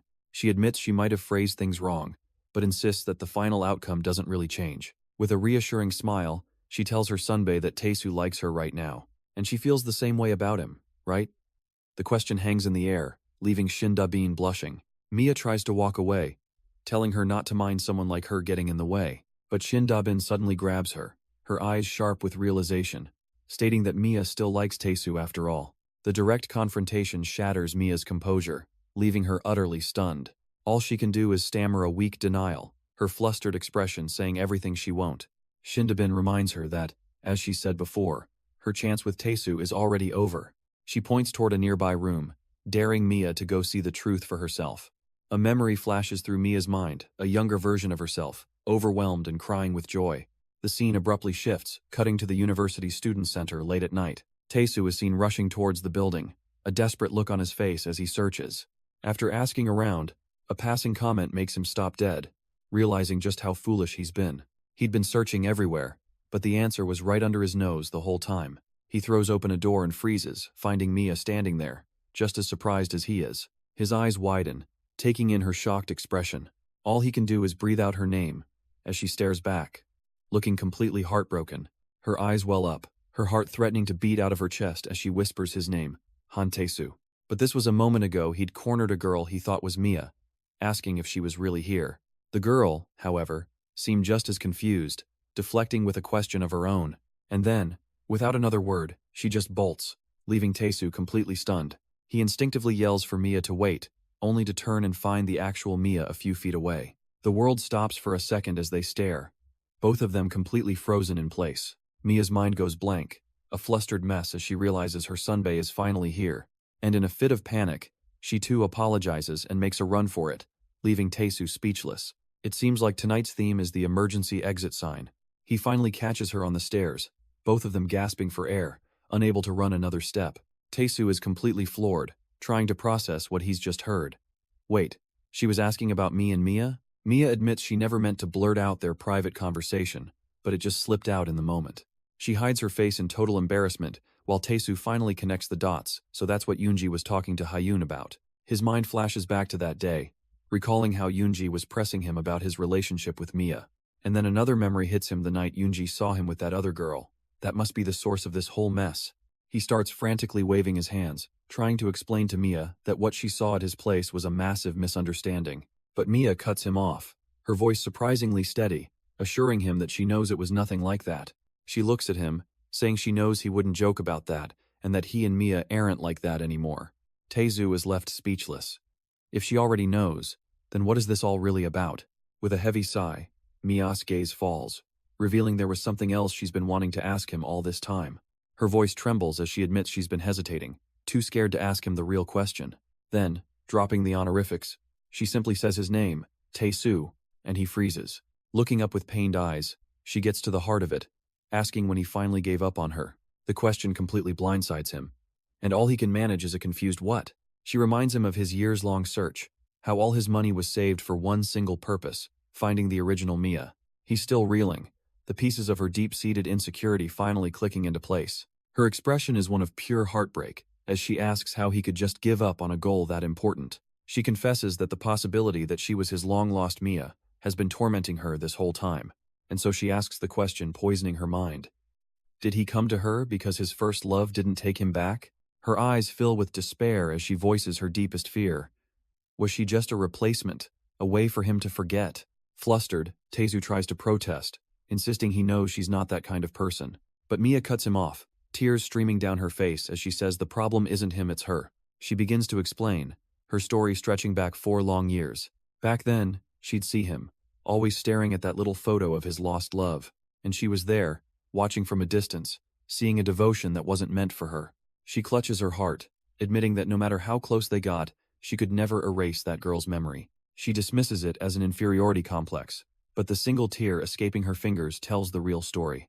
So when he suddenly claimed to have given up on that lifelong search for her, how could she possibly believe it? He finally understands the depth of her pain as she admits she was just trying to run away from it all. His own memory drifts back, confirming it was only last year Head finally stopped searching, or, more accurately, Head just worn out. He thinks back on that lost girl, a memory that always slipped through his fingers like sand. But was his confession to Mia just a way to finally forget? No, he tells himself it can't be. He tries to explain, admitting he liked that girl back then, but insisting that his feelings now are different. Hearing this, Mia rises, her gaze sharp and unwavering as she walks right up to him. She closes the distance, standing on her toes to meet his eyes. With tears welling, she puts his words to the ultimate test. Prove it and kiss her, right now. Taesu freezes, a blushing, stammering mess completely thrown by her demand. A sad, knowing smile plays on Mia's lips. Just as she thought he can't do it, she tells him it's fine, he doesn't need to answer, because his hesitation already gave her the truth. With a soft click of her heel, Mia turns to walk away, her heart heavy with his silence. Her mind flashes back to a memory, a red sneaker he cherished, proof of how much that girl meant to him. She remembers seeing how precious that girl was to Taesu, even back then. Returning to the present, she looks at him with a sad certainty, believing she finally understands. But then, something clicks in Taesu's mind. A sudden, heart-pounding realization. He finally gets it, why she's pushing so hard. Why she thinks he's still hung up on Mia. A memory surfaces. That same girl warning him to keep his distance to avoid misunderstandings. Snapping back, Taesu grabs her arm, his expression now firm. Is that really the only reason for this? He pulls her close, asking if this whole ultimatum is because she thinks he's still chasing his past. Well, if that's the case, he decides there's only one way to prove her wrong, and leans in. He tells her that if she really wants to understand how he feels, this is the only way. And before Hyun can even process it, he leans in and kisses her, her eyes flying wide open in shock. The moment is shattered by the sharp, echoing sound of a smack. It's a sound that seems to transcend time, pulling him back to a different school, a different day, and a familiar sting on his cheek, marked by a bright red handprint. He's back in a memory, facing a flustered, red-faced Ha Yoonji from his high school days. A younger Taesu holds his cheek, genuinely confused, asking why she'd suddenly hit him. She just fires back, demanding to know if he even understands what he just did. He answers calmly that he does, reminding her that she was the one who asked if he could kiss her, if it wasn't just a game. So, he simply gave her what she asked for, leaving a younger Yoonji completely flustered and at a loss for words. Her past voice echoes, calling him a weirdo. While in the present, Mia's glasses lie shattered on the floor. Back in the memory, a younger Taesu looks her dead in the eyes and asks her what she thought of the kiss. He holds her close, his voice low, wanting to know if she still thinks this is all some kind of joke. Her anger melts into a flustered blush as she asks if he really thinks she'd ask him out as a simple game. The question is laced with insecurity, her voice trembling as she wonders why he would ever like someone like her. Taesu admits he doesn't have the answer either, and that's precisely why he needs to find out. He confesses everything, how his heart pounds, his mind goes blank, and how her face is all he ever sees. Then he leans in, whispering a dangerous offer. If she's still not sure, they could always try it one more time. His lips graze her neck, an intimate, questioning touch that leaves the next move entirely up to her. And in that moment, she gives in completely, her eyes fluttering shut as she accepts his feelings. And as Taesu held Mia, he realized this feeling was exactly the same as his very first kiss. The memory snaps back to a university prep room, where a younger Taesu is nursing a fresh wound. A concerned voice asks if he's okay, as a young woman gently tends to his face. She dabs at a scratch on his cheek, asking if it hurts much, but he just brushes it off. She admits she panicked when he leaned in, her hand flying out on its own, but he saw it coming. She playfully calls him out, saying she knew his confident act was all a front. Oh, he's not letting that slide, immediately firing back about her own inexperience.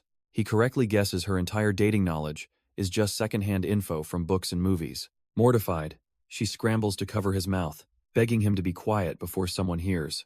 His memory paints a picture of her, the sunbae from a rich family who always acted so perfectly put together. And as time went on, she started showing him a completely unguarded side of herself. Looking back, he realizes that was probably when it all started. It was in those quiet moments that he found himself, falling for the vulnerable, honest person that only he was allowed to see. Back in the present, she gently places a bandage on his cheek. She admits that this is awkward for her too, never expecting to reunite like this. Shed even hired detectives, but they told her to give up, suggesting the person she was looking for didn't want to be found. He listens quietly, admitting he was also on the verge of giving up. But his situation was different. He'd heard it straight from the source that she wanted him gone. His sunbae's expression falls as he reveals the girl wanted them to live as strangers. He explains that back then, he felt his heart finally settle, ready to stop chasing dreams and face reality.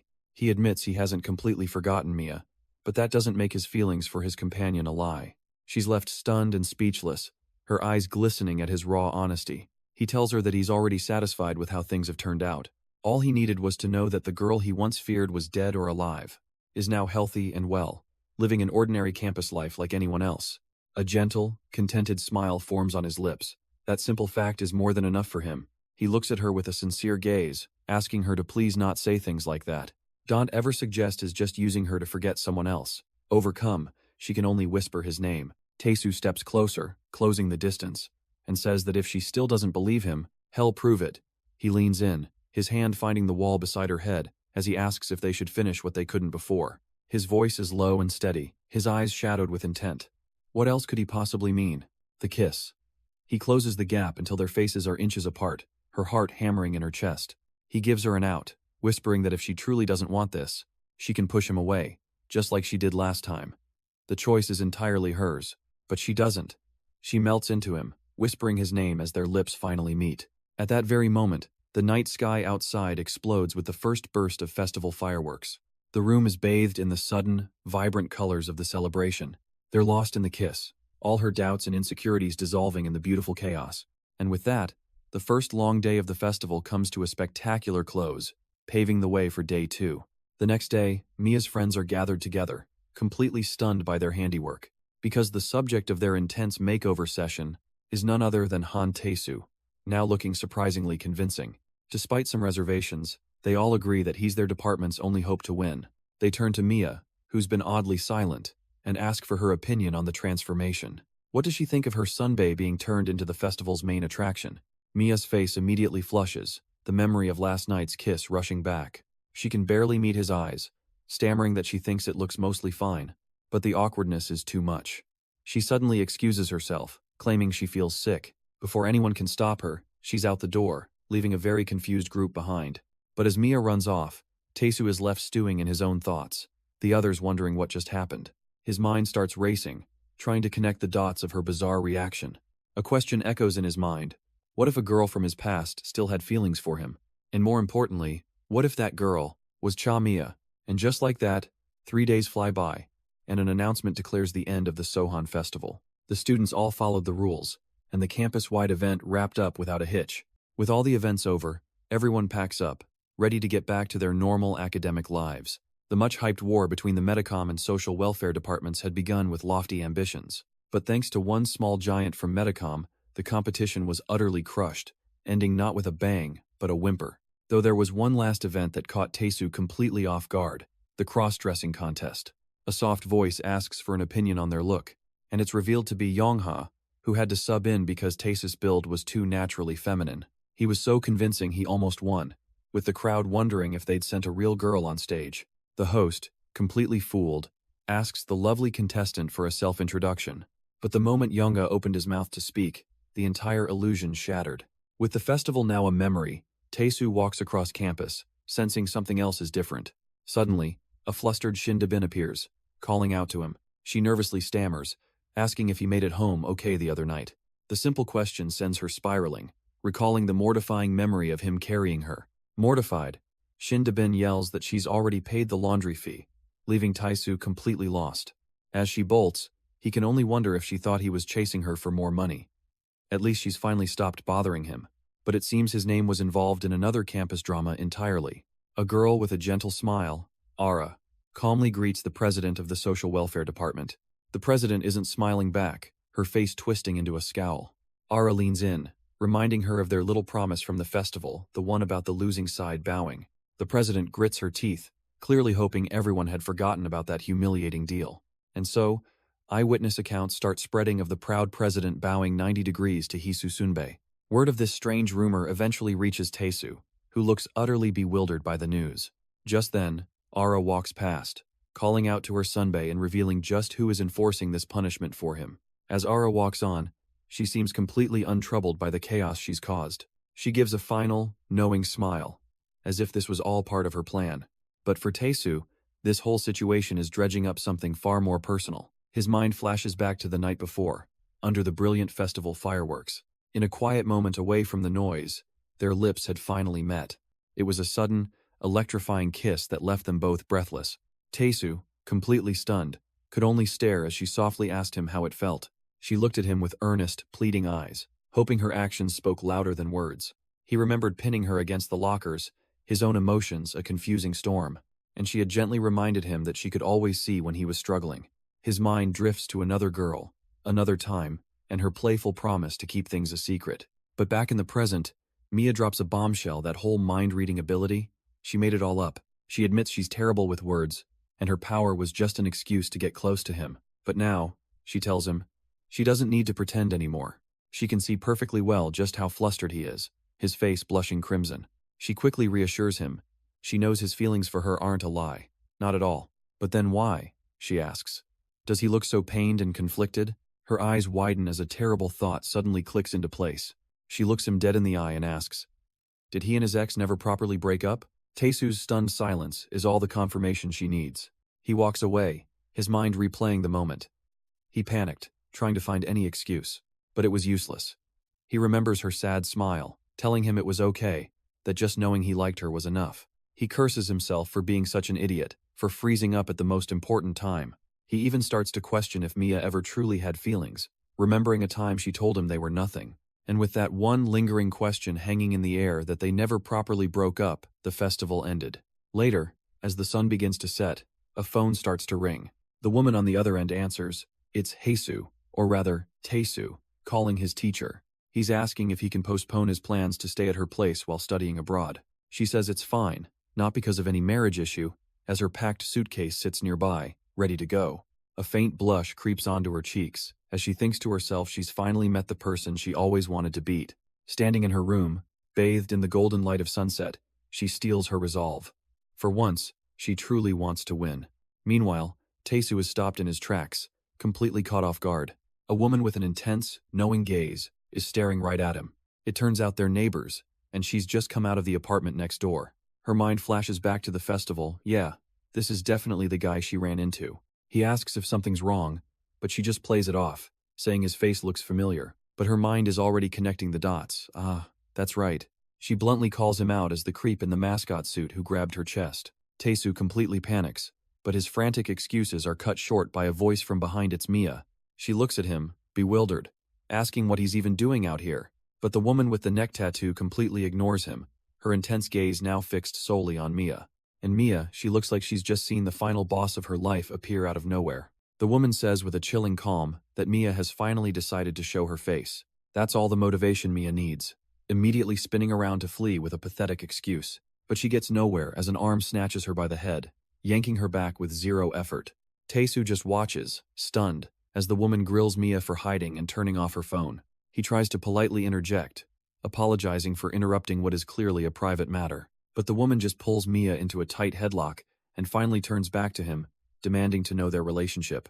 Trapped and mortified, Mia manages to stammer out the unbelievable truth. They're mother and daughter, a revelation that sends Taesu's world spinning. Still trapped, Mia panics and tries to correct her story, yelling that this isn't her mother, it's her older sister. Taesu's brain short-circuits again. An older sister? Well, now that he thinks about it, they do have a slight resemblance. But the woman's expression suddenly shifts, a dangerous realization dawning in her eyes. She ignores Mia and locks onto Taesu, asking if he's the one living next door, the one named Han Taesu. After he confirms, she lets Mia go, a cold smile forming as she says she has a gift for him. She takes a single, deliberate step forward, her heels clicking ominously on the floor. Confused, Taesu asks what she could possibly want to give him, only to receive a chilling warning, tighten your abs. Before he can even react, her eyes flash with fury and she draws back her fist. An explosive punch slams directly into his stomach, the impact stealing the very air from his lungs. His vision whites out, his entire body locking up from the sheer, unexpected force of the blow. Taesu collapses to the floor, gasping for air as Seojin cries out in shock. The woman's eyes glisten as she explains that punch was for every player he ever tormented. She coldly reminds him that she'd promised to do exactly this if she ever found him. But it's Seojin who puts the pieces together first, recognizing the infamous neck tattoo. The name hits Taesu like a second punch. Corrupted Power Angel, a top-ranked whale and guildmaster. He remembers now she was the one who got him, and Mia tangled up with the police. The horrible truth begins to dawn on him, and he asks if Mia had lent out her account. The full story comes out. After Mia got suspended for fighting, Seojin took matters into her own hands. She used Mia's name to create a new account, causing chaos and giving Mia a severe aversion to all video games. Taesu's mind reels, asking if Seojin showed up at the police station back then, completely unaware of who she was really dealing with. Yoonju finally understands Taesu was here to meet Seojin all along. Seojin's friend quickly apologizes for the punch, warning Taesu not to sue or make a scene. But he isn't going anywhere. There's still more he needs to understand. He watches Seojin grab the doorknob, wondering why she's in such a rush to leave. And another strange thought hits him. Wasn't Yoonju supposed to be an only child? Seojin suddenly turns on Yoonju, her voice cold as she asks if she broke their promise. Yoonju is completely blindsided, having no idea what her sister is talking about. It was about the door lock password, which was supposed to be set to Seojin's birthday, a promise made so that, no matter what, Seojin could always check on her if something went wrong. But Yoonju stops her, demanding to know what she's doing here all alone. Seojin pivots, asking if Yoonju saw her at the festival walking around with Sua. She sits down, a small book in her lap, coldly remarking that Yoonju's 3-day absence proves she knew nothing. She's quick to clarify that Sua wasn't there for her. She just dropped by for an idol's concert. If Sua really wanted to find her, Seojin reasons, she could have just grabbed her while she was in the mascot suit. With a sharp snap, she closes the book, the word diary, facing a stunned Yoonju. The time for games is over. Seojin's gaze is sharp as she demands an explanation. Why is Yoonju's diary completely blank after early April? The question hits like a physical blow, leaving Yoonju speechless and shaken. The scene shifts, showing a younger-looking Yoonju working as a waitress, completely blanking on a customer's order. He has to remind her of his simple request for soju, and her flustered reaction hints at a much deeper problem. The customer even chides her for having such a poor memory for a young woman. Seojin's voice cuts in, guessing this was around the time her sister was living so carelessly. Her own life, however, was relegated to the bleak, lonely alleys of a cheap Gasuwon. It was here, on June 13th, that Seojin started keeping her own diary after moving in. The rent was higher, but the small luxury of a private bathroom felt like a world of difference. Her memory then jumps back further, to the spring right after she turned 19. Her father had fled from debt collectors, leaving her to be unceremoniously evicted from their home. Alone in a new room with almost no money, she found herself wondering if her sister was okay. But that thought quickly soured, replaced by a cold, harsh realization. A wave of pure resentment crashes over her, feeling used, raised, and then tossed aside. If her sister had just vanished, at least she wouldn't have been there to hear those awful words. That girl, her own sister, Do Yeon-woo, she'd been tossed aside so easily. But as the memory blurs, something feels off. Sojin's eyes snap open, the bitterness of the past yanking her back to reality. She sits up, heart pounding, wondering what that vivid, painful vision was. As morning light breaks, the weight of that nightmare lingers in the air. Elsewhere, Han Tae-soo is also wrestling with his own troubling thoughts. He stands at his door, ready to leave, but something is seriously bothering him. He recalls seeing Seojin with Mia, and a critical question pops into his head. He's never once heard Mia mention having an older sister, and his suspicion deepens. He thinks back to Seojin. A woman like that is impossible to miss, yet he's never seen her. His old feelings for Mia, as Dabin once pointed out, are making this whole situation even more confusing. Just then, a noise from inside the apartment makes his heart jump. He hears two voices, and his ears perk up when Mia specifically mentions his name. He knows he should just leave, that it's none of his business. Deciding eavesdropping is a line he won't cross, he turns to walk away. But before he can even take a step, the apartment door swings open, and he's caught red-handed by a smiling Shin Da-bin. From the doorway, she teases Mia, asking if her sunbae was checking up on her. A beet-red Mia rushes forward, demanding to know why he's lurking outside her home. But when she finally looks out, the hallway is completely empty. He's gone. That flicker of panic in Mia's eyes is all the confirmation Shin Da-bin needs. A smug, knowing smile spreads across her face. So, I was right after all. She leans in, accusingly asking if Mia remembered to tell Tae-soo about this. The question hits Mia like a physical blow, and she can only flinch away in a cold sweat. Shin Da-bin presses on, wondering if Mia is simply too scared to tell him. Scared he'll find out the truth and abandon her all over again. The taunts hit their mark, reducing Mia to a trembling, pitiful girl. But elsewhere, in an office, a hidden camera is violently ripped from a wall socket. Seojin slams the device on a desk, demanding to know why the landlord planted a bug in her office.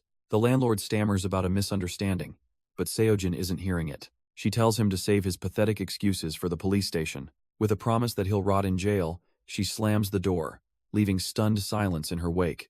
The young employee, Miss Choi, can hardly process it. A hidden camera? This was the start of the second hardest time in her life. She looks over at her boss, who can only hang his head in defeat. It all went down the spring she turned 20.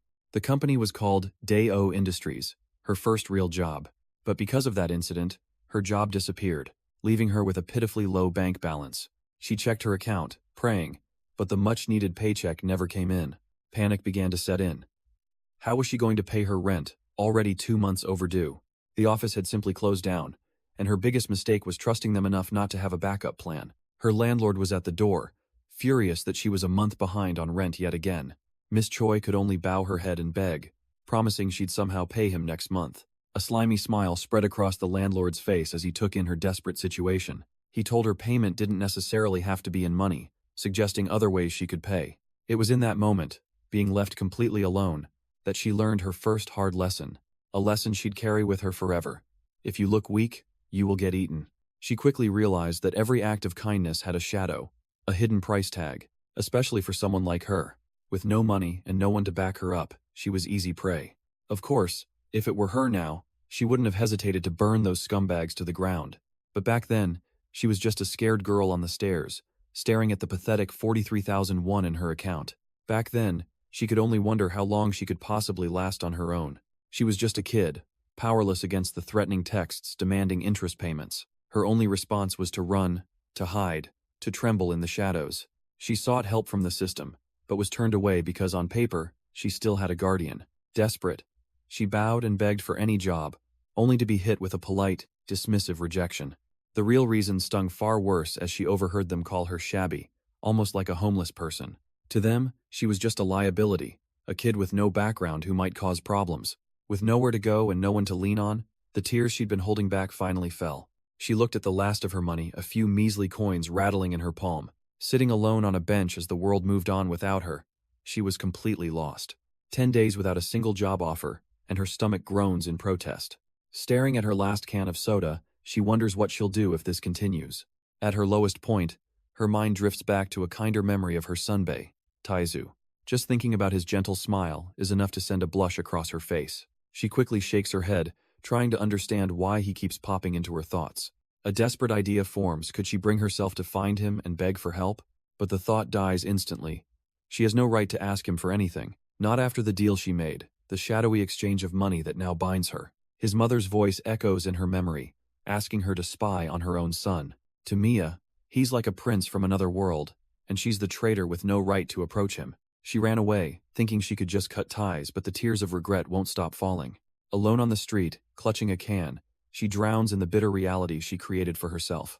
Her mind drifts back to him, wondering why she's still entertaining such selfish hopes. Is she just assuming he'd forgive her betrayal?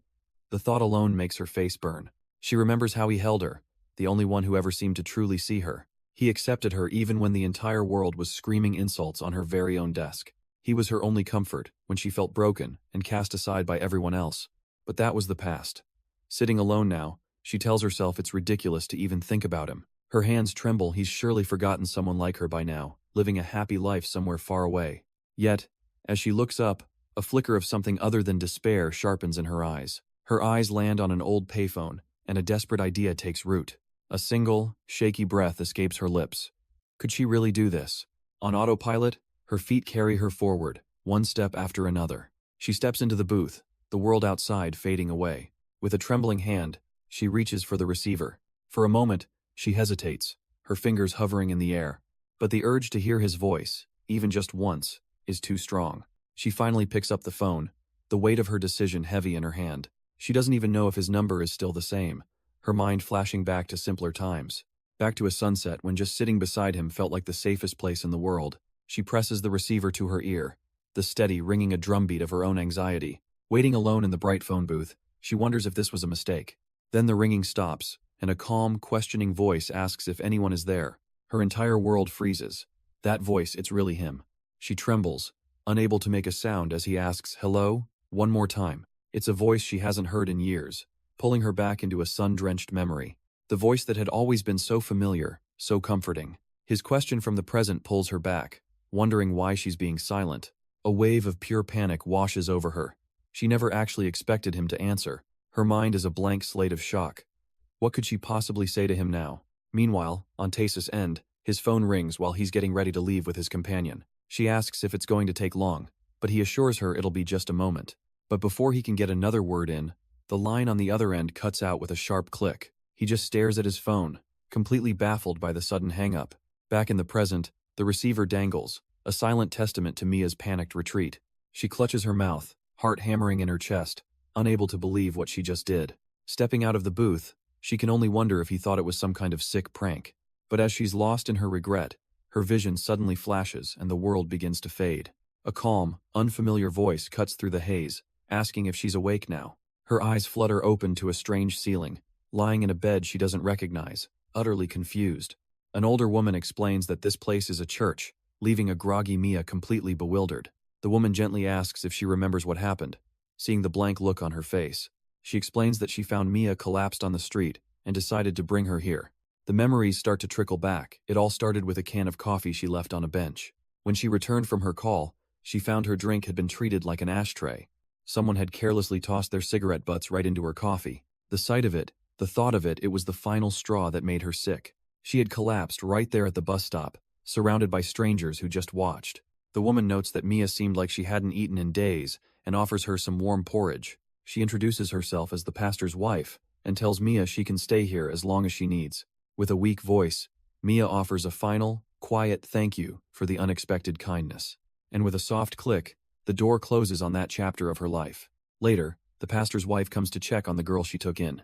She opens the door to find the room empty, the bedding neatly folded. All that remains is an empty bowl, a few coins, and a note promising to repay the kindness one day. Looking back, Mia reflects on the strange twist of fate that led her there. If she hadn't collapsed that day, she never would have met one of the people who saved her life. Time passes, and we find her trying to make it on her own. She works a grueling job, so exhausting she can barely stand by the end of her shift. But there's no rest for her, as her boss immediately piles on more work for the night. She reflects that life must not have wanted her to die just yet, as she diligently works at her new job. Thanks to the pastor's wife, she's finally earning money again, a small but precious amount. But that money isn't for her. It's handed over to a loan shark who notes that while the payment is correct, it's late. He even has the gall to suggest he thought she'd run away, triggering a raw, furious outburst from Mia. How could she ever run? If she did, who knows what his people would do to her mother? She thinks of her mom, who suffered her entire life only to pass away after knowing nothing but pain. Mia desperately asks how much more he expects her mother to suffer, but the man coldly dismisses her grief. He even begins to mock her, calling her stubborn for refusing the easier ways to make money he's offered. For someone with nothing, he sneers. Her pride is certainly high, a final jab that lands on a silent, enduring Mia.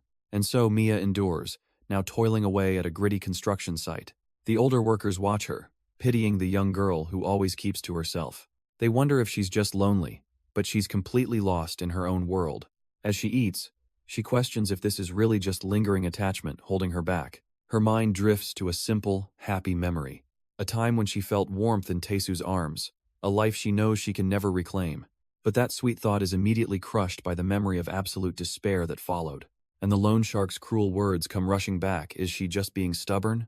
For a moment, she wonders if giving in to that dark path would really make things easier. She can't help but picture him, probably living happily, having long forgotten someone like her. Was wanting an ordinary life always a luxury she couldn't afford? Since leaving home at 18, she's known nothing but work, watching other girls live their youth. Chained down by the shackles of money, she never even got to finish school. She became an adult before she even realized it, left behind by the world. But even so, taking a bite of her meager meal, she decides it's fine. She has to be allowed to dream, right? Even if she's poor and has nothing. So she continues to push on, working tirelessly without a single complaint. After all, she's just living by the words her late mother always used to tell her. A person only truly dies, her mother once told her, when they lose their dream.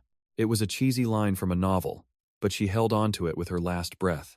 Shed pleaded with Mia to keep just one dream tucked away, for a day when things wouldn't be so hard. Those were the last words her mother ever spoke. But now, Mia wonders if she's even allowed to have something like that, a memory of her sunbae flashing in her mind. What was her dream, anyway? She can hardly remember. The past feels so hazy, like a world she can no longer touch. Lost in the memory, her hard hat slips and falls to the ground with a clatter. But as she looks down, a new fire ignites within her, a forgotten purpose, suddenly returning.